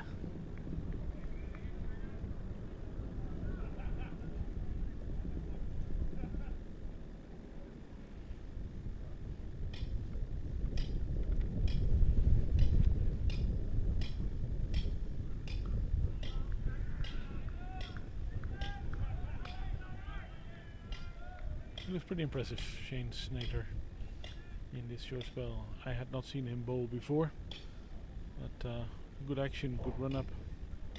Yeah, it looks to be pretty smooth. He's last week in Essex bowled very well, and apparently has caught the eye of the Essex coach, who was very impressed with his stuff. He might go over to Essex and play a couple of trial games for a few weeks, which is good news for Shane, and in the long run for Dutch cricket. Yes, the more exposure to good cricket, the better it is. Although availability is of course always an issue, but for World Cups and things like that, he will always be available. And those are the games that matter. And it is good that the guys from county cricket are here today. The only thing is that Van der Guchten and Van der Merwe will go back to their respective teams after this game, but Paul van Meekeren will still be here on Saturday. I actually got a news flash that Roelof van der Merwe is staying on for the Saturday game. He wasn't required by Somerset and told me last night he was staying for the Saturday game as well, which is good news for the Dutch team. Yes, valuable bowler. And Van Meekeren continues his good work. Yeah, the Dutch also seem to have tightened up a little bit here, controlling the rate. See if they can get the run rate down, which is now at around about 5 and over. See if they can push it down to 4.5. Keep the rate in check. But this is a good start by Paul van Meekeren, who's bowling nice and quick here.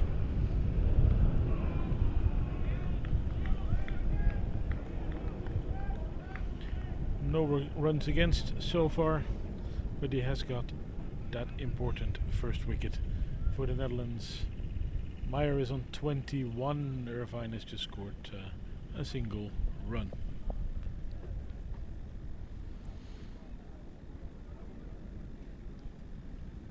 Two slips in place. Rule of back in the grabbers for Irvine.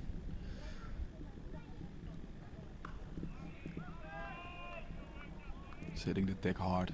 It's a great sight. Having a guy running in, hitting the deck hard, making a batsman uncomfortable.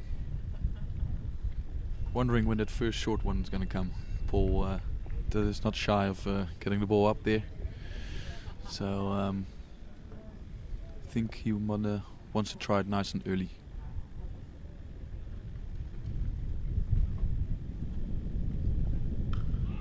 Sticks to the full length for now. And pretty successfully.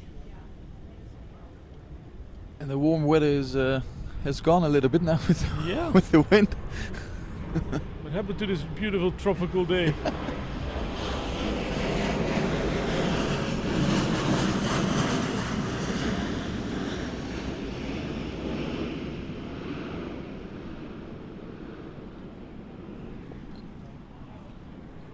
There's at least one mini pool around the ground for people to use if they were getting too warm. I don't think anyone is using it right now.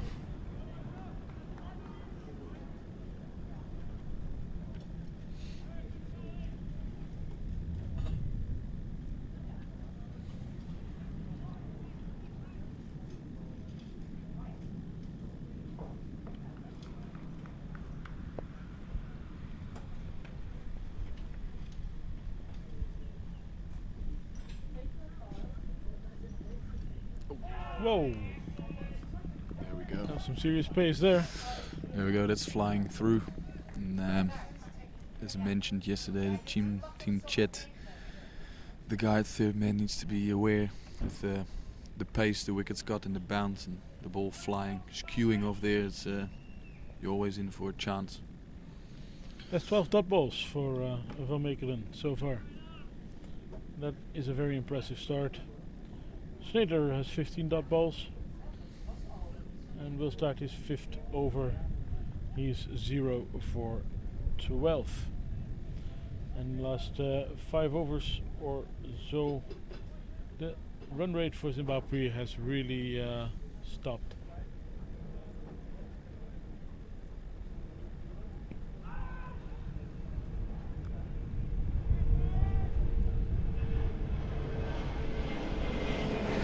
Leg by. Is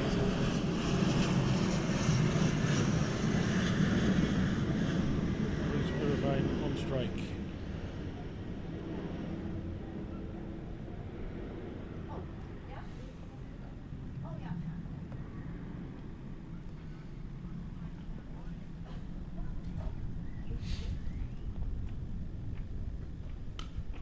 That's a glorious shot. Yeah, beautiful. Worked the way through mid-wicket. Yeah, and we on have the weather. we have a couple of Zimbabwe fans in the ground. There's some cheering going on. There's a Zimbabwean flag as well. That's nice to see. Sorry, you have more questions? No, just on the weather update. It seems to that there might be some rain expected at around about 4:30. Some heavy rain and possibly some thunder. So hopefully that stays away.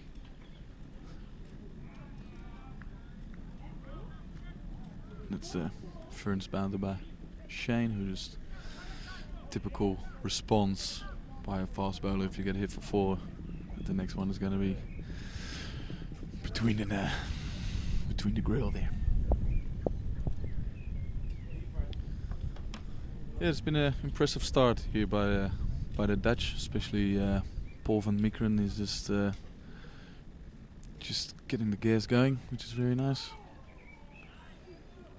And Shane doing his thing.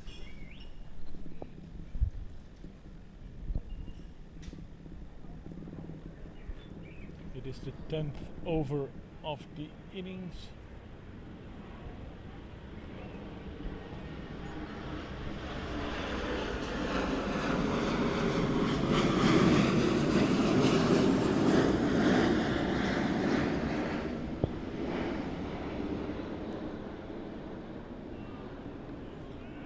That's a nice delivery.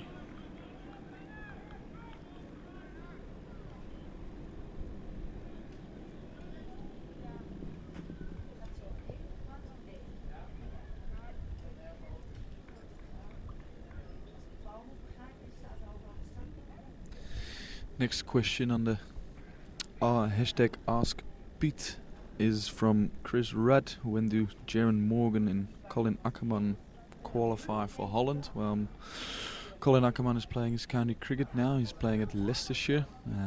Played a couple of years at Dostie. Don't think he'll be playing for Holland anytime soon. And Jaron Morgan, not quite sure if he's eligible to play for Holland at all, as he's an Australian with no Dutch background. So I would assume he has to stay here for 5 years if he really wants to, together with his mate Corey Rutgers at HBS. But not quite sure if that will happen, Chris. I think I saw a little bit of a flash. A little bit of thunder in the background. Yes. Lightning. Which is not a pretty sight, because it actually gets quite dark here. So obviously to get a game in we need 20 overs, so the Duckwood Lewis might play a part in this game. And well, hopefully that stays away. We're back with Van Meekeren, who bowls dot ball number 13 in a row. That 4 in the previous over was for Craig Irvine, so he moved to 5. Solomon Meyer is still on 21, and the total, as you can see, is 46 for 1. Snater's bowled 5 overs, not for 16.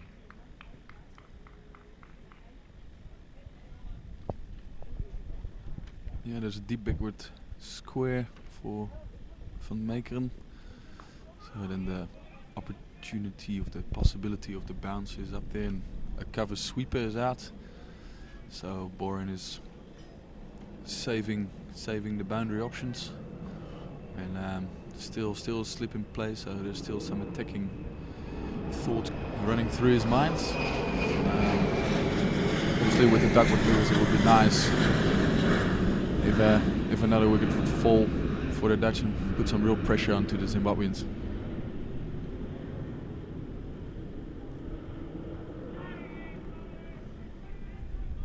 Looked a bit rushed there, Mira. And Van Meekeren looks fired up. Yeah, he's getting the ball through nicely. Keeper Wesley Baresi catching the ball in front of his face. It's a good sight to see here in Holland, which we don't get very often with the ball bouncing that high. So proper cricket.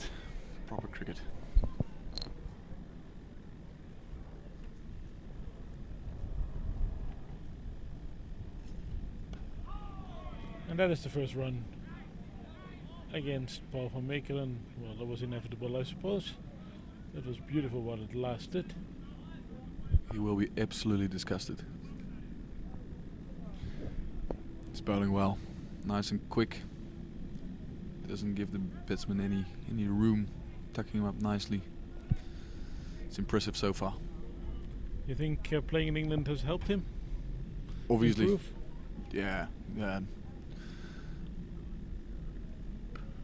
He looks like he's gained an extra yard of pace. Obviously, he's working a lot on his strength in conditioning over there. Still plays a bit of second 11 cricket, so he's not quite up there in the first team as yet.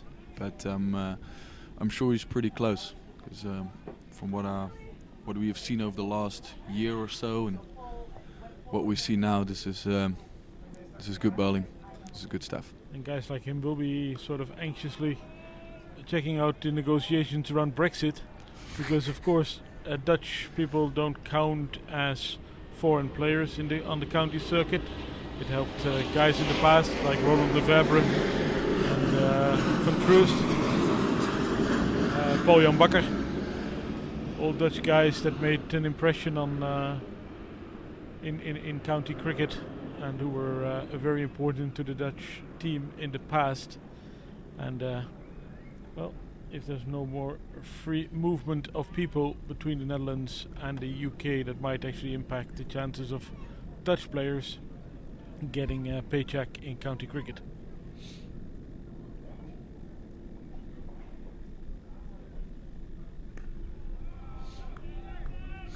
Yeah, the score here 47 for 1 after 11 overs. Shane Snater to continue from the city end. And Myra here on 22 and Irvine on 5. Yeah, these two guys keep it tight, very tight. Right from the one boundary by Irvine. Scoring rate has really slowed down.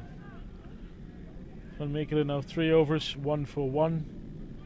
Snater 0 for 17 of 5.1. Pretty good figures. And no balls yet. Yeah, they're criminal with allowing the free hits, and it's good discipline from the Dutch. It's good to see the Zimbabweans weren't quite on the money, and it's good to see the Dutch are better in that regard. If you talk about things you want to win in little battles within the game, is obviously who wants to win the power play, and the Dutch have dominated that first period of 10 overs. We were none for 61, I thought, after 10 overs, and Zimbabwe about 41 for 1. So it's a clear win for the Dutch, and this is a time where Zimbabwe turned the screws. So hopefully the Dutch can do the same. Ooh. They've managed to push the run rate bet to around about 4.5 and over, which is a good thing. And obviously applies a little bit more pressure on the Zimbabweans, because there's a lot of people walking around checking weather updates and stuff like that, because it seems to brighten up here a little bit, which is good signs.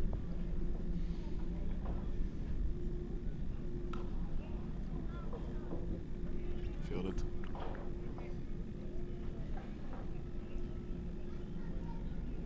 The Dutch ground fielding looks to be in good shape. And as Ryan Campbell mentioned, there's things where we can beat the Zimbabweans after their first innings was in the fielding and the pace bowling, and so far that's the Dutch are doing that.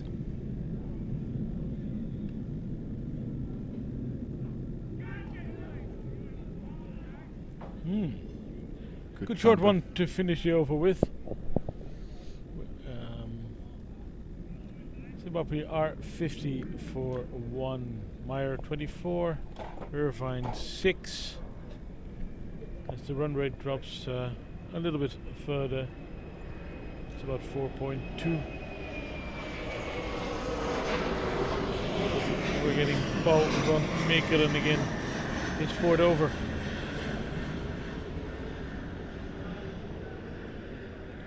Shane Snater not for 19 of 6.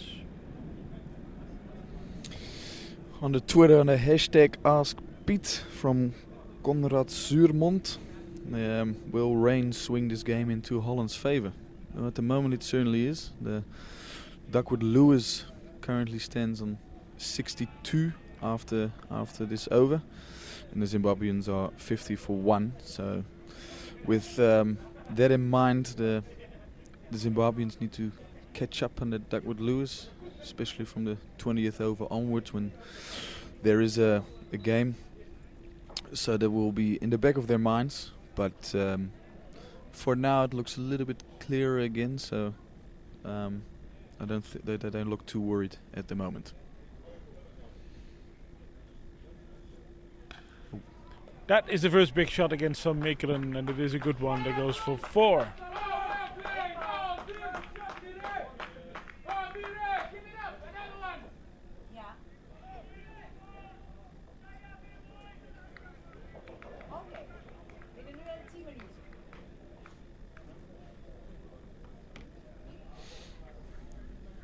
just over pitched by Van Meeker, and Mira just gave it a kitchen sink and smashed it for 4. He moves on to 28 and makes it 30 straight away.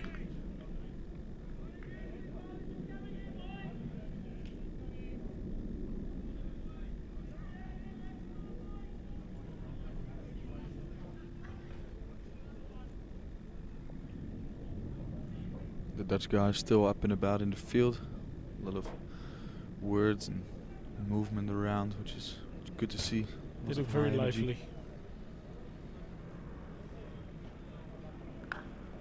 Pulled in front of square where Myburg is going to get the effort in, That and it's great is fielding. Great fielding by And Stefan saves 2 Myburg. runs.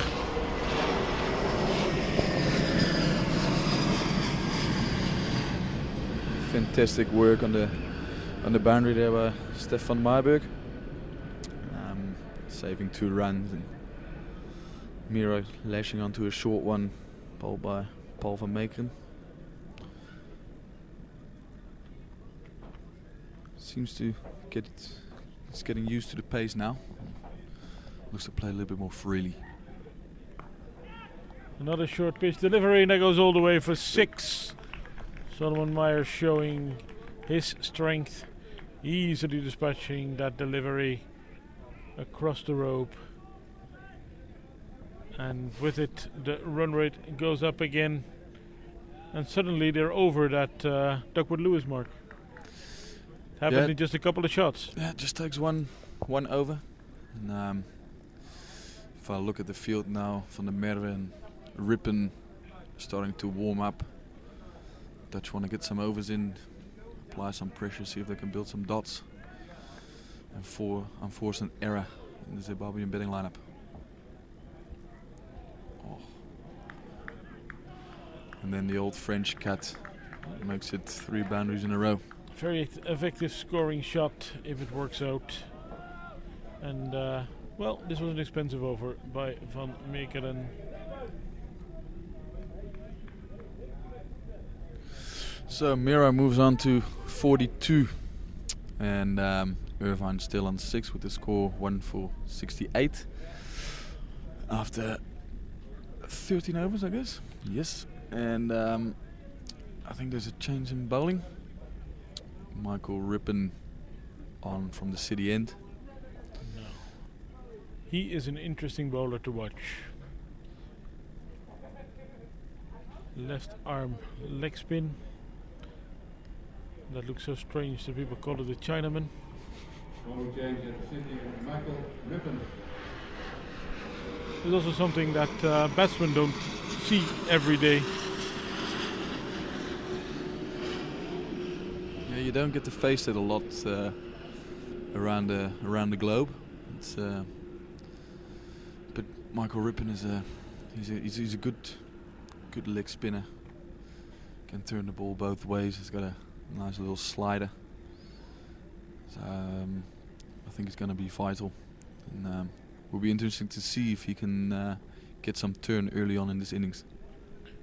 Irvine is the batsman facing as the Dutch move the field around a bit.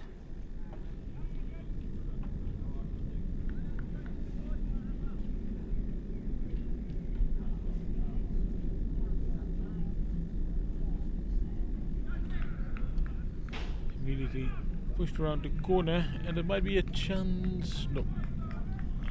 Good running by Zimbabwe. Well judged too. Yeah, without a 45 in place, it's a pretty safe shot to play. And, I think Irvine will look to get 2 to accumulate the runs down there to about.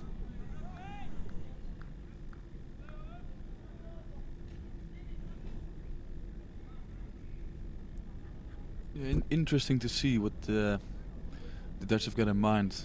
Is, like Zimbabwe knows exactly where they need to be after every over. And, The sweep. the Dutch needs they need some wickets to get the Duckworth Lewis up. So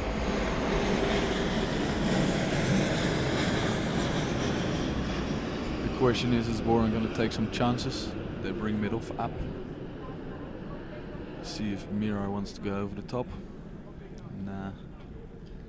One wicket would completely change the Duckworth Lewis situation.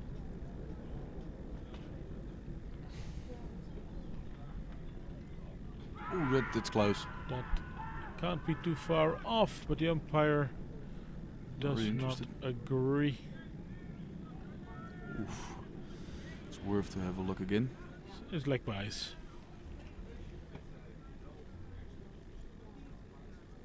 Peter Boren is not amused. No. It's not the best angle. It's definitely not going over. No. Ooh, the batsman looked like he Height is fine. The batsman looked a bit worried. Huh? Probably the question is if the ball was turning.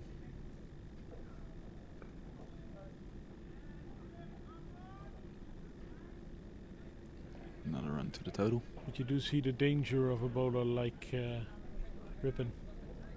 Is his nickname Ripper? Yeah, it is.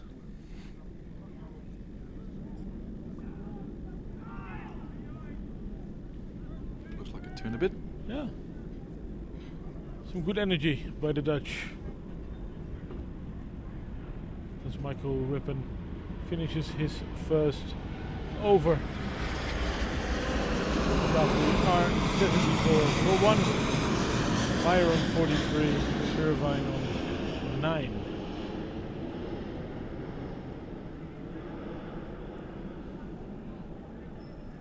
And there will be a bowling change from the other end as well.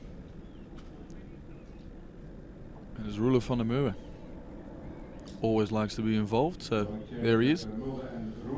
But coming back to the question of Konrad Zuurman Mond, who would say the rain is in favour of the Dutch. With the Dutch are probably just 1 or 2 wickets away to really put some pressure on Zimbabwe. But generally, you like to be batting second in situations like this because you know exactly where you need to be after every over, and they can be in control. Now Zimbabwe is ahead of the Duckworth Lewis. They can maintain their position right now, but 1 or 2 wickets will get the Dutch in good stead. I did feel a little drop of rain just a moment ago, but Yeah, the there are ground some- staff is ready. yeah, ground staff is ready. There's a big appeal. Not out. On his knees. Pleading, begging for that wicket. Dutch need to sneak ahead on that Duckworth Lewis.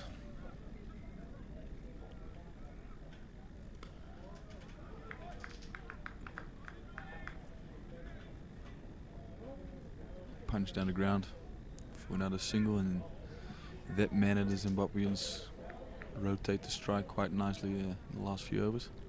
Didn't Van der Merwe play some IPL as well? He actually did. He played for Royal Challengers Bangalore and played a season for the Delhi Daredevils. That is pretty impressive. Yeah. Very handy cricketer. Brings something in all facets of the game. Bowls well, can hit the ball, and is also a very good fielder. Finishes his first over. One good shout for LBW.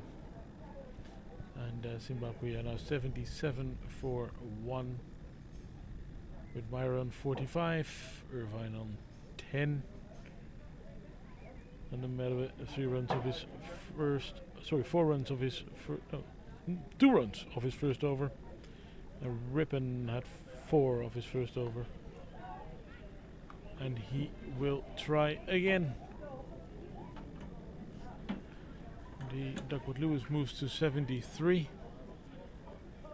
So Zimbabwe still 4 runs ahead. Spin. Yeah, it's also hard for the fielder. The ball keeps spinning as it hits the ground.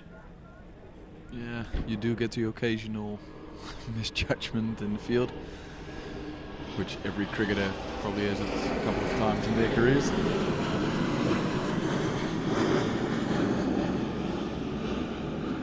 Nicely played. Yeah, the drops seem to get a little bit bigger now, and some thunder flashes in the background. Doesn't look too great at the moment. VRA have got good facilities for covering the ground.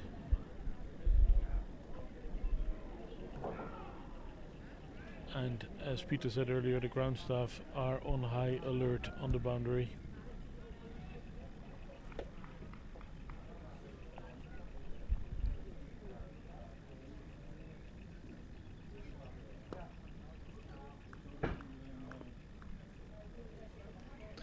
The Zimbabweans seem to be content sweeping the ball, is where the Dutch were very much looking to go straight. So they seem to be playing the spinners quite well.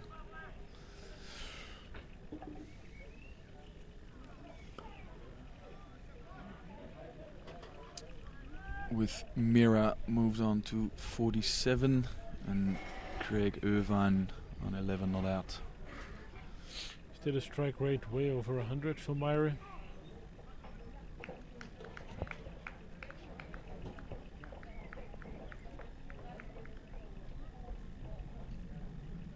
And that is the end of the over. 81 for 1. And the Dutch are hunting for that second wicket. And Roelof van der Merwe might be the one. He starts his second over. Just 3 runs off his first one.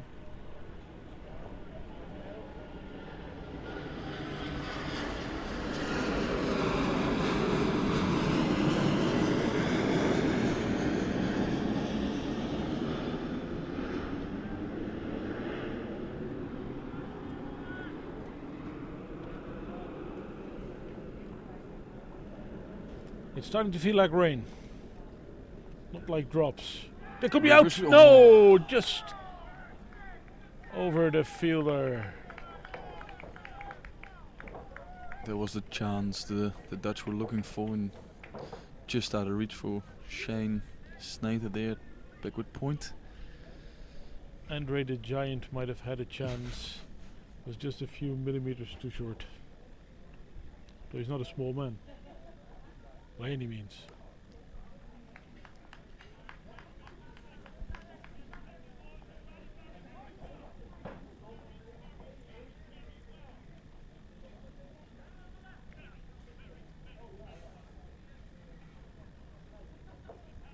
Zimbabwe have increased their lead over the Duckworth Lewis score.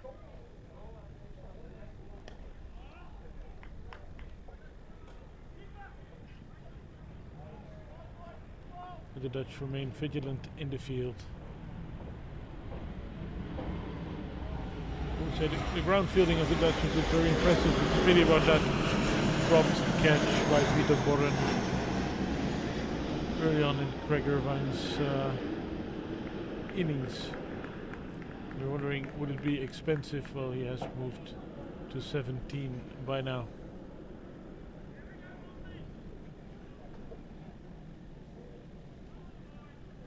Yeah, Mira on 48 not out. He's looking in quite good touch today.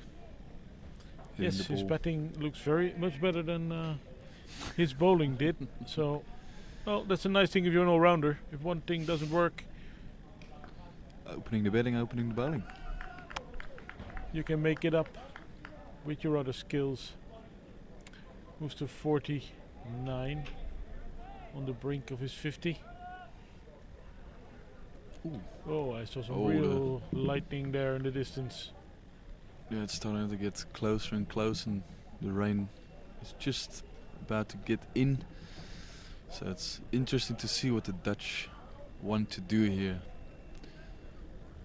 Because they tried to rush through the overs earlier, is where now they look to slow it down a little bit.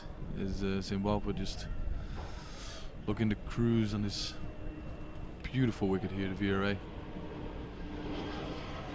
and Michael Rippon to continue. First third over. The umpires are getting together, probably discussing the, well, it's not really a heavy downpour or anything, it's just a little bit of rain, but of course the lightning is an extra factor. Yes. Safety always comes first, I suppose, but they decide it's still far away, so play continues. With On the Mira back foot, yeah. reaching his That half is his century. 50, the third player to make a 50 in this match. Got it of 43 balls with 5 boundaries and 1 maximum. Very well played innings.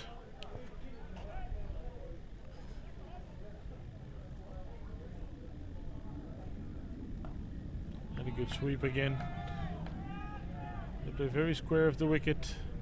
A little bit of a misfield allows them to come back for 2. Yeah, he seems to be very content on sweeping Michael Rippon. One of those sayings in cricket when you can't read him. When in doubt, sweep. I don't know if that's the case.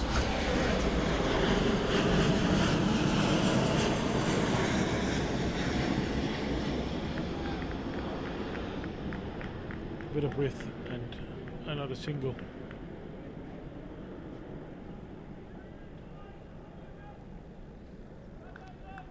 Well, it is getting a bit darker, but it is sort of dry again. Yeah. Difficult to predict what's going to happen. That is a beautiful shot. Gorgeous sweep for 4. Using genuinely good touch.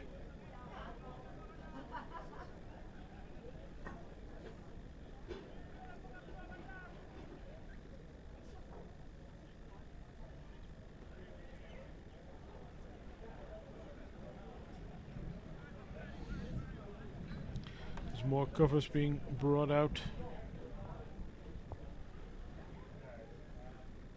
And The there's also a umpires bit are of, together again. bit of thunder in the background. Yeah.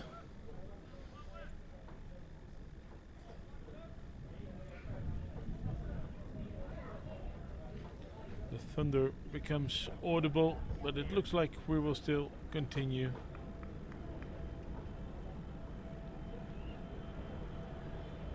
Michael Rippon.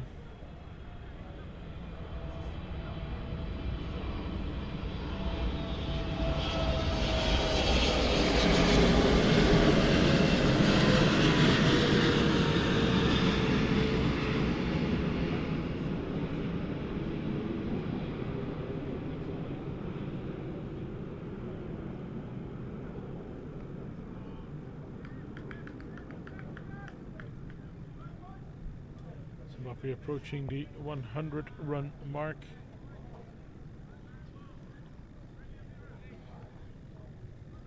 That's into the over. They're on 98 for 1. Myra is on 55, Irvine on 21. We've had 18 overs, so 2 more and we will have a result. If Zimbabwe win the game, they win the series. If Holland win the game, they will tie the series, and if there's no result, everything, or at least the Dutch can still tie the series in the 3rd game in Voorburg on Saturday, starting at 11 o'clock. Van Mekelen is back. You think that is because they want to take a wicket? Yes, they definitely, and he's been bowling well and quickly, and now they want to see if they can, because they need that wicket just before the rain probably is going to intervene. His last over was a little bit expensive, but before that he bowled a very, very good spell.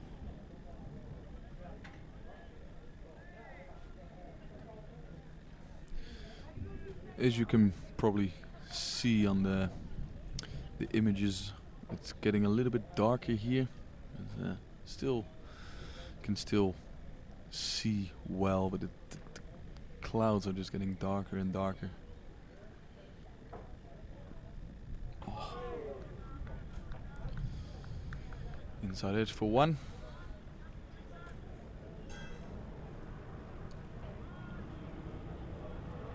But the Zimbabweans well ahead of the Duckworth Lewis. So wickets are required for the Dutch.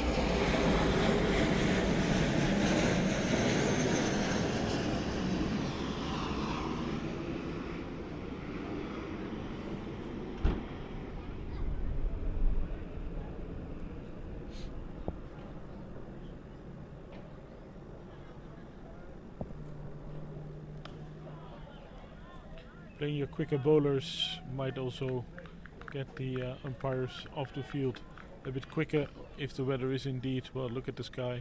Well, it looks a bit darker on the screen than it does in reality, I think. Depends a bit where you look, actually. Oh well. Nothing Well, we can change about it, so. As long as the play is on. There's no need to worry about the weather. The Dutch just, they need a wicket to break this stand. Let that one go. Still good pace for Van Meekeren. 19 runs against in his first 4 overs.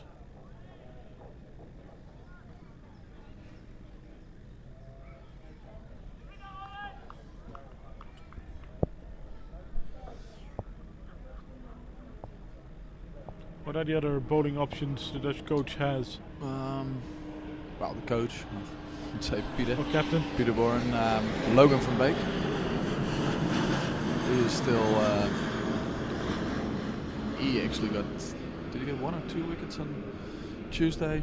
Bowled also with serious pace. And look to have mainly Sean Williams, who is about to be batting at 4, in a lot of trouble with the short ball.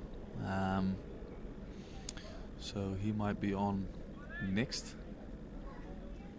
But I don't know what Peter's actually thinking. No one is warming up in the field so far, so bowled. And well fielded.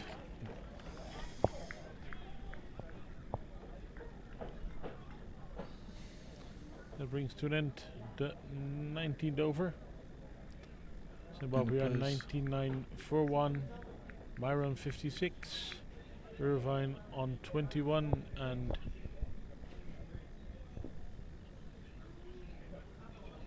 we're having a little break. There's some serious lightning in the sky. Most of the spectators have found a place in the tent next to us, but that's not really necessary. It's not raining.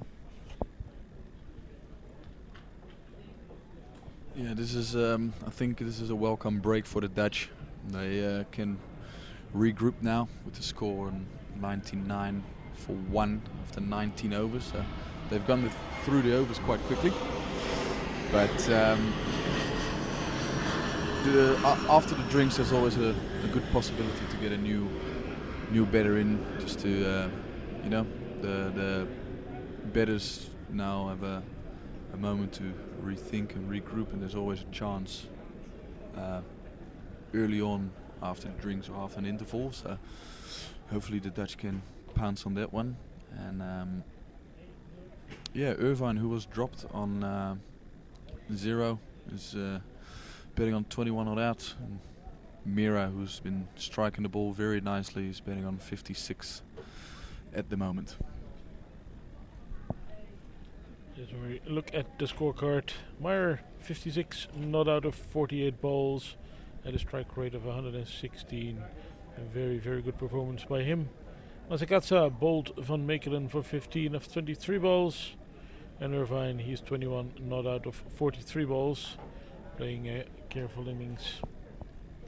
The Dutch bowling van der Gucht 3 overs for 25, Snater 19 of 6, Van Meekeren 1 for 20 of 5, Rippon not for 17 of 3, and Van der Merwe 2 overs for 11 runs. The Zimbabwe target is 292. The wicket fell with the score on 35, so it is partnership is starting to become very valuable to Zimbabwe.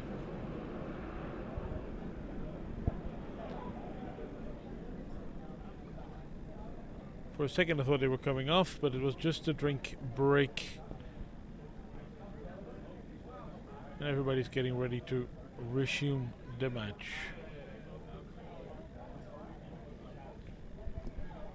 Will it still be ripping?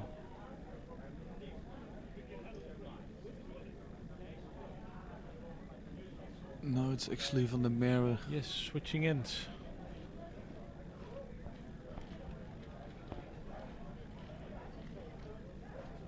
There's definitely going to be a result in the game, so we don't have to worry about that. See Peter Boren there overthinking his options and what canny thing has he got in store for us. It's this is the moment in the game which is going to be quite important. If the Dutch can pick up 1 or 2 wickets now, put the pressure back on the Zimbabweans, would be ideal. And obviously Zimbabwe is looking to consolidate and keep going the way they're going. Actually, they're betting quite nicely. So, but as the game has been going so far, the new ball seems to be coming onto the bit nicer than when the ball gets a little bit older. So they want to stay ahead of Duckwood Lewis and stay up with the rate. As Mira just drives the ball too long off, and they will bring up to 100 for Zimbabwe. They're not taking any real risks, playing pretty solidly. That was a huge amount of lightning. I'm actually quite surprised they're now still on the field, because this lightning is getting quite heavy and the rain starts to drop down now. I learned as a child that you had to count until the thunder came. There was about 5 seconds. But they're happy to still play on.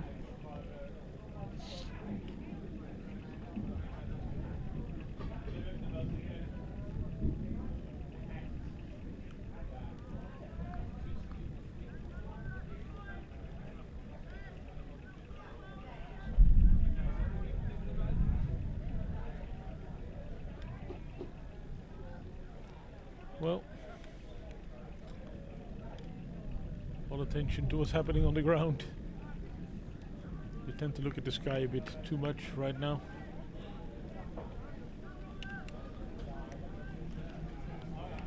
Now this is turning into proper rain. This is real rain. Yeah, and they decided to come off. They're coming off. The ground staff is moving in. The players are running towards the dressing room. And I think we're going to cover up our commentary position since we are actually on the outside of the pavilion and getting wet ourselves. Certainly our notes are, and my laptop. So it's a rain break.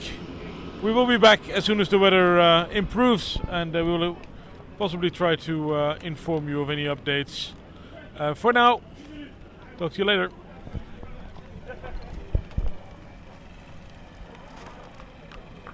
Wat moeten we hiermee doen? Komen en we gaan. Ja. Ik heb zo'n... Zou jij mijn laptop even veilig willen neerzetten? Ja. Zal ik die gewoon even binnen zetten? Doe maar even zo. Die is privé-eigendom, dus dat is belangrijk. Ja, Zet hem in de bestuurskamer.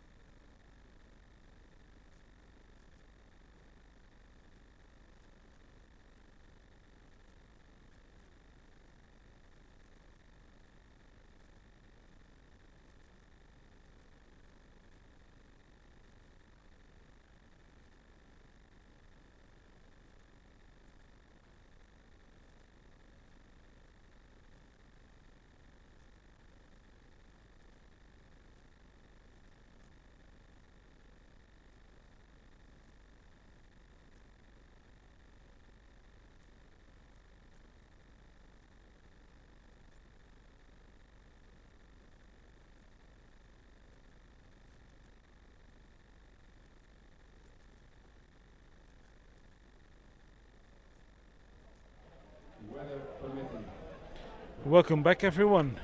Thanks for your patience as a tropical storm passed by Amsterdam and the cricket ground here at VRA. But the sun is out, the umpires are in the middle, the fielders are taking their position, and the batsmen are moving towards the stumps. In other words, we're going to resume the match at 101 for 1. Their game has been shortened to 37 overs, and the target has been revised to 229 to win, which is 7.31 per over. Peter is also back. A rain break that can break the rhythm of batsmen and bowlers. For whom is it easier to resume? Well, for who's easy, it's both quite difficult, I suppose. It's been quite a long break, but the bowlers and the Dutch team has had enough time to warm up, so that's been good. And the time will tell which one will have the benefit. And straight away a run to the Zimbabwe score. Wolo van der Merwe is continuing the over he started just before the rain. And we now need 2 more balls to get a result in this match for sure. The game it started to rain just halfway through the 20th over. And once that over is finished, we will have a result. Van der Merwe again.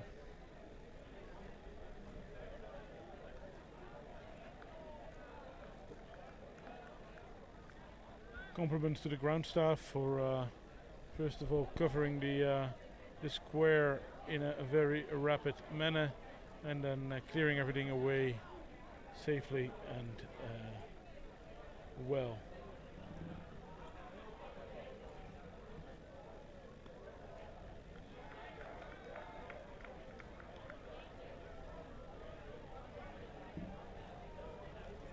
The not out batsmen are Craig Irvine and Solomon Meyer.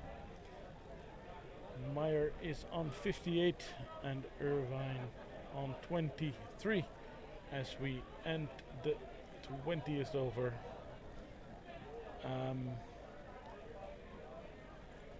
You think Van Meekeren will continue at this end? The Dutch need wickets, don't they?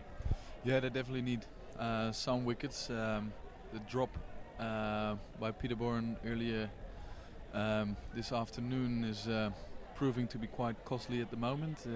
Irvine now betting on 23, and with the Duckworth and Lewis system in place, it could have looked a little bit different, but that's done and dusted. Where the game resumes. Paul van Meekeren continuing from the Mulder end. He bowled with a bit of spice earlier on, and see if he can back it up with a good spell. Oh.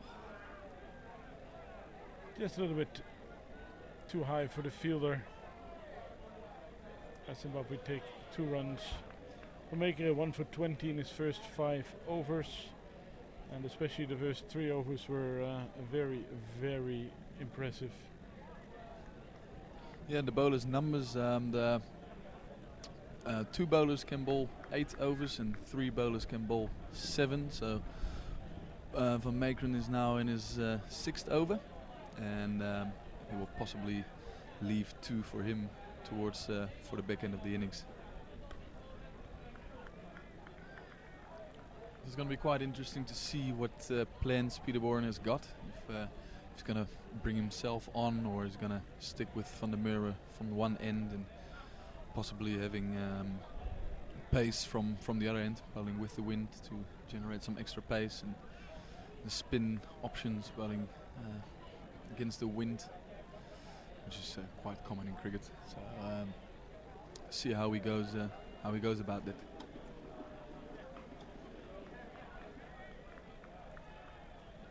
But for now, Zimbabwe are in control of this match.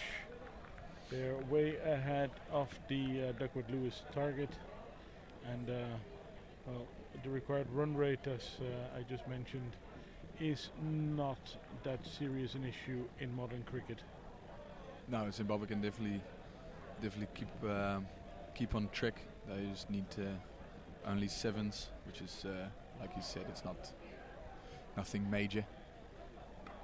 The only thing they're probably looking to do is keep it in check. Probably keep it under 8 for the time being, and obviously keep wickets in hand. And by the look of things, they're looking well in control of this chase. I think the rain might influence the conditions a bit. The wicket was covered pretty well, so I don't think it will change quite a lot. The outfield might slow up a little bit, which is obviously an advantage a little bit for the Dutch, but they get a wet ball to bowl with. As Mira keeps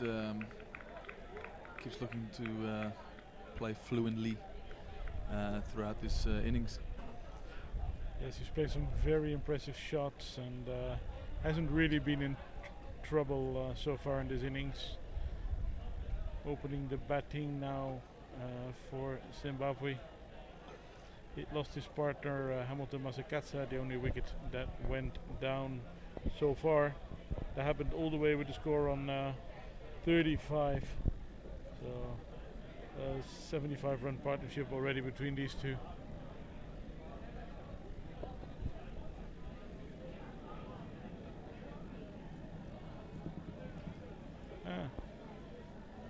Bowler is just giving a bit of a glare. He was happy with that delivery. That looked to stay just slightly low, but nothing major. Looks like Van der Merwe will continue from the city end. See if we can, if the Dutch can stop the flow of runs and put some pressure back onto the Zimbabweans. They obviously look to get a couple of wickets now, which as you can see on screen, you can still tweet your questions and we will try and answer them as well as we can. And in case you heard some cheering behind me, that had nothing to do with the cricket, but the bitterballen were being served.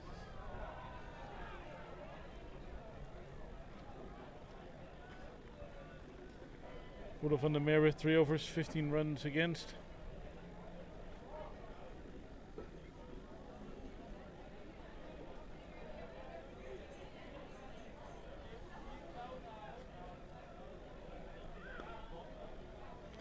That's a beautiful shot. 4 runs to the Zimbabwean total. Greg Irvine is a very pretty batsman to watch. Technically correct.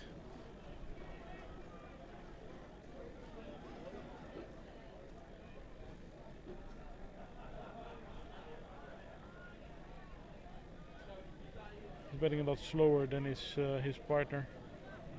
He takes about 2 balls for every run, but he stabilized the partnership, and I'm sure he will accelerate as soon as it is necessary.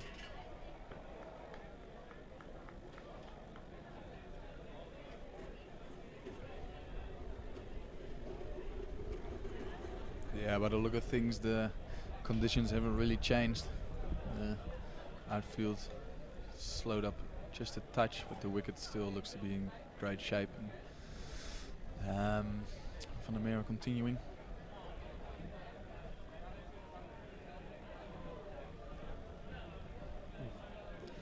I had a little chat to Van der Merwe just in the rain break, where he thought he would have a good chance against Maya.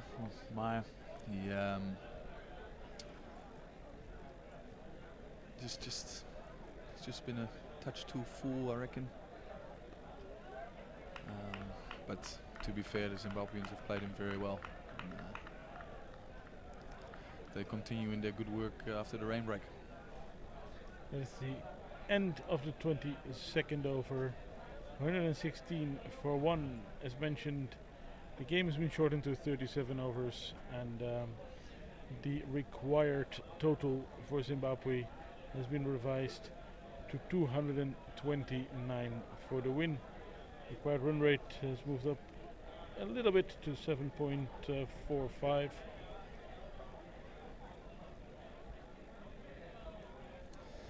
And on the Twitter, on the hashtag AskPete, we've got Jivan Ramanuja, who asked what happens to the likes of Dirk Nannes and Ryan ten Duskade. Well, Dirk Nannes, he after he played in the World Cup in 2009, he was selected for Australia, so he went on to play for his country of birth, so to speak. And yeah, Ryan ten Duskade hasn't played for Holland since the 2011 World Cup. The exact reasons I don't know, but he was obviously playing a lot of cricket back then, with involved in the IPL. He was playing in the Big Bash, played in the T20 in New Zealand and actually all around the world. So I think he just played a little bit too much and decided that international cricket was not in his armory anymore. Yeah, he's with Essex, of course, still. He's a very modern cricketer, playing franchise cricket all over the world. It seems like every couple of weeks a 2020 league is on somewhere. And there's more to come. The English are going to revise their 2020 competition. There's going to be a much bigger one in South Africa than the Ram Jam or something.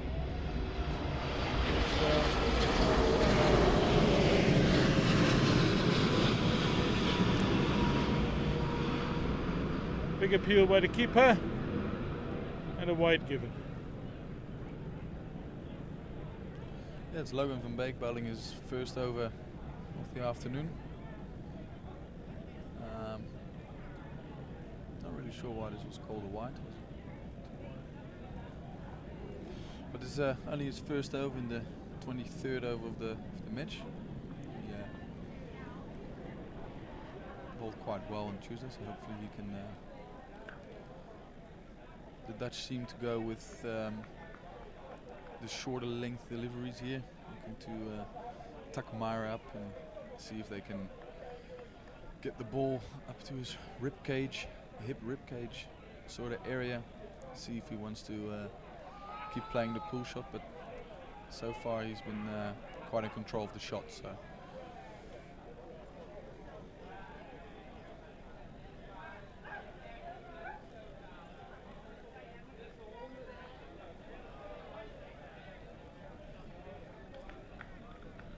I read somewhere he played basketball for New Zealand and for the under-17s or something.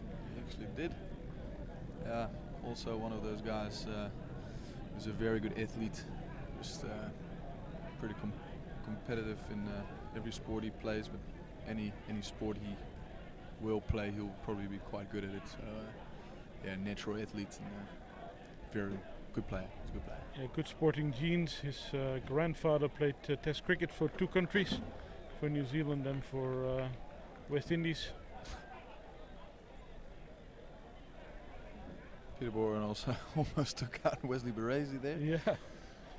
Bit of football going on. And his news has come out that Ireland and Afghanistan have gained full membership. So that means there's two new test-playing nations. They've been dominating the associate level for quite some time.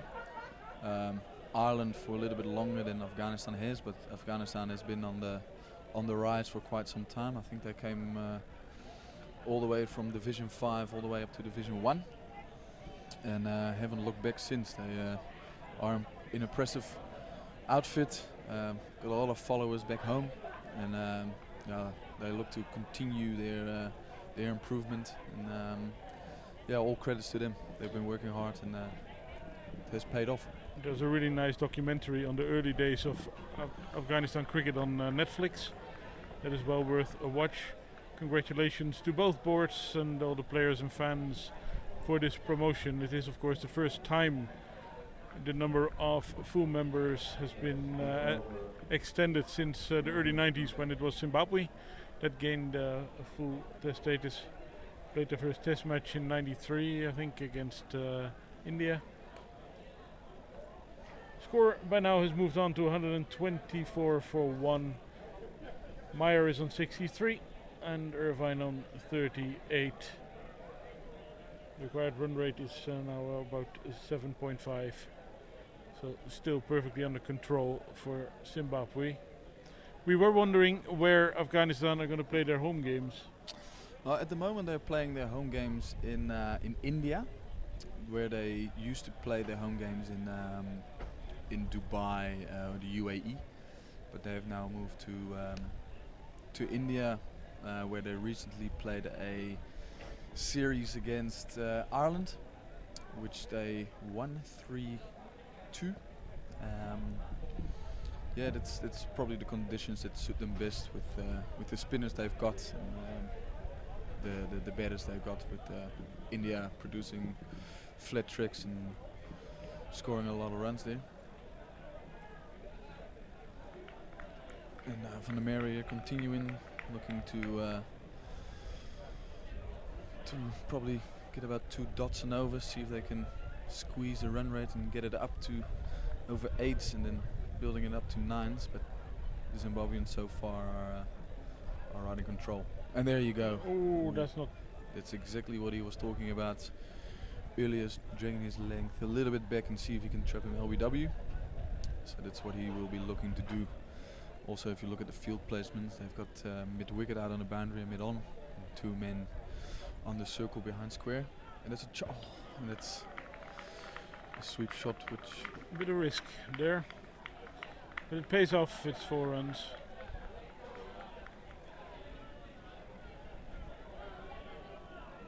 A lot of, there's a lot of hands on heads here. well, With 4 runs, if you need a added to wicket, the total. it doesn't matter where it comes from.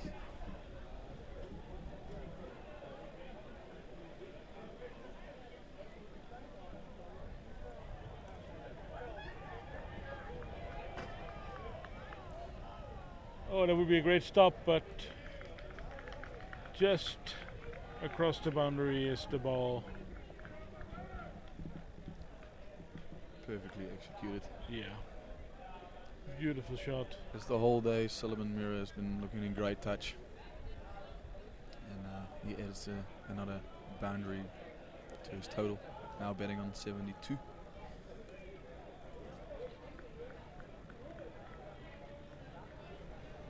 That is the end of the over. Zimbabwe are 134 for 1. For people who just found out, the game has resumed. It has been shortened to 37 overs, and Zimbabwe need 229 to win. We currently have 2 set batsmen, Solomon Meyer on 72 and Craig Irvine on 39.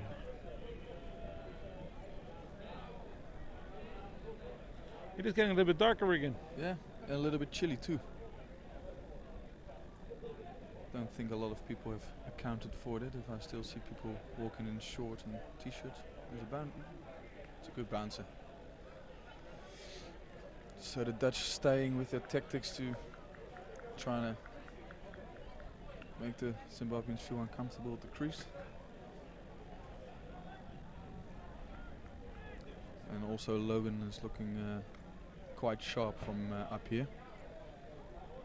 Getting the ball nice through the Wesley Berezi behind the stumps.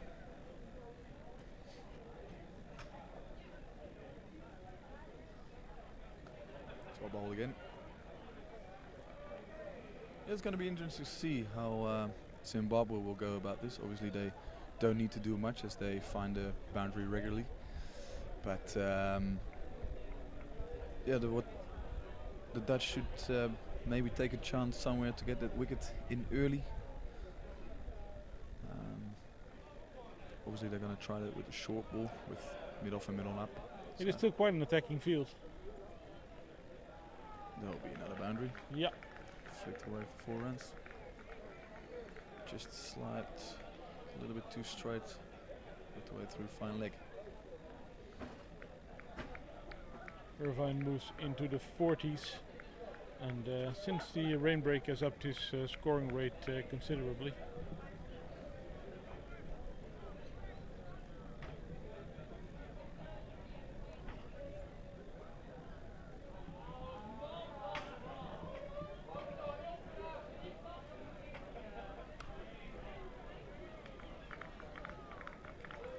another lovely shot from Craig Irvine. Just completes 3 runs.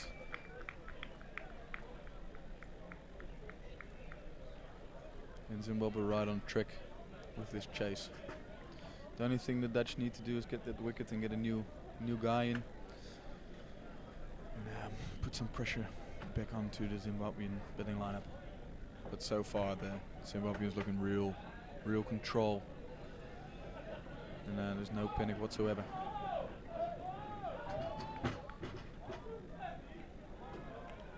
That's a big appeal, but a bit high possibly. Umpire is not interested.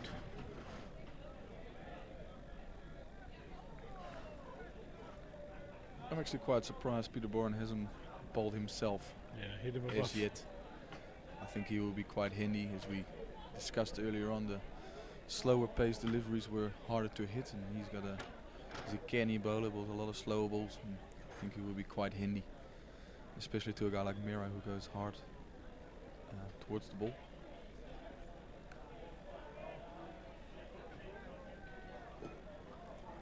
And it's over up, 141 for 1,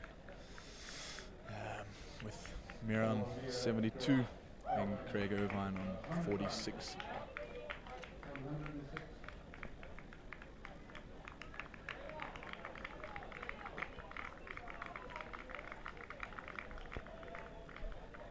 A 100 partnership being applauded by the Zimbabwean teammates.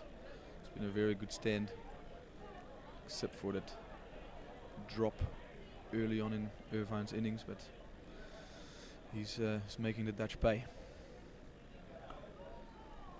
Another one of them sweep shots as Van der Merwe starts his 6th over. Not for 32 for him.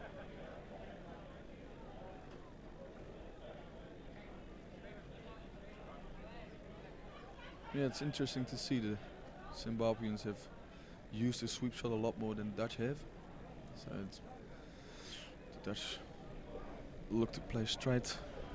Oh, the umpire. That hurt. That Ouch. that is not pleasant. No. Pim van Lint taking a breather. Poor chap.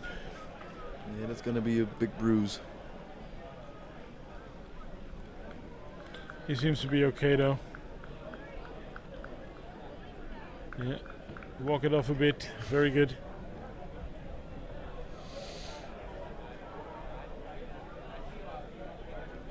Possibly saved a few runs though. Probably say 3. Yeah, the gloom is back over VRA Krieg again. With the clouds building up again. The sunshine was very temporary.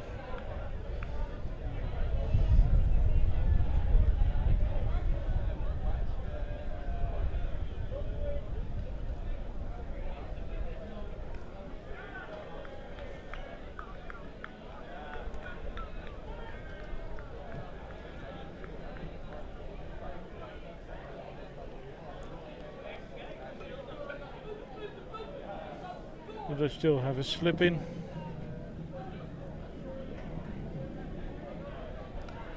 Yeah.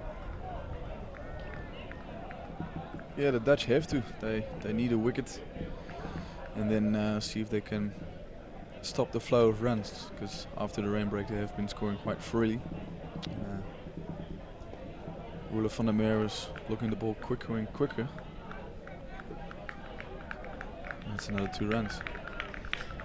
Yes, they're scoring the runs very easily.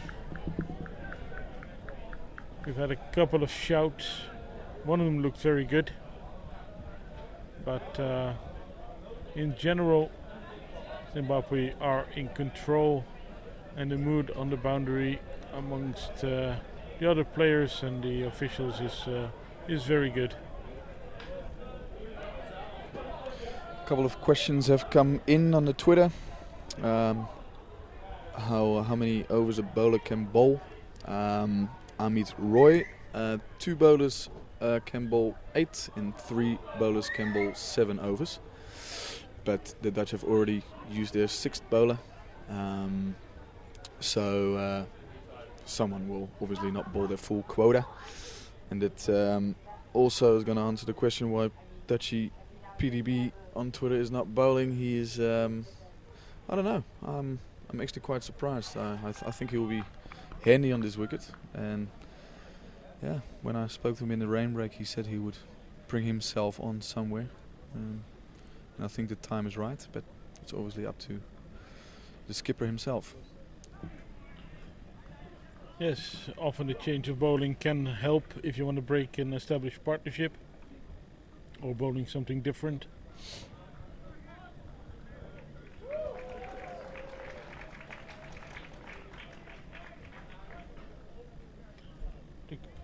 There's a slightly bigger crowd in than before the rain break. Of course, office hours are over, so I saw some kids from an English school come in.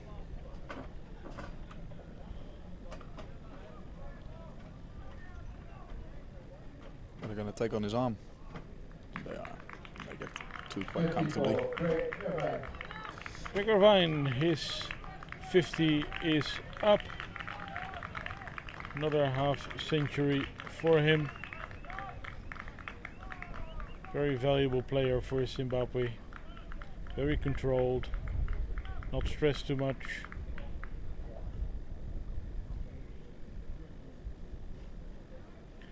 It's Logan van Beek's third over.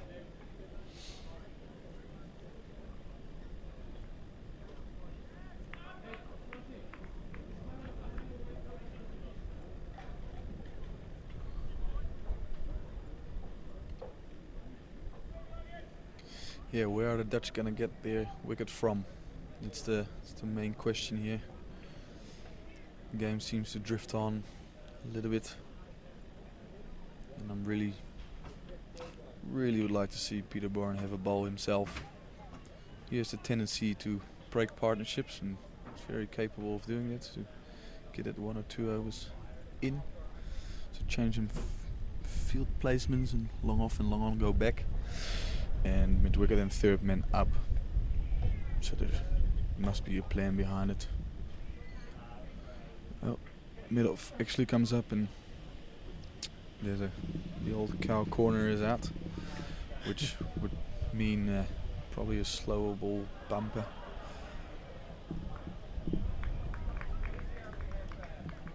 There's still a lot of room around for the singles, and there's obviously 150 for Zimbabwe.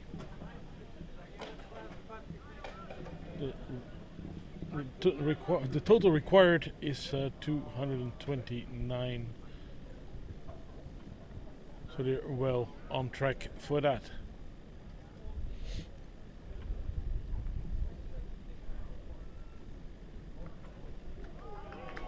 And this helps.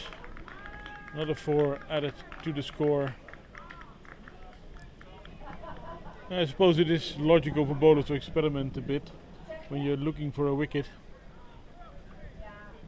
But Zimbabwe sure know how to use the chances they get. Yeah, the Dutch seem to be still going with that short ball tactic, and it's leaking runs at the moment. Not entirely sure if it's the right way to go. Where possibly trying to dot them up would be, but it's obviously personally what I think. And there's a change from the City end. Michael Rippon is back into the attack. This left arm Chinaman, and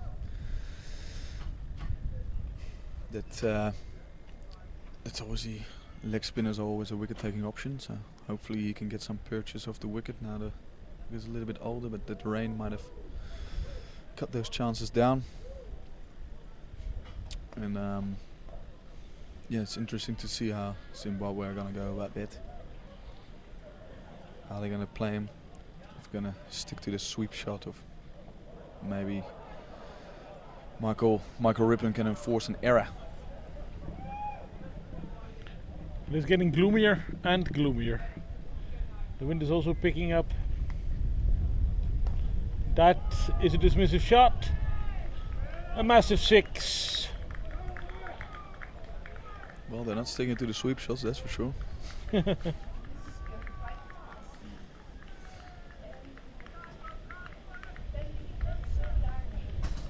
Well, I think Zimbabwe are trying to advance quickly. That was a good shot. Carried quite a distance over the boundary.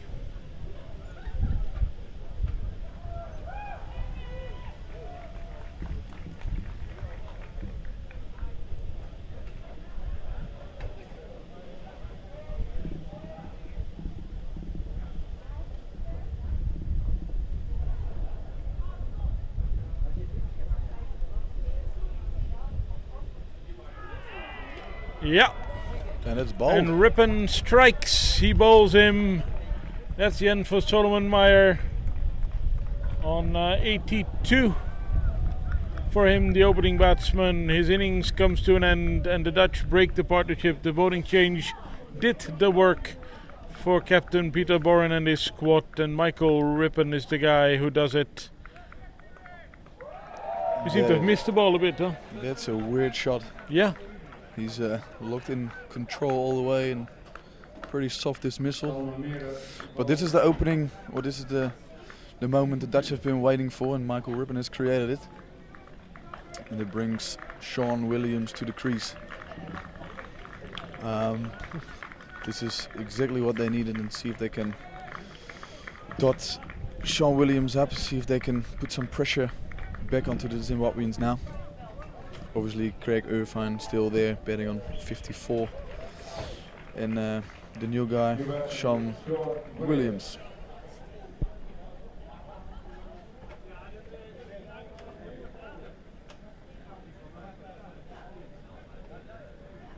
Solomon Meyer's 82 runs.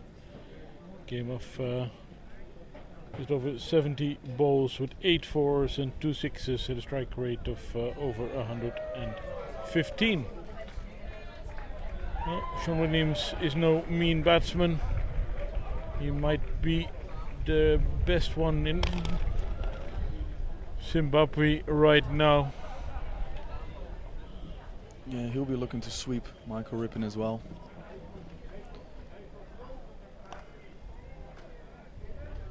Sure, the flit delivery's been pulled out to the mid-wicket fence. We're back here with the Twitter, the hashtag AskPete. And Mohammed Bilal asked if the Dutch missed a trick by not attacking a part-timer like Sikander Raza. Well, Roelof van der Merwe definitely tried to attack him and lost his wicket there. I think Sikander Raza also bowled a decent spell. He was quite consistent in what he did, and he had a clear game plan. And yeah, I think he just bowled well, and the Dutch just lost their rhythm against him.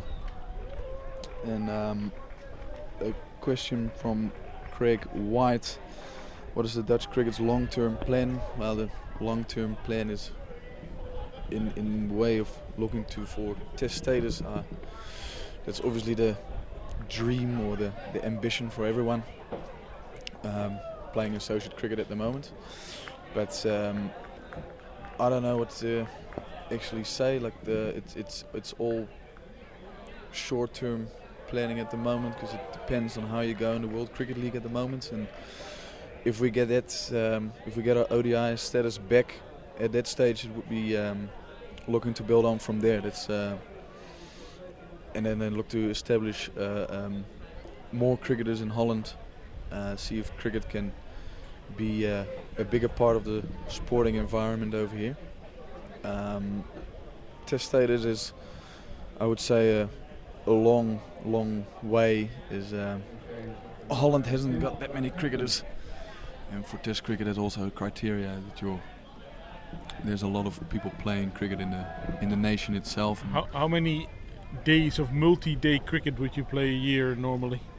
Well, we probably would play about 1 or 2 games, so there will be about 8 days if we manage to play the full 4 days.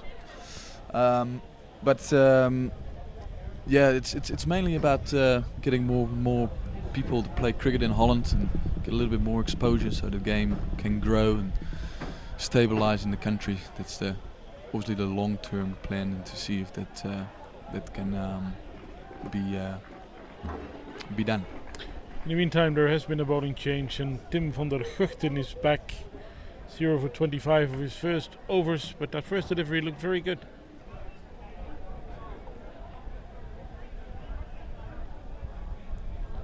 Obviously, want to give him a chance against a new batsman. He's one of the main strike bowlers the Netherlands have, so it's probably a good moment to bring him back.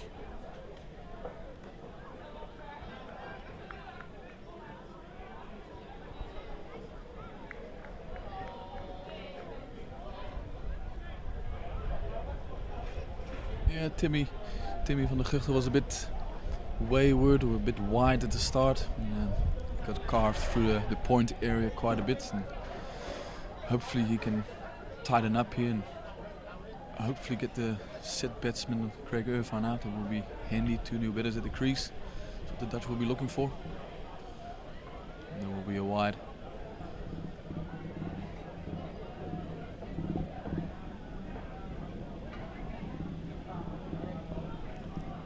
Craig Irvine, the mainstay of the innings now. 55 not out he is.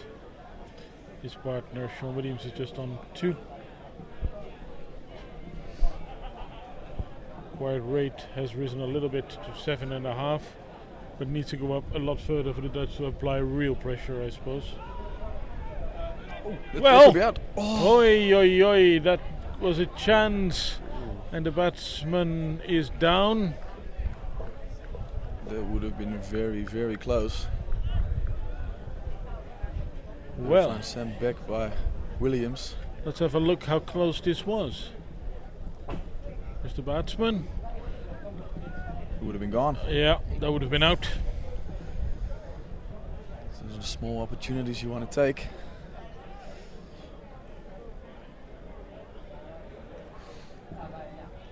We also got a question here for Tim Cutler, the former CEO of Hong Kong Cricket. He's done a wonderful job there, and asking how long I'm out. Well, it's gonna be another 4 to 6 weeks, I reckon, mate. So I'm gonna be watching from the sideline for a little bit. And yes, I agreeing with you that Dutch PTB should be Peter Bourne should be into the attack. Everybody agrees, but Peter Bourne himself, because he's the man in charge. He definitely is.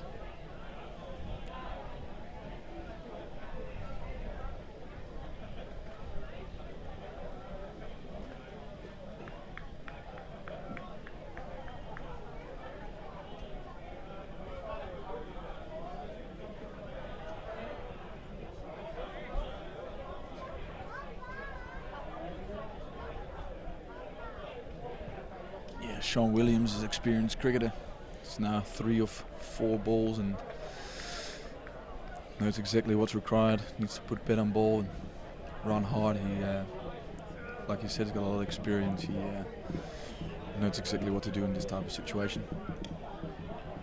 Was also out of cricket for a little bit a few years ago. I think he tried his hand at field hockey, which is another sport his family excels in. As I mentioned earlier, his mother won a gold medal at the Olympics in field hockey in 1980 in Lake Placid, I think. Sorry, not Lake Placid, it was the Winter Games. Los Angeles, of course. For those who do not know, I normally do commentary on ice hockey games, and Lake Placid is the only Winter Olympics in which a Dutch ice hockey team was present, so that year is top of mind with me.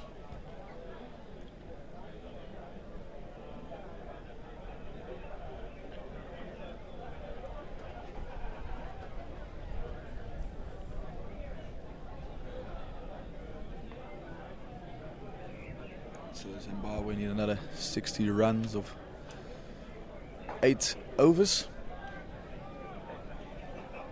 Yeah, about 7.5 runs. An over. Michael Rippon going for his 5th over. 1 for 26 for him. See if he can strike a second time. Well, the batsman didn't really get to that ball, but got it out for a single. Yeah, he was looking to get a bit more out of there, I think. Yeah, wanted to probably go over mid off the guy up. Still four guys on the boundary. 5 men in the inner ring. Cricket over. Oh, that was a chance. Another chance. Not an easy one, but a chance. Those are those half chances you talk about.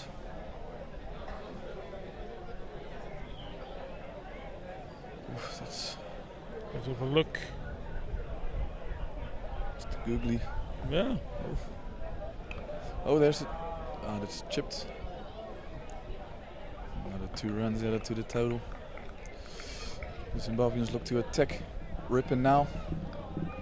But it also creates opportunities, if we've seen his last 2 balls. They're looking to attack the spinner, see if they can keep in check with that run rate of 7.5 Nova. Still well controlled Zimbabwe. It's a big shot, and it's another 6. It's the side screen. It's obviously what he intended to do earlier as well. At the 3rd attempt he succeeds. First one, or the Zimbabwe succeed. Dancing down the wicket and slamming the ball across the boundary for a maximum.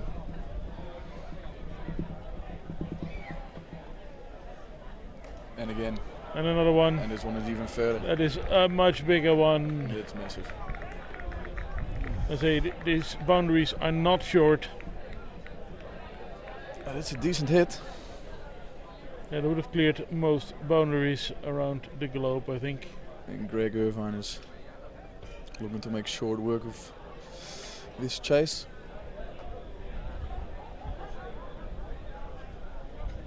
It's already 15 of the over with 1 ball to go. And a chance. And a chance. How expensive is that drop from Peter Boren, and it's when he was still on Lord? Yes, he will be annoyed by that, I'm sure. But you have to get them early on if you can. It will make you pay. It's the end of the over. 185 for 2. Irvine has moved to 73 not out, and Williams is on 5. And as mentioned, the target is 229. There are 30 overs gone here in Amstelveen, where the rain is staying away, but so is the sun.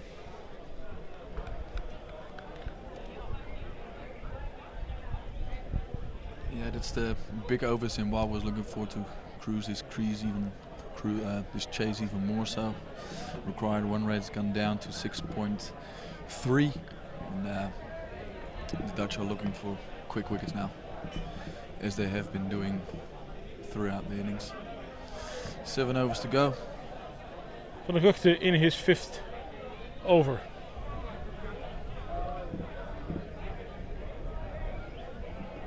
Whoa. That will be lines just straight through the gloves of Wesley Baresi. Beat everyone, including the keeper.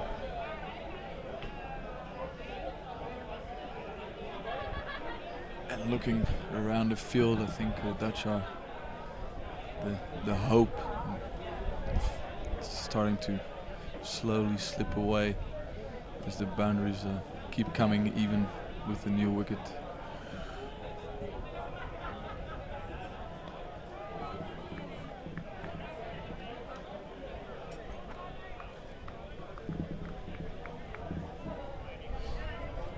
There are of course limits to how many fielders you can put on the boundary. The Dutch have 4 out. Actually they have 5 now, even, for yeah. 7 overs. Yeah. But one might think they might have to bring someone up to enforce an error, because this way they say, well, we will cruise this. Another short delivery.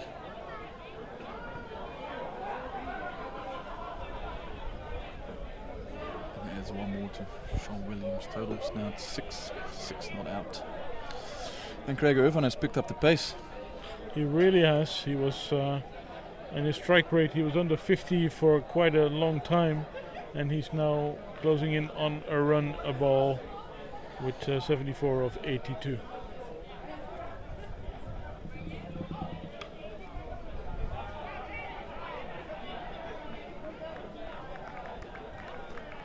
It's actually quite a professional performance by Zimbabwe. Yeah, very much so.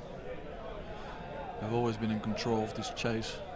They lost Matsukatsa early, but and obviously they could have had back-to-back wickets, which unfortunately didn't work out, and Craig Irvine since has looked $1 million.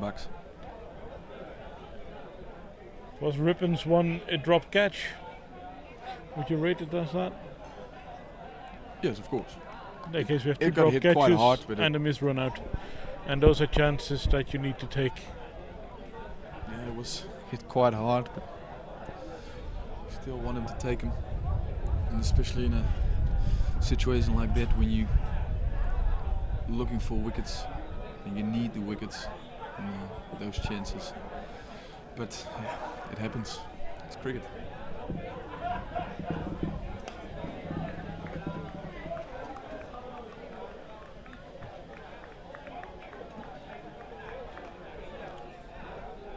It's the end of another Tim van der Guchten over. And the required run rate is now dropped below 6. So, like you said, Zimbabweans are doing this very professionally, very calm and collected. Know what they're doing, but it's a case of catches win matches. 194 for 2 the score. Irvine has moved up to 77. Williams still relatively modest, he's on 6. And the Dutch bring Logan van Beek back now from the other end. See if he can create some chances from there. Got a decent first spell. The question is if Peter Boren is going to take an opportunity here and bring a guy up.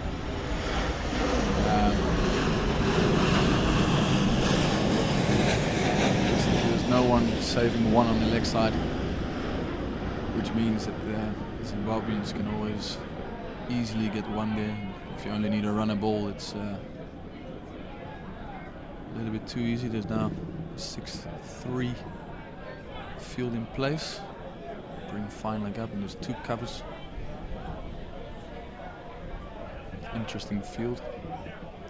So probably looking to bowl cross him outside the off stump and maybe a bit slower. See if they create some dots in the cover region. Like that. And that's And gone. Logan van Beek strikes. First ball of his second spell. And that is the end for this Zimbabwe batsman. Typically Peter Boren reaction there. Yeah, what happened? Well, he called it and doesn't seem too happy. Yeah, wide outside the off stump. It's a good catch. It's a very good catch.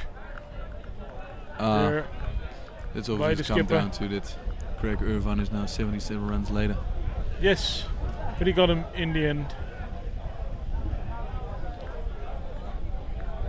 Yeah.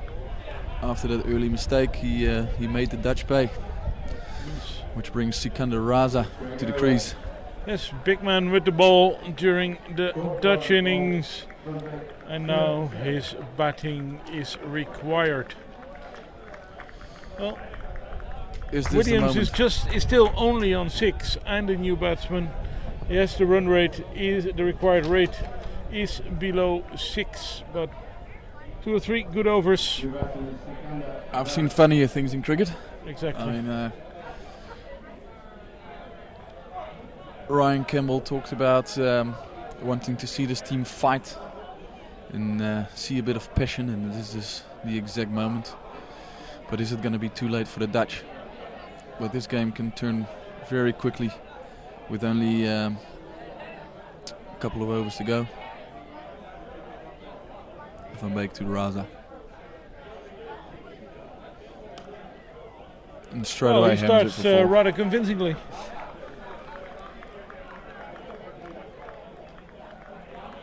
Well, his intentions are clear. He's not going to wait around.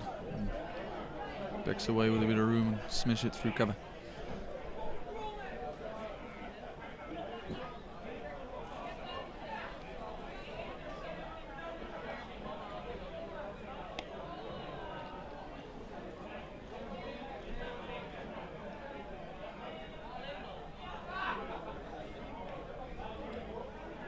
They're bringing a fielder in. Yeah, straight away some change into the field, and they've gone straight away defensively. The mid-on, cow corner, square leg out, fine leg, and third men are up. So that means a short ball tactic will be out of the window unless it's a slower one. Probably looking to bowl cutters into the deck. But Raza's got the boundary for the over already, which means he will play that game. There's a lot of room for the single out there. Zimbabwe closing in on the 200 mark. They're on 199.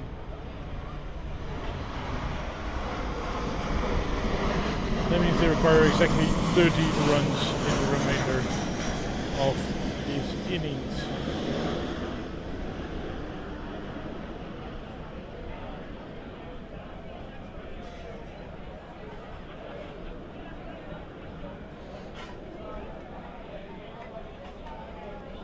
Oh, that's a cheeky shot. Fancy. Very well executed. 4 runs. Using the pace from the bowler to get the ball to the boundary. Yeah, that's what you get with experienced cricketers. Logan van Beek trying to use the same tactic as he did against Irvine, but Williams up to the task, trying to flick it over, fine leg, executed perfectly. And the way this game is now turning out to be quite a comfortable chase for the Zimbabweans. The new guys that have come in straight away showed their intent and haven't really got bogged down by the Dutch bowlers. Ooh, There's a chance. That's out. Oh, if he hits, it might be out.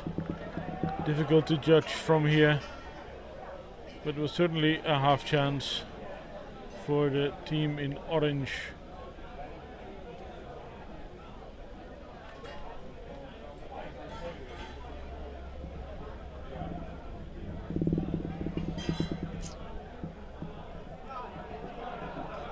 Zimbabweans take a little bit of time just to collect their thoughts and then get ready to bat again to refocus.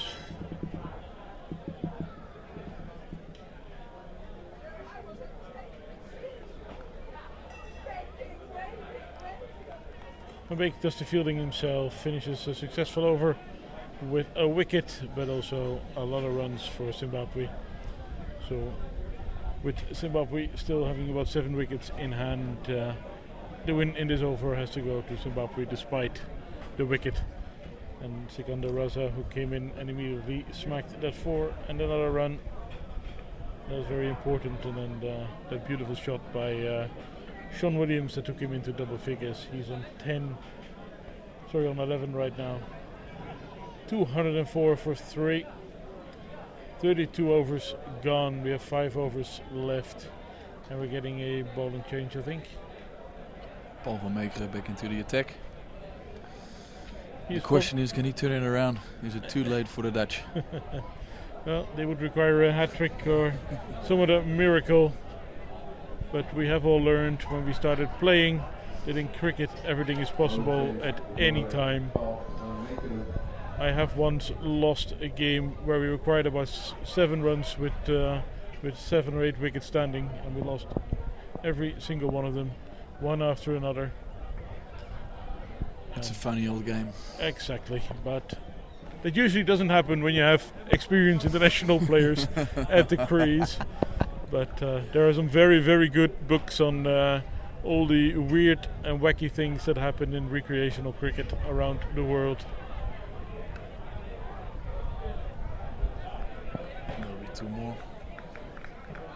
Van Meekeren 1 for 27 of his first 6 overs.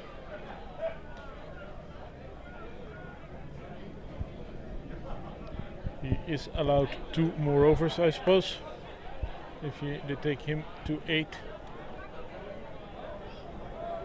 Yeah, I don't think the Zimbabweans will look to play for another 5 overs. I think they'll try and score these in 3 overs probably. They don't want to get the game too close.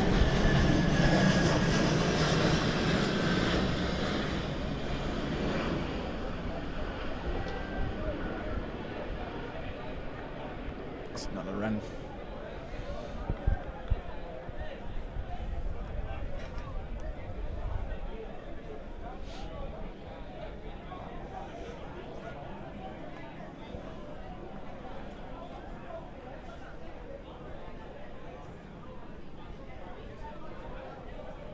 I hope you are enjoying our live coverage here from Amstelveen. And don't forget, on Saturday we're back for the 3rd game in this series. Same web address, same people, different ground, we're in Voorburg then. And that game starts at 11 o'clock as well.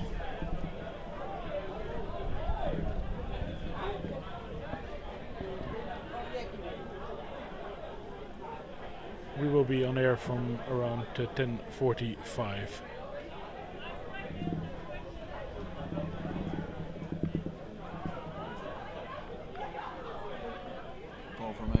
Paul van Meekeren still looking to bowl with some gas behind it. He's looking to rush Raza on this occasion, who's obviously quite new to the crease and getting used to things. And run rate just below 5. Zimbabwe cruising at the moment.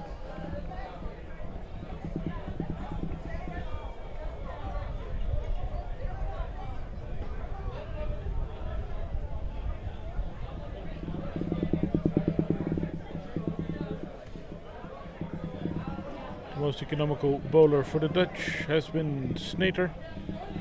Just 19 runs of his 6 overs.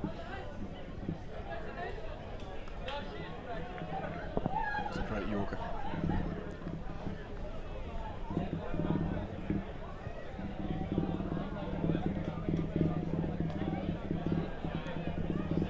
Only 3 wickets down for Zimbabwe.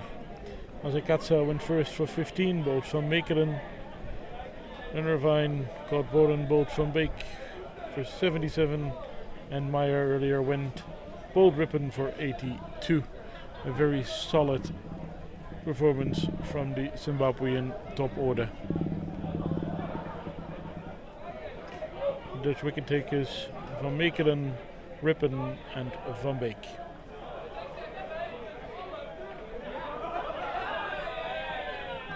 Oh, that was a chance. Nah, not really. I don't think so, but it looked like it for us. Just a second as the ball went into the air. But it was past the fielder before he knew it. Matter of fact, 4 more runs. And I do think as a bowler, so I see a lot of chances that fielders do not acknowledge were chances. Yeah, the Zimbabweans creeping closer to the target of 229. And looking very comfortable and very professional.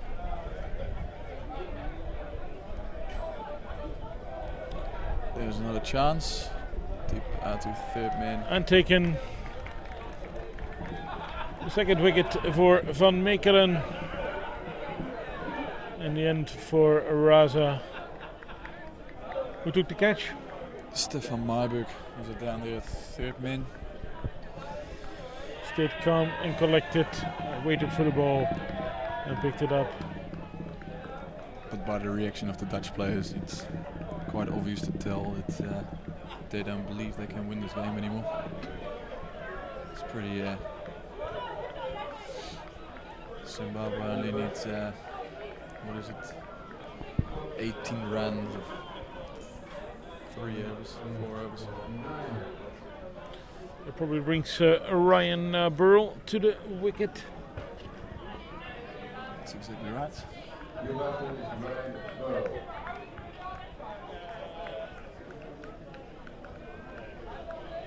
I think he was batting on Tuesday when the winning runs were scored. So he's used to winning games in the Netherlands. The finisher.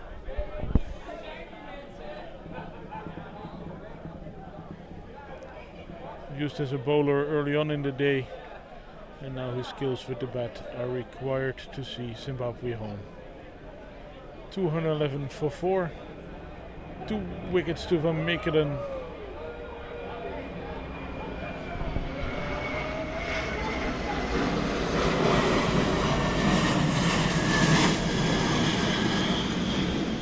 And it is Logan van Beek in his 5th over from the other end.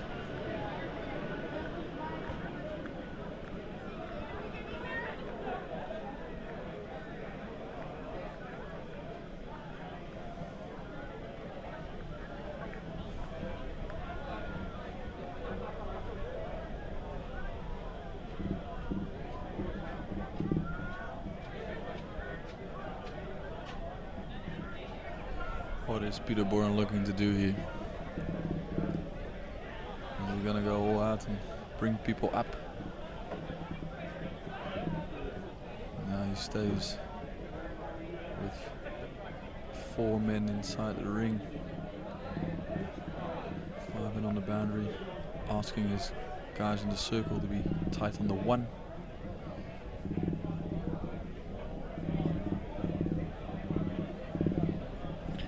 And a wide. Van Beek not happy.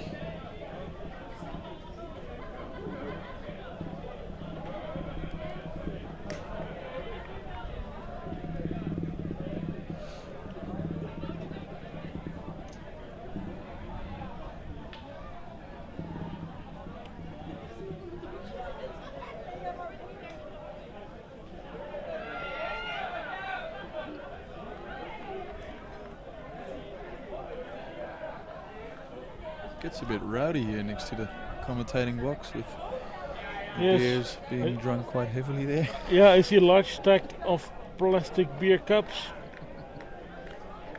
As I mentioned, the bitterballen are going around as well. To loud cheers.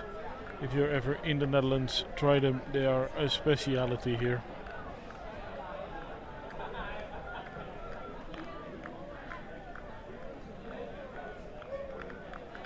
In the meantime, Zimbabwe progress further towards the target.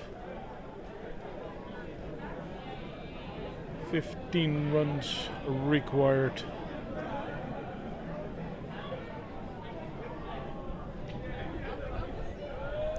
And we are in the 34th over. It will be interesting to hear what Peter Bourne's got to say after the game's play, and I was quite convinced he would bowl quite well on this wicket, so I'm definitely going to ask him about that. Maybe saving himself as a secret weapon for the 3rd match. But by then the series are played. It's done. That is true. If Zimbabwe win this game, and it very much looks that way, it means they win the 3-match series. And the 3rd game will just be for honor.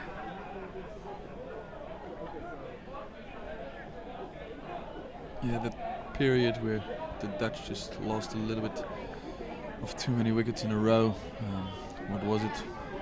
37 overs into their innings when Roelof van der Meer was trying to go hard, and even I said it myself that I thought this is time to see if we can put a little bit more pressure on the Zimbabweans, and that hurt us. Lost 2-3 quick wickets in a row where they had to rebuild and didn't get to their target of 300 and 3-10 even. Yeah, Ryan it just looked that they're about 10, 20 runs short of a really competitive total. Yeah, the wicket has stayed very good throughout the game. It's still coming onto the bat nicely, and the Zimbabweans are making full use of that at the moment.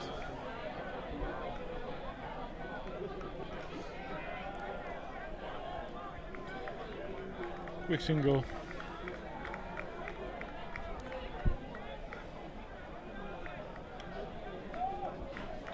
That is the end of the over. 217 for 4, with Williams on 17 and Burrell on 2. 12 more needed of 3 overs. It's going to be a walk in the park. But you never know.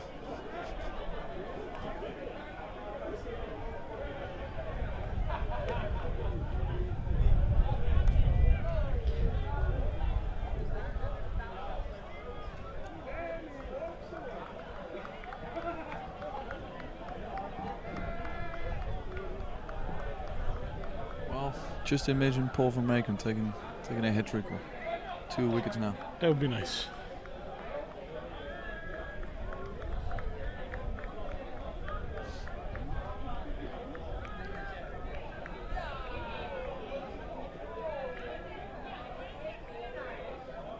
Leg by.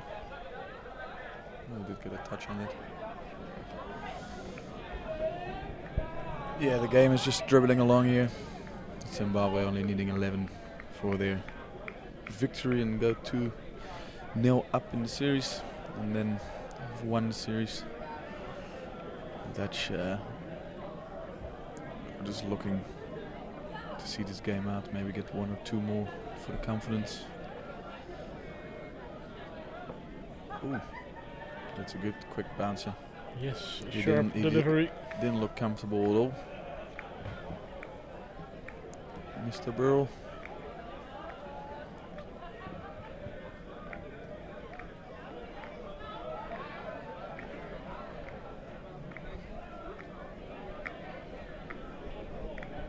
Yeah, Paul van Meeken on 2 for 34 with 7.2 overs now. He's actually bowled quite well today, I think. Yeah. He was the pick of the bowlers. But it was that 1 over where they were just behind on Duckworth Lewis, and he went for about 15, 18, I think. Something like that. It changed the momentum, in the innings.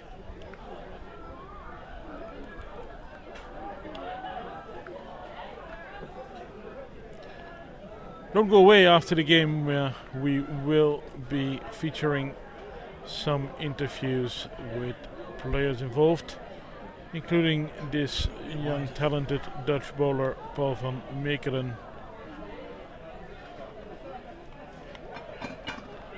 and likely the Zimbabwean captain Graham Kramer.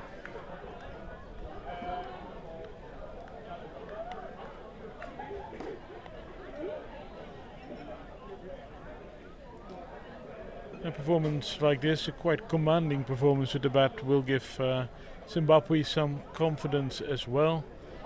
The loss in Scotland hurt them quite hard. They fought back in the second game, but it's never nice for a full member to lose to an associate, and no other full member has lost so many games to associates in one internationals than Zimbabwe.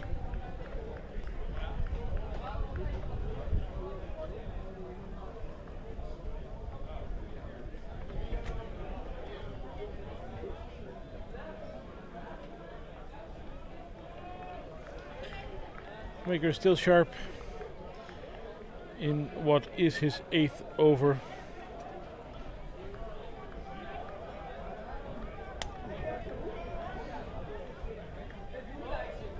Yeah, Raymond Burrell's trying to finish this game off quickly, and a couple of wild swings at some shorter deliveries. 10 runs they require, the Zimbabweans.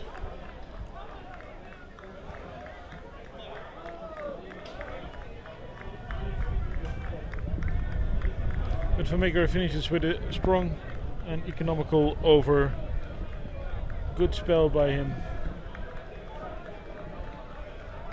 2 for 36. His stats. And Zimbabwe in the last 2 overs require 10 runs. Yeah, Paul Van Meeker ball with a lot of energy. Just hitting that deck hard and bowled it very well actually. Who would you have bowl the final over if necessary? That's a good question. I'm sticking to my guns. Peter Bourne. Skipper has to stand up when it's needed most. We're getting Tim van der Guchten at this end. Replaces Logan van Beek. It's still Logan van Beek actually. It's still Logan van Beek. Still Logan van Beek. I thought I heard this PA mention the bowling change. We're all allowed to make mistakes, I suppose. Well, for the hopefuls still out there, if we can manage a couple of dots here with Ryan Bull, who's been playing and missing a lot. Had a few wild swings at the ball. A couple of dot balls, you never know. You never know. Pressure might tell on you. I have been told by the guys in the truck that we have quite the international audience today. There's views from most continents, a lot of them from Asia as well. So I would like to thank you all for tuning in to the live stream of this Holland versus Zimbabwe encounter. It is coming to you courtesy of the KNCB, the Dutch Cricket Board, and it is realized by sportsbroadcasting.nl. Yeah, there's a bit of mind games going on with Roelof van der Merwe, Peter Bourne and Logan van Beek discussing tactics or where they're gonna go for dinner tonight. We don't know what they're talking about, but there's playing a few mind tricks so late in the game. Are there any changes? Final leg goes back. All of the things. Anyone's covered to come up. So there's no one saving one on the leg side.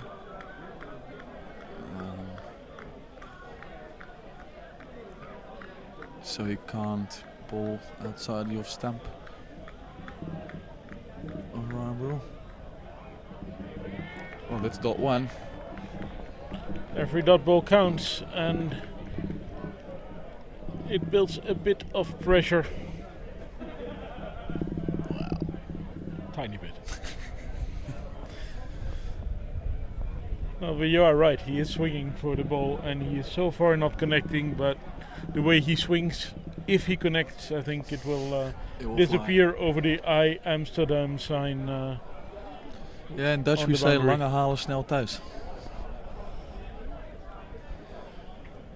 Another change in the field with square leg brought up, cover sweeper. Oh, actually square leg moves over to the offside. It is a pretty special field now. There's another player coming up into the circle. There's a lot of mind games going on so late in the game, obviously trying to put a bit more pressure on Ryan Brill, who's swinging hard at the ball. They take a quick single. Manages to get one. Which brings Williams on strike. Who's calm and collected of the two seasoned professional. 19 runs for him so far of 16 balls. So doing what he needs to do for his country. And it is rather chilly out here. 8 runs to get of 9 deliveries. A wicket here would get things slightly interesting. Or at least make sure that No, with 2 more runs. Burl is on strike.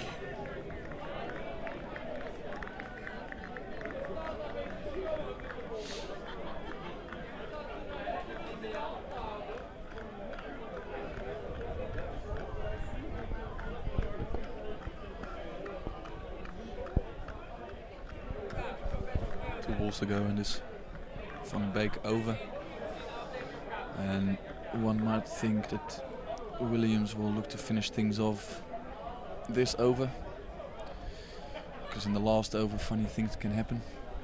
A couple of dot balls, you never know. But looking the way Williams, when he came in straight away, has been trying to put the pressure back onto the Dutch, and he will look to finish things off this over.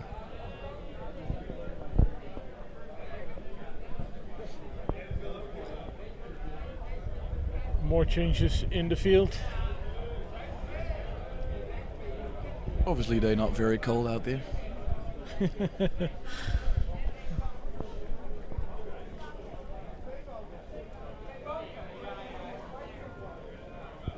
It's Shane Snyder who's been running across the field. It's now back to back with square.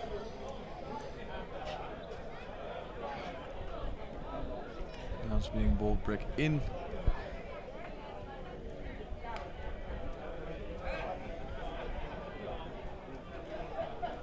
Turns into a very long over this way.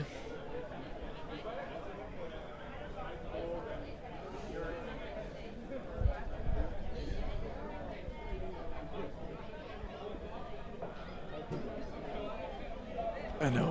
That is a beautiful shot. Yeah. That brings Zimbabwe very close to victory. Yeah, he'll be looking to finish off this ball with only 2 runs to get for the win. And here in the slow-mo, you can see it's got in position nice and early.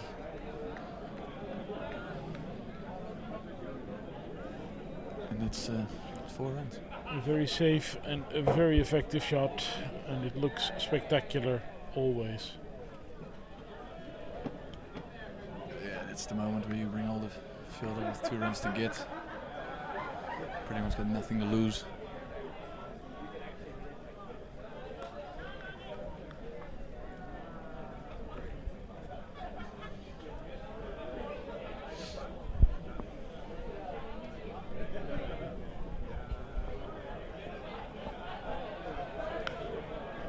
This game that done. Is the end of the game. Sean Williams takes Zimbabwe to victory with a beautiful boundary. The end of the game and the win in both the match and the series for Zimbabwe. A very professional batting performance.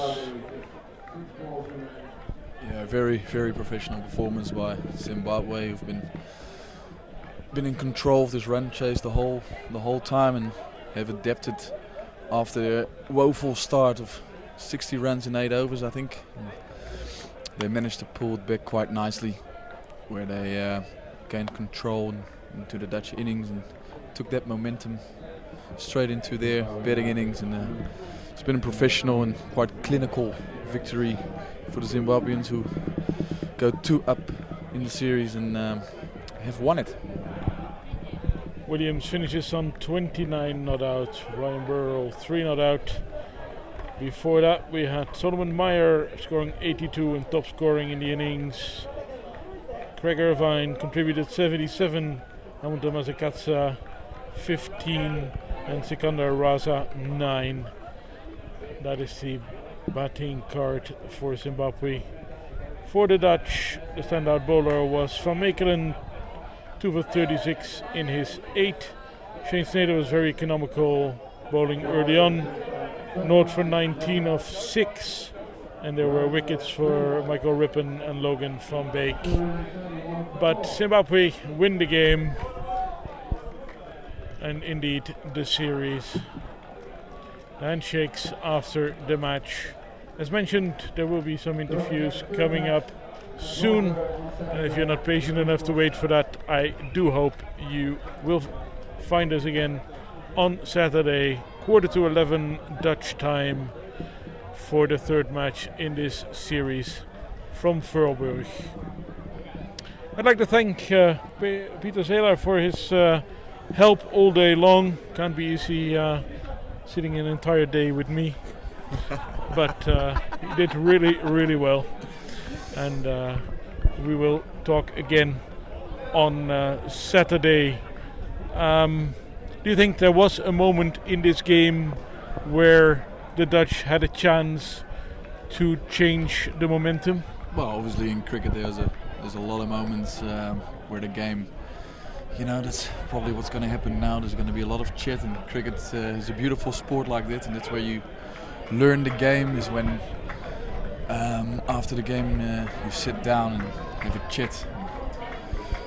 You talk about it, but obviously those couple of wickets in the 38th over of the Dutch innings was crucial for the Dutch not reaching that par total of 300, I suppose. And fair to say that drop catch of skipper Peter Boren when Craig Irvine was on 0 was a bit of a shame. But thank you all, and hopefully see you on Saturday.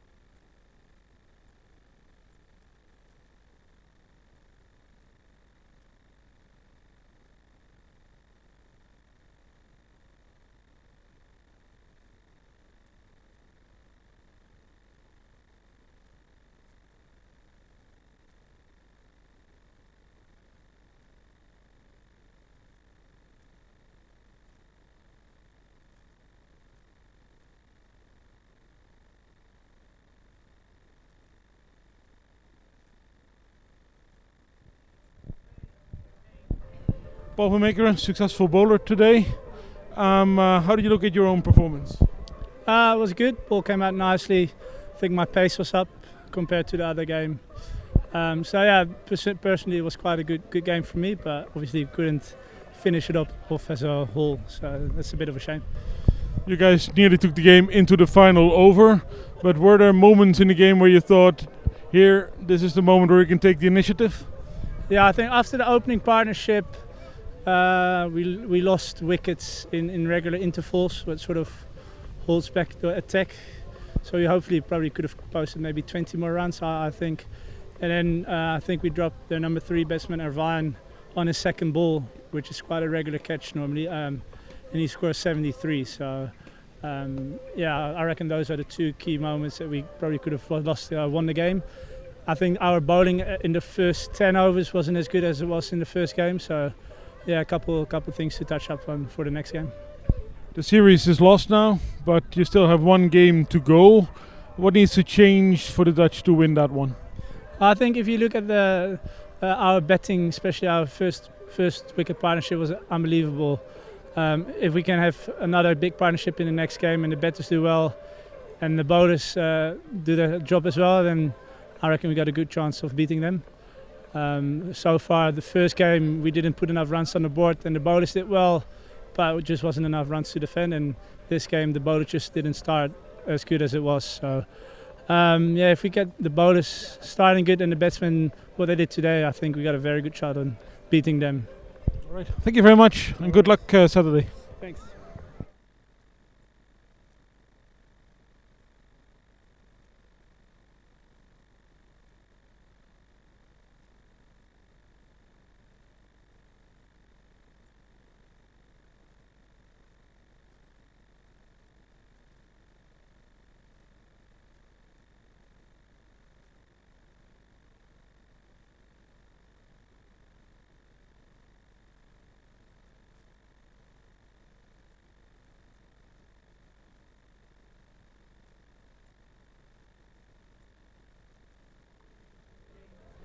Zimbabwe captain Graham Kramer. You must be very proud of the professional way you guys finished this game with the bat. Yeah, definitely. This morning I thought we were a bit off it with the ball, actually.